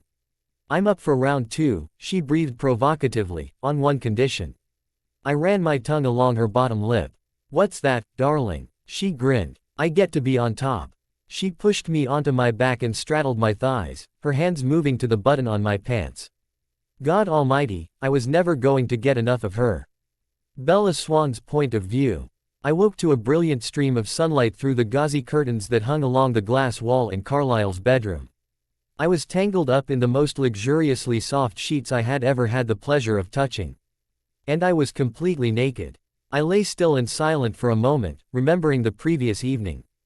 After tearing ourselves from the bedroom, Carlisle and I had spent the rest of the night surrounded by family and friends. Leah and Embry had managed to get control of themselves and come back in to join us, and Jacob had limped in and sat with us as well, though he hadn't been allowed to shift to his human form for fear of interfering with the healing of his broken bone. When the countdown to midnight had started, I was cuddled up on Carlisle's lap and he was leaning possessively over me, his hands idly caressing my body. While the others had distracted themselves with the count, he'd tilted my chin up and gazed into my eyes. "Marry me," he'd whispered. Warmth had flooded me as I saw the unabashed adoration in his face.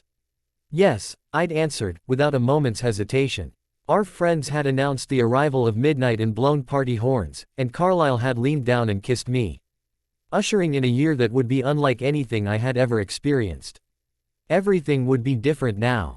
Everything would be better. Beds had been found for the older humans shortly after that, and the younger ones had been given sleeping bags and air mattresses and directed to find a place on the floor somewhere.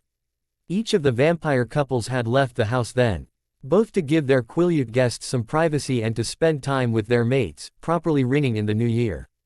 Carlisle had guided me to his bed, the only one that had not been offered to the guests. He'd made love to me again before I drifted off, and then once more in the sleepy hours of early morning when I had awakened to the needful caress of his cool, hard lips on my thigh. It had really been the most wonderful holiday I'd ever had, and I intended to revisit my memories often once I turned so that I would never lose them. Carlisle must have realized that I was awake because I felt a velvety soft touch against my face. I smiled and opened my eyes to see the elegant white calla lily he was brushing over my cheek. "It's beautiful," I mumbled sleepily. "I thought it was until I placed it next to you. Now it looks utterly ordinary." I blushed at his flattery. "Well, I like it," I said, taking it from him. "Good. You look at that and I'll look at you, and both of us will be very happy." I bit my lip and grinned. "You're cheesy this morning." "Perhaps. I suppose that's what happens to a man when he suddenly finds himself deliriously happy." "Do you know what happens to me when I find myself deliriously happy?" I asked, tugging him on top of me. He buried his face in my neck, breathing deeply. "Though I want very much to find out just how happy you are," he said, kissing the hollow of my throat. "I have to recommend going down to breakfast before our wolf friends eat everything in sight." I ran my hand over his bare back, pleased to discover that he was every bit as naked as I was. "I don't mind skipping breakfast." He pulled back, giving me a stern look. "I mind," he said, tapping my nose lightly. "If you starve to death because I wouldn't let you out of bed, Jacob will burn me alive." I stretched and sat up, letting the blankets fall around my waist. "Fine, I'll go downstairs and have breakfast. As long as Jacob isn't cooking." Carlisle shook his head, a smile playing on his lips. "No, actually, Jasper is cooking. I understand he's making grits." I fell back down onto my pillow, grabbing the blankets and throwing them over my head. "Tell Jasper he can go to hell," I said, my voice muffled by the bedcovers. Carlisle laughed and fished me out from under the blankets, pulling me into his arms.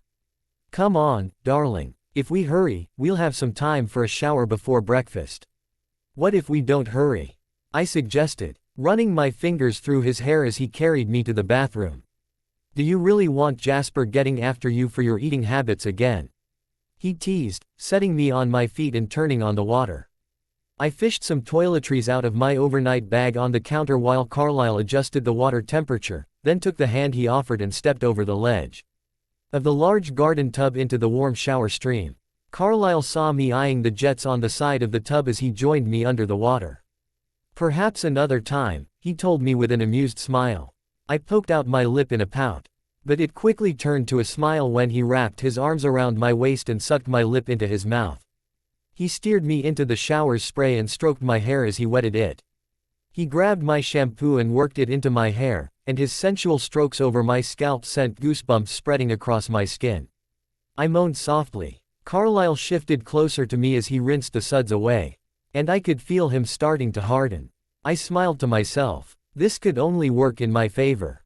When the soap had washed down the drain, I slid my hands up his chiseled chest and nudged him under the water. "My turn," I murmured. I stretched up and ran my hands through his soft hair. I loved the feel of the silky locks wetting under the hot water. Carlisle ducked his head so I could reach better. But it was still a stretch for me, so he knelt in front of me.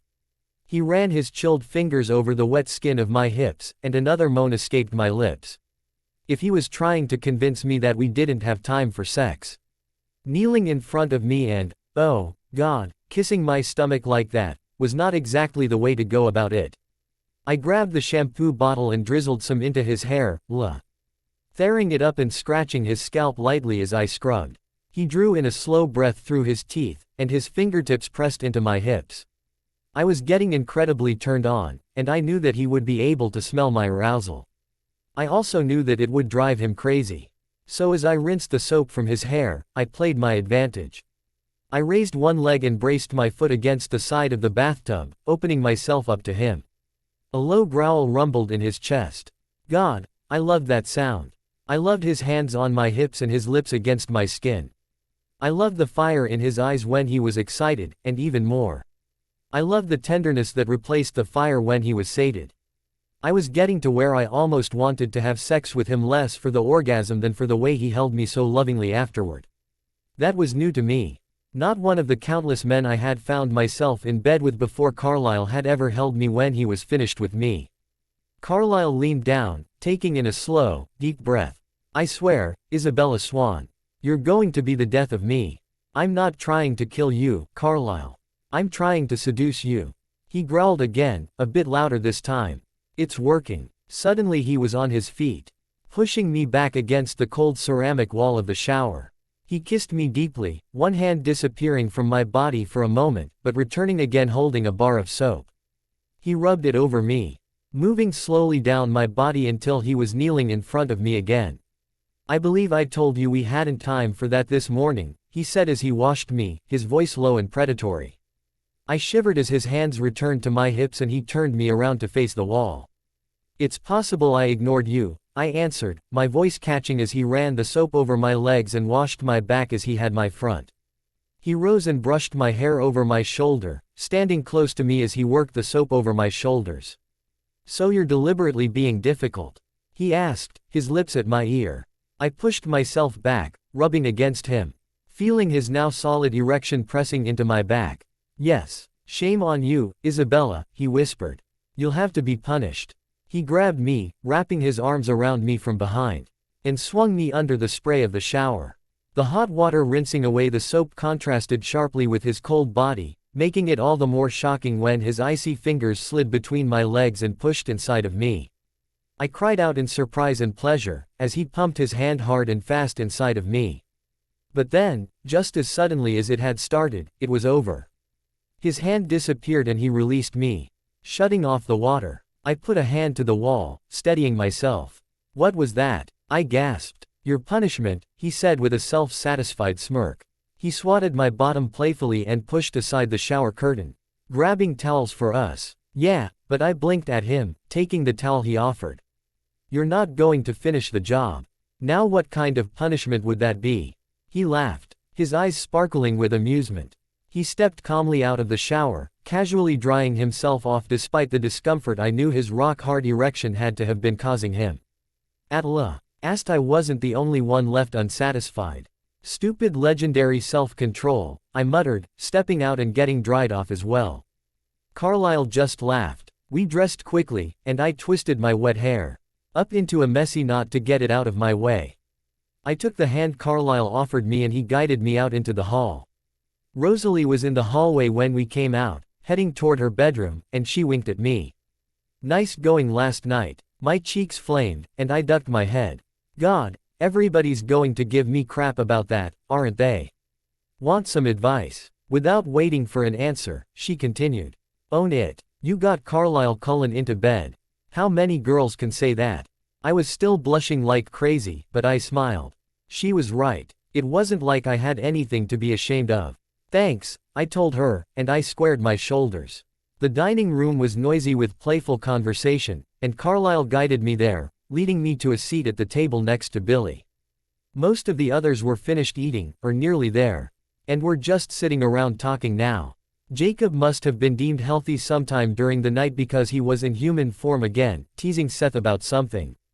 When I entered, he looked up and started clapping and the rest of the wolves joined in, whistling and hooting. I couldn't keep back the blush, but I tried to channel Rosalie's confidence when I grinned. I'm glad you all appreciated the entertainment. Bella, Jasper smiled as he entered the room, carrying a pot in one hand. I saved some grits especially for you. He smirked at me as he made his way to my side. Gee, thanks, I say dryly. He spooned a large helping onto the plate in front of me, and I stared at it in surprise. It looked good. It smelled good, too. What is this? I asked him, perplexed. Grits. What did you give me before? Before, I gave you plain grits. Boiled in water, no flavor. I thought you said it was just like your mama used to make. He smiled wryly. Mama, God rest her soul, was a terrible cook. We had a house girl to do that for us and this is how she made grits.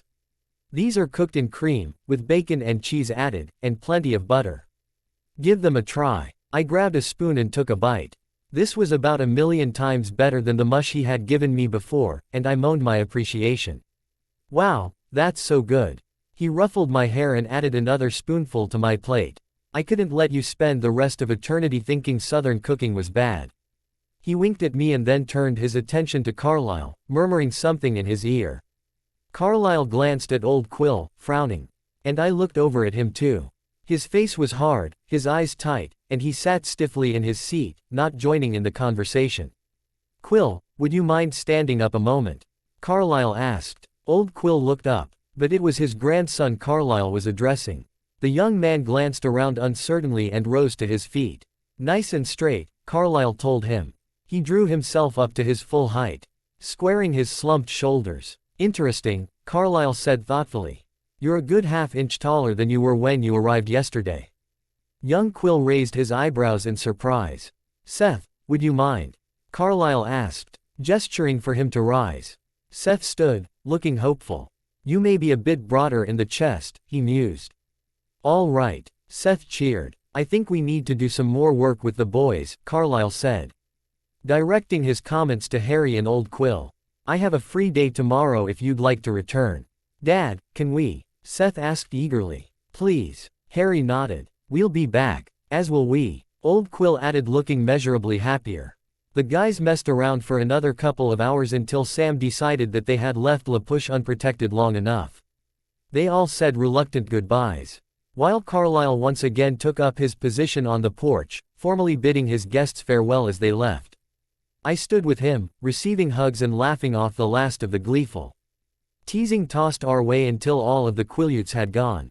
Once the house was quiet again, Carlisle tucked his hands in his pockets. Well, he said casually, I believe we need to have a family meeting. If you please. He ushered me into the house and moved to the now clean dining room table where the rest of the family was gathering. They all took what seemed to be their designated places around the table, Carlisle at the head, Edward and Esme on his right, Rosalie and Emmett to his left, and Jasper and Alice on the end. Rosalie had left an empty chair between herself and Carlisle, and she leaned toward me conspiratorially as I took it. Good job this morning, she smiled. I grinned back at her. Carlisle folded his hands on the table. Do any of you have thoughts on the party? It was fun, Emmett put in. And Rosalie nodded her concurrence. It was surprisingly amicable, Esme added. Edward, Carlisle asked. Any concerns? He shook his head. None. Their thoughts were positive. Feelings too, Jasper spoke up. Most are still a little guarded, on both sides, but I'd say it was a successful experiment. Alice squealed and clapped her hands. Does that mean we can do it again? It's a possibility, Carlisle said. Yes. Now, Carlisle said, his smile broadening as a hint of pride sparkled in his eyes. As you know, Isabella has decided that she would like to become a vampire and, he turned his glowing smile on me, has consented to be my wife. There were murmured congratulations all around and Carlisle reached for my hand. He gazed at me fondly, stroking my fingers with his thumb. I can't tell you how happy you've made me, he breathed. He squeezed my hand and turned back to the family. What we need to discuss now is timing. The final decision will be Bella's, but I would like to hear your thoughts. If you want to be able to have any kind of public relationship, it will have to wait a few years, Edward pointed out. True, Jasper drawled, but she fits with us now. If she waits, we'll have a 3-parent family.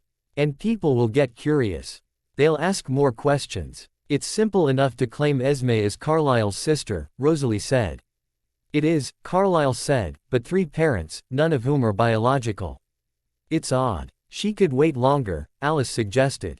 Maybe age until she's in her 40s so she could pose as a natural parent.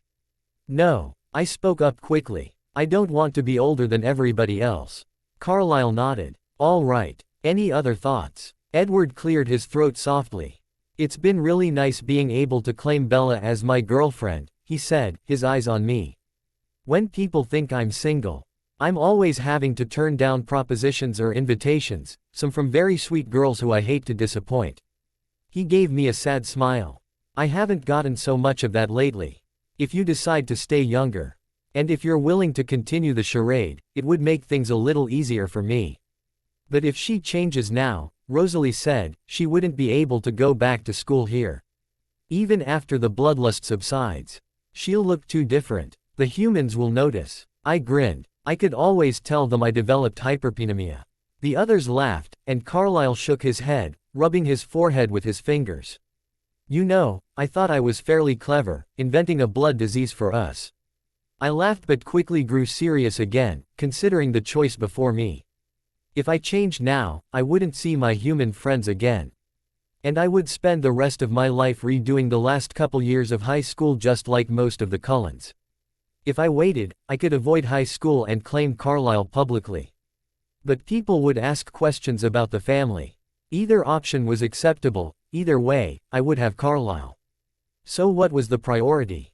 Having a public relationship with Carlisle or making it easier to keep the secret? I looked to Edward and Esme.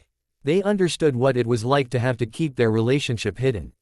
What would you do? They looked at each other for a long moment.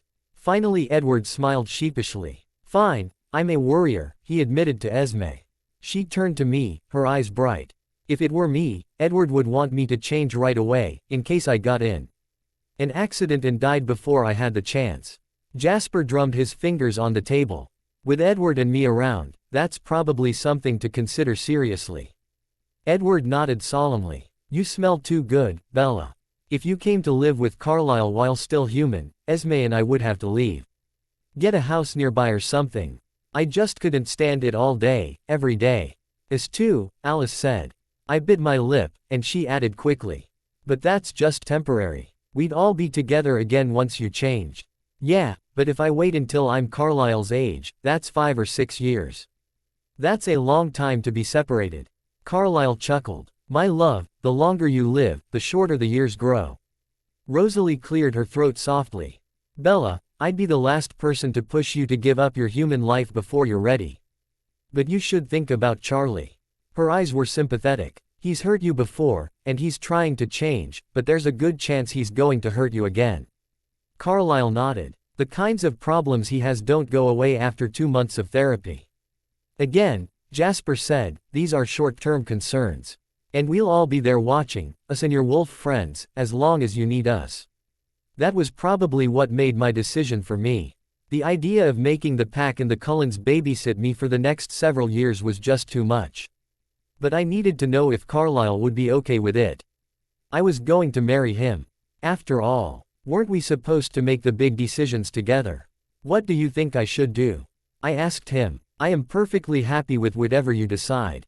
However, I do have to admit to a certain amount of paranoia. Edward's concern seems valid to me. He reached out and took my hand. I waited more than 300 years for you, Bella. I wouldn't want to lose you due to mere carelessness. Edward was nodding. So many things can hurt you. All humans are fragile, but you spend your time with vampires, werewolves, and abusive family members. Your life is one hazard after another. I bit my lip, turning my eyes on Carlisle. So you wouldn't mind if I wanted to change soon? He pulled me out of my chair and drew me into his lap. It would make me very happy. I bit my lip and smiled. Even though that means I'll be stuck the way I am forever. Bella, my love, you are the most perfect creature I've ever encountered. How could I possibly be displeased to have you remain perfect forever? I blushed and ducked my head. I want to do it soon. I don't want to wait. Alice squealed excitedly, but Carlisle put up a hand, and she silenced herself, pantomiming zipping her lips. There is one more thing I'd like you to consider, he said. I looked at him, biting my lip anxiously. I think it would be best if we marry before you change. My eyes widened. Before, he nodded. We can put it off until afterward if that's what you really want, but I think it would mean a lot to Charlie to be able to give away his human daughter. This could work, Alice said thoughtfully. We could plan the wedding for early June, right after the school year finishes. She smiled brightly. The lilacs will still be in bloom. I swallowed hard. I knew I wanted to be with Carlisle forever. But was I really going to be married before my senior year of high school? Emmett was nodding. That's good, actually. We can change you after the wedding and those first few months when you have to stay locked up. You can do home study and get your diploma. That would make it so you wouldn't have to return for school senior year, Esme agreed. Unless you'd like to. All of this can wait until next year if you want to graduate with your friends. I barely heard her. I was going to be someone's wife. Images of my mother flashed in my head, memories of her with Phil, and very old, fuzzy memories of her with Charlie. I wanted to throw up. I was vaguely aware of Jasper's voice saying my name, asking me what was wrong. I couldn't answer. My mind was swirling with thoughts of bruises, of broken bones, of screaming and begging from behind my mother's bedroom door. I could hear her voice, and the hard smack of fists hitting flesh, and it was too much for me. It threatened to drown me. I couldn't think of it. Couldn't let it drag me down, and so I used an old trick I hadn't had to call on in a while. 1, 2, 3, 4, 5, 6, 7, 8, 9, 10. 1, 1, 2, 3, 4, 5, 6, 7, 8, 9, 10. 2, 1, 2, 3, 4, 5, 6, 7, 8, 9, 10. 3, 1, 2, 3, 4, 5, 6, 7, 8, 9, 10. 4, 1, 2, 3, 4, 5, 6, 7, 8, 9, 10.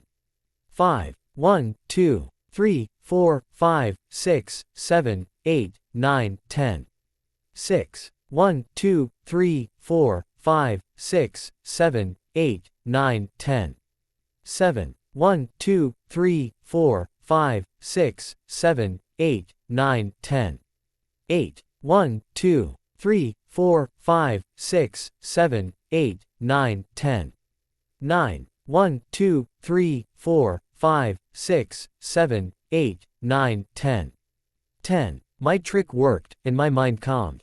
I snapped back into focus and noticed first that Carlisle was murmuring in my ear, low and comforting, his hand gently rubbing my back. And then I realized that there was an argument going on around me. "Come on, Jasper, do something." Emmett was grumbling. "No," he answered coolly. "She can handle it. Give her a chance." I raised my head and looked at Jasper, who was standing next to me now, his hand on Carlisle's shoulder. He raised a querying eyebrow, his stance calm and relaxed. "Coping mechanism. What?" He smiled. "The counting." I stared at him, surprised.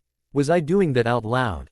"You were whispering." He took the chair I had sat in previously and moved it so he could sit facing us, bringing him down to my eye level. "You want to tell me what's freaking you out?" God, I felt stupid. "I'm fine," I said quickly, rubbing a hand over my face. "Yeah, you are. You're good at coping. But what was it that bothered you?" I glanced around the table at all of the eyes that were watching me warily. They had to think I was a serious freak. "There's no need to feel self-conscious," Jasper assured me. "We've all got scars, remember?" I took a deep breath. "Marriage." Jasper raised an eyebrow. "You don't want to get married?" "No, I do," I said quickly. Turning to Carlisle. "I meant it. I do want to marry you." He stroked my back gently, but his expression was studiously blank. "Bella, will you do something for me?" Jasper asked. I turned back to him, still feeling the weight of everyone's stares. "Okay." He seemed surprised by my ready acquiescence, and he smiled. "Thank you for trusting me," he said. "And hang in there. This may be rough, but I'll get you through it, okay?" I nodded. I knew he would. The difference between Jasper and Dr. Rhodes was that I always felt better when I was done with Jasper. I didn't know if that was because of the shorter sessions, or because I liked him, or just because he was better at this. It might have been all three. I want you to imagine being married. That wasn't hard to do. Just replace Mom with me in my memories. And there it was. I would be the one with the bruises. It would be me screaming behind the bedroom door. My heart was racing again, and my hands clenched around Carlisle's shirt. I was about to start counting again when Jasper spoke. "Now picture yourself married to Carlisle." That stopped me for a moment. I tried to replace Phil with Carlisle the way I had replaced Renee with myself. But it wouldn't go. He didn't fit the role. "I can't," I whispered. "Carlisle, don't jump to conclusions," Jasper ordered. Then, more gently, he said, "Bella, can you tell me why you can't?" "He doesn't fit," I said, feeling empty. "He's not like that." "He's not like what?" I swallowed hard. "Like a husband. Like Phil or Charlie." "Exactly," Jasper said approvingly. "Bella, when you think of marriage, what is it that you're thinking of?" "My mom," I admitted. He leaned forward, resting his elbows on his knees and folding his hands in front of him. "That makes sense. It's normal for people to create expectations based on what they learn from their parents." I glanced up at him from under my lashes, feeling grateful. Jasper was always telling me that I was normal or that what I was feeling made sense. I needed that. Of course, He usually followed that up by telling me that my experiences weren't typical and there was nothing to worry about. And, to be fair, so far he had been right. But that's not the way it is now, right? I asked with a forced smile, staring at my hands. He chuckled softly. You're a quick study. He unclasped his hands and sat back. Let's see if we can't help you visualize what it will be like to be married to Carlisle. Is that all right with you? I nodded, sneaking a peek at Carlisle. His face was still blank and emotionless, but his posture and movements were tense. Let's start with what we know. You've lived with Carlisle for a couple of months already, right? I nodded. What was that like? I looked at Carlisle again, holding his gaze this time. It was really nice. Can you be more specific? Jasper prompted. What did you do? He made me breakfast in the mornings. He'd go to work and I'd go to school. I thought for a moment, remembering long, pleasant evenings with Carlisle. We had dinner together at night, and we'd sit and talk or read together or hang out with you guys. And then we'd go to bed. That's really good, Bella, Jasper praised. Now let's think about how much of that will change. Obviously, once you're married and you become a vampire, you won't eat breakfast together in the mornings. I shook my head. But he'll still go to work, and why? We'll still go to school a good portion of the time. I nodded. You'll come home, spend time with us until Carlisle shows up, right? I nodded. Do you think you'll keep reading together? I chewed at my lip. I hope so. A small smile broke through Carlisle's blank mask. I hope so too, he murmured. He'll probably take you out a little bit more when you're ready, Jasper said. Symphonies, operas, plays, Carlisle likes those things. Do you think you might enjoy doing that with him? I nodded again. And you won't sleep, he pointed out. He grinned. But that doesn't mean you won't spend plenty of time in the bedroom. Hunting trips, Edward added before I could even blush. Hospital benefits, charity functions. Carlisle is always dragging us out to things like that. He likes to go for long walks, Rosalie added. Especially when the seasons are changing. Jasper was smiling at his family, and he turned back to me. What do you think? Does that sound like the kind of thing you signed on for when you told Carlisle you'd marry him? I laid my head on Carlisle's shoulder and snaked an arm around his neck. Yeah, good, Jasper said confidently. Do you think it would be all right if you went ahead and got married after the school year ends? Yeah, I whispered again. He smiled. I'm glad to hear that. Now let's talk about how we're going to prevent panic in the next few months. He leaned forward on his knees again. Every time you start to get worried about being married, just remind yourself that you're going to be married to Carlisle. Got that? I took a deep breath. Got it. You won't be just anybody's wife. You'll be Carlisle's wife. I nodded. Does that help? It helps a lot, I told him gratefully. Thank you. Any time, kid. He stood. Carlisle, you good? Yes, Jasper. Thank you for your help. I could feel the shift in his body as he relaxed and his lips pressed against the top of my head. My apologies, Bella. I hadn't considered your expectations about marriage. Sorry I'm so crazy, I muttered. I should be able to figure this out without Jasper holding my hand. You'll get there, Jasper said confidently. So shall we plan for a wedding in June? Carlisle asked gently. And just like that, I was panicking again. I didn't know the first thing about planning a wedding. Most girls would do this with their mothers, wouldn't they? But I didn't have a mother. Not anymore. I did have an Alice, though, and that was something most girls didn't get. I looked up at her, a pleading look on my face. Alice, you'll help me, won't you? She leapt out of her chair and ran around the table, throwing her arms around me. Of course I will. Rosalie rolled her eyes. She started planning it a long time ago. My jaw dropped open. You saw this coming. Not exactly. But I wanted to be prepared. These things take time. Oh dear. This wedding could get out of hand very quickly with Alice in charge of things. Nothing too elaborate, please, I begged. It'll be whatever you want it to be. But before we get started I have to know, will you want any human friends there besides the Quilliutes who know about us? That was easy to answer. I wasn't that close to many humans, and the few I called friends thought I was with Edward, not Carlisle. Just Charlie. I told her. In that case, I recommend June 10th. It's the day after school lets out for the summer, which is a little bit tight, but it will be warm and sunny all day. My heart skipped. The thought of marrying Carlisle in the sunlight, His diamond skin glittering under a cloudless sky, made me feel light and warm. That sounds perfect, I breathed. Great. That means I need my small, Summer, no humans book. I'll be right back. She darted up the stairs. Summer, no humans. Esme and Rosalie both laughed. She's been putting together books for every kind of weather and every possible contingency.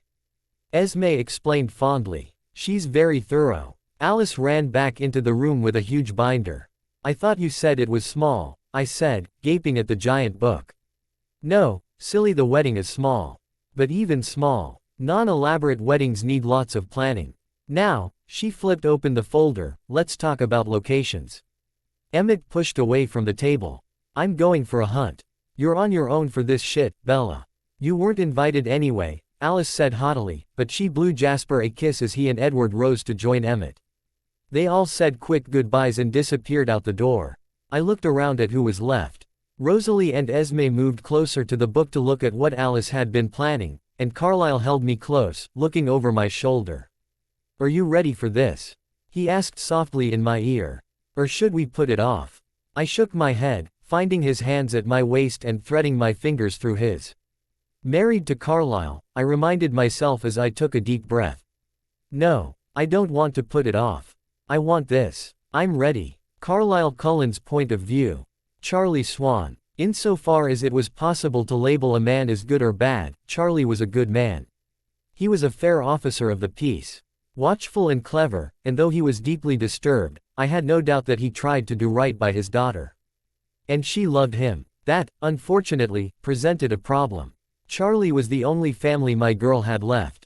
She depended on him, fretted over his welfare, and if she lost him now, she would be devastated. Which was why I hesitated to do what it was that I wanted to do. And why I had no choice but to do it. I would have to choose my words very carefully. I heard Edward step outside in the hallway and he tapped at my study door. Enter. He stepped through the door and closed it behind him, moving to sit in a chair across the desk from me. You're going to do it, then? Unless you have another idea. I don't. But it's a gamble and it may be unnecessary. Considering how often they get out this way. Charlie could be dead before the next time. I shook my head, laughing softly. It's bad policy to try to keep secrets from a mind reader, Edward. You should know that better than anyone. I know you think highly of them, but I worry that your trust is misplaced. I know my old friends. I know their failings. But they are good men, and if they are given their due respect, I believe they will be quite willing to work with us.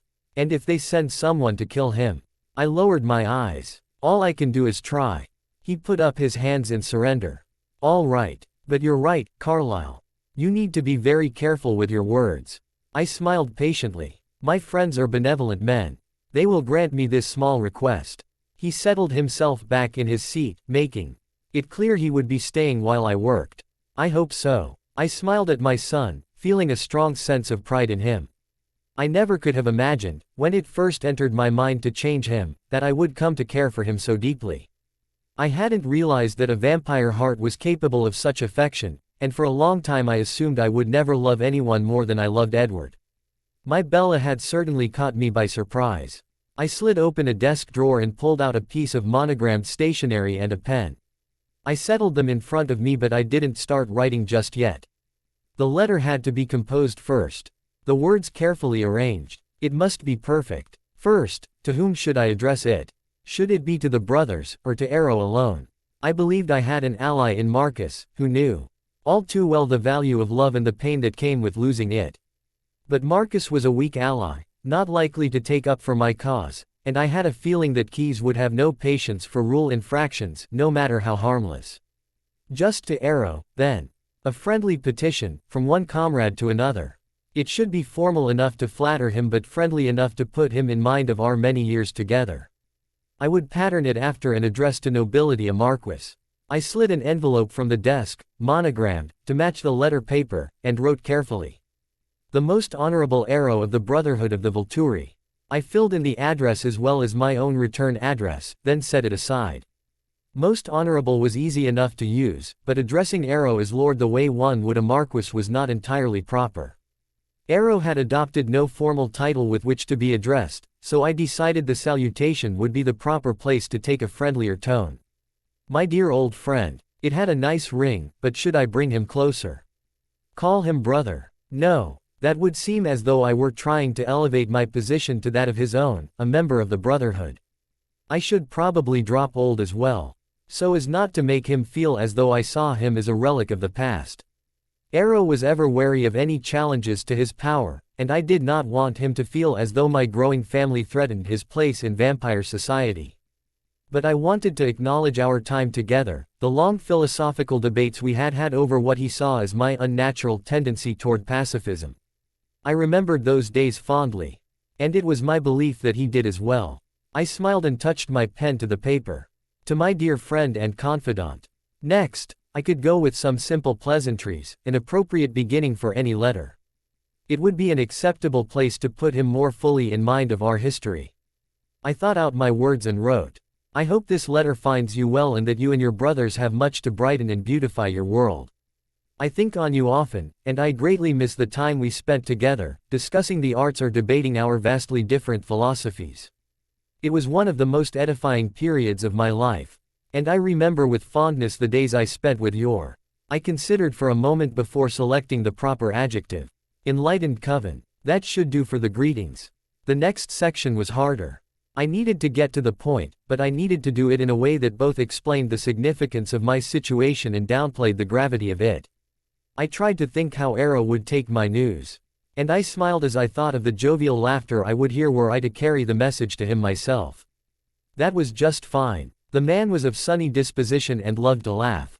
IWOULD give a nod to that part of his character now. My friend, I send in this letter news which I expect will bring you significant entertainment. Amused as you have always been by my affinity toward humans, I can only imagine how you and your brothers will delight to learn that I have fallen in love with one. She is a lovely creature, Arrow.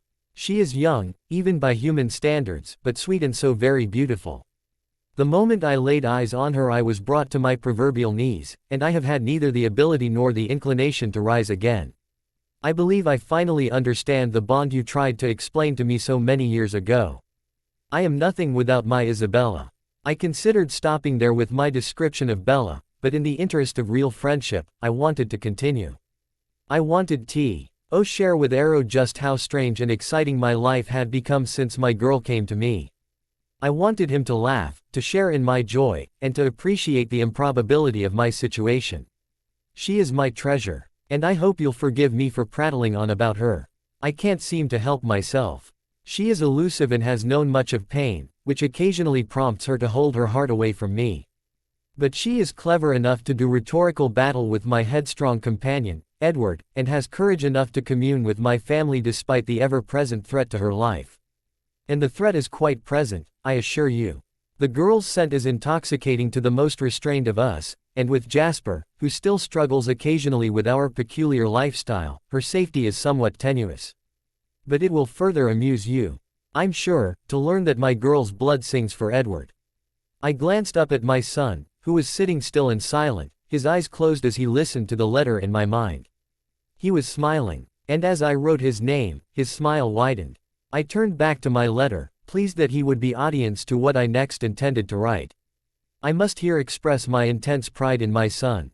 It has been monumentally difficult for him to resist the temptation of Isabella's blood, and I suspect he may have given in by now if not for his loyalty to me. I've never seen such restraint exercised. And I stand in awe of his strength. Faced with my own singer, I'm not sure I could do the same. Edward has gone beyond mere self-control and has become friends with the girl. The two of him are quite close despite the unusual circumstances. Can you imagine it? A vampire sitting side by side with his singer, teasing her and being teased in return. The two of them are as unlikely a pair as ever the world has seen. And yet a friendship has blossomed. This is what I love about the world, Arrow. There is always something to surprise me. At this point, I knew I should set Arrow's mind at ease regarding Bella. I had purposely withheld the fact that she would be changing in the hope that he would start getting used to the idea of a human knowing about us. It might be a vain hope, but after all, there were humans in Volterra, a fact that I intended to use to my advantage. I could not be more pleased to announce that my Bella has consented to be my wife. We will be married according to human customs. And shortly afterward she will go through the change and take on immortality.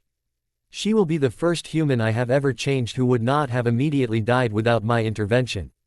And I had deep reservations about it at first. I can practically hear you laughing, Arrow, but you know very well that I found my own change quite horrifying and I have been loath to expose my mate to a similar experience. She has thought the matter through carefully, however, and has decided that this life is what she wants. I expect that will make all the difference when she wakes and finds herself so fundamentally altered. It was time to come to the point, and once again I found myself choosing my words carefully. I could not state this as the purpose of my letter, because that would negate any friendliness I had offered before. A favor, then. I would ask a favor. No, a personal favor. And now, Arrow, I'm afraid I must ask a personal favor from you, such as only you can offer. You see, as my Bella is such a young human, she still has ties to her human family. She has eliminated all but her relationship with her father, whom she holds quite dear. As I have courted my girl, I have come to know her father and have won, if not his approval, at least a grudging acceptance from him.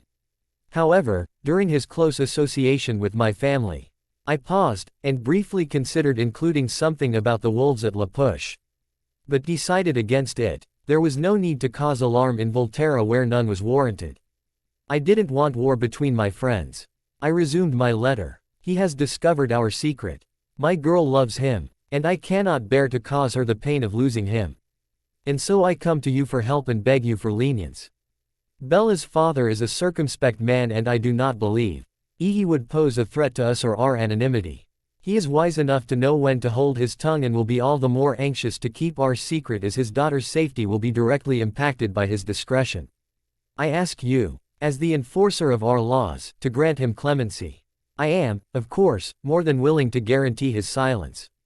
Should my trust be ill-placed and problems arise, I will accept full responsibility. Here was where I should remind him of the humans in Volturi. The way you and your brothers accept responsibility for the humans in your employ. I ask you to look on him the same way, my friend.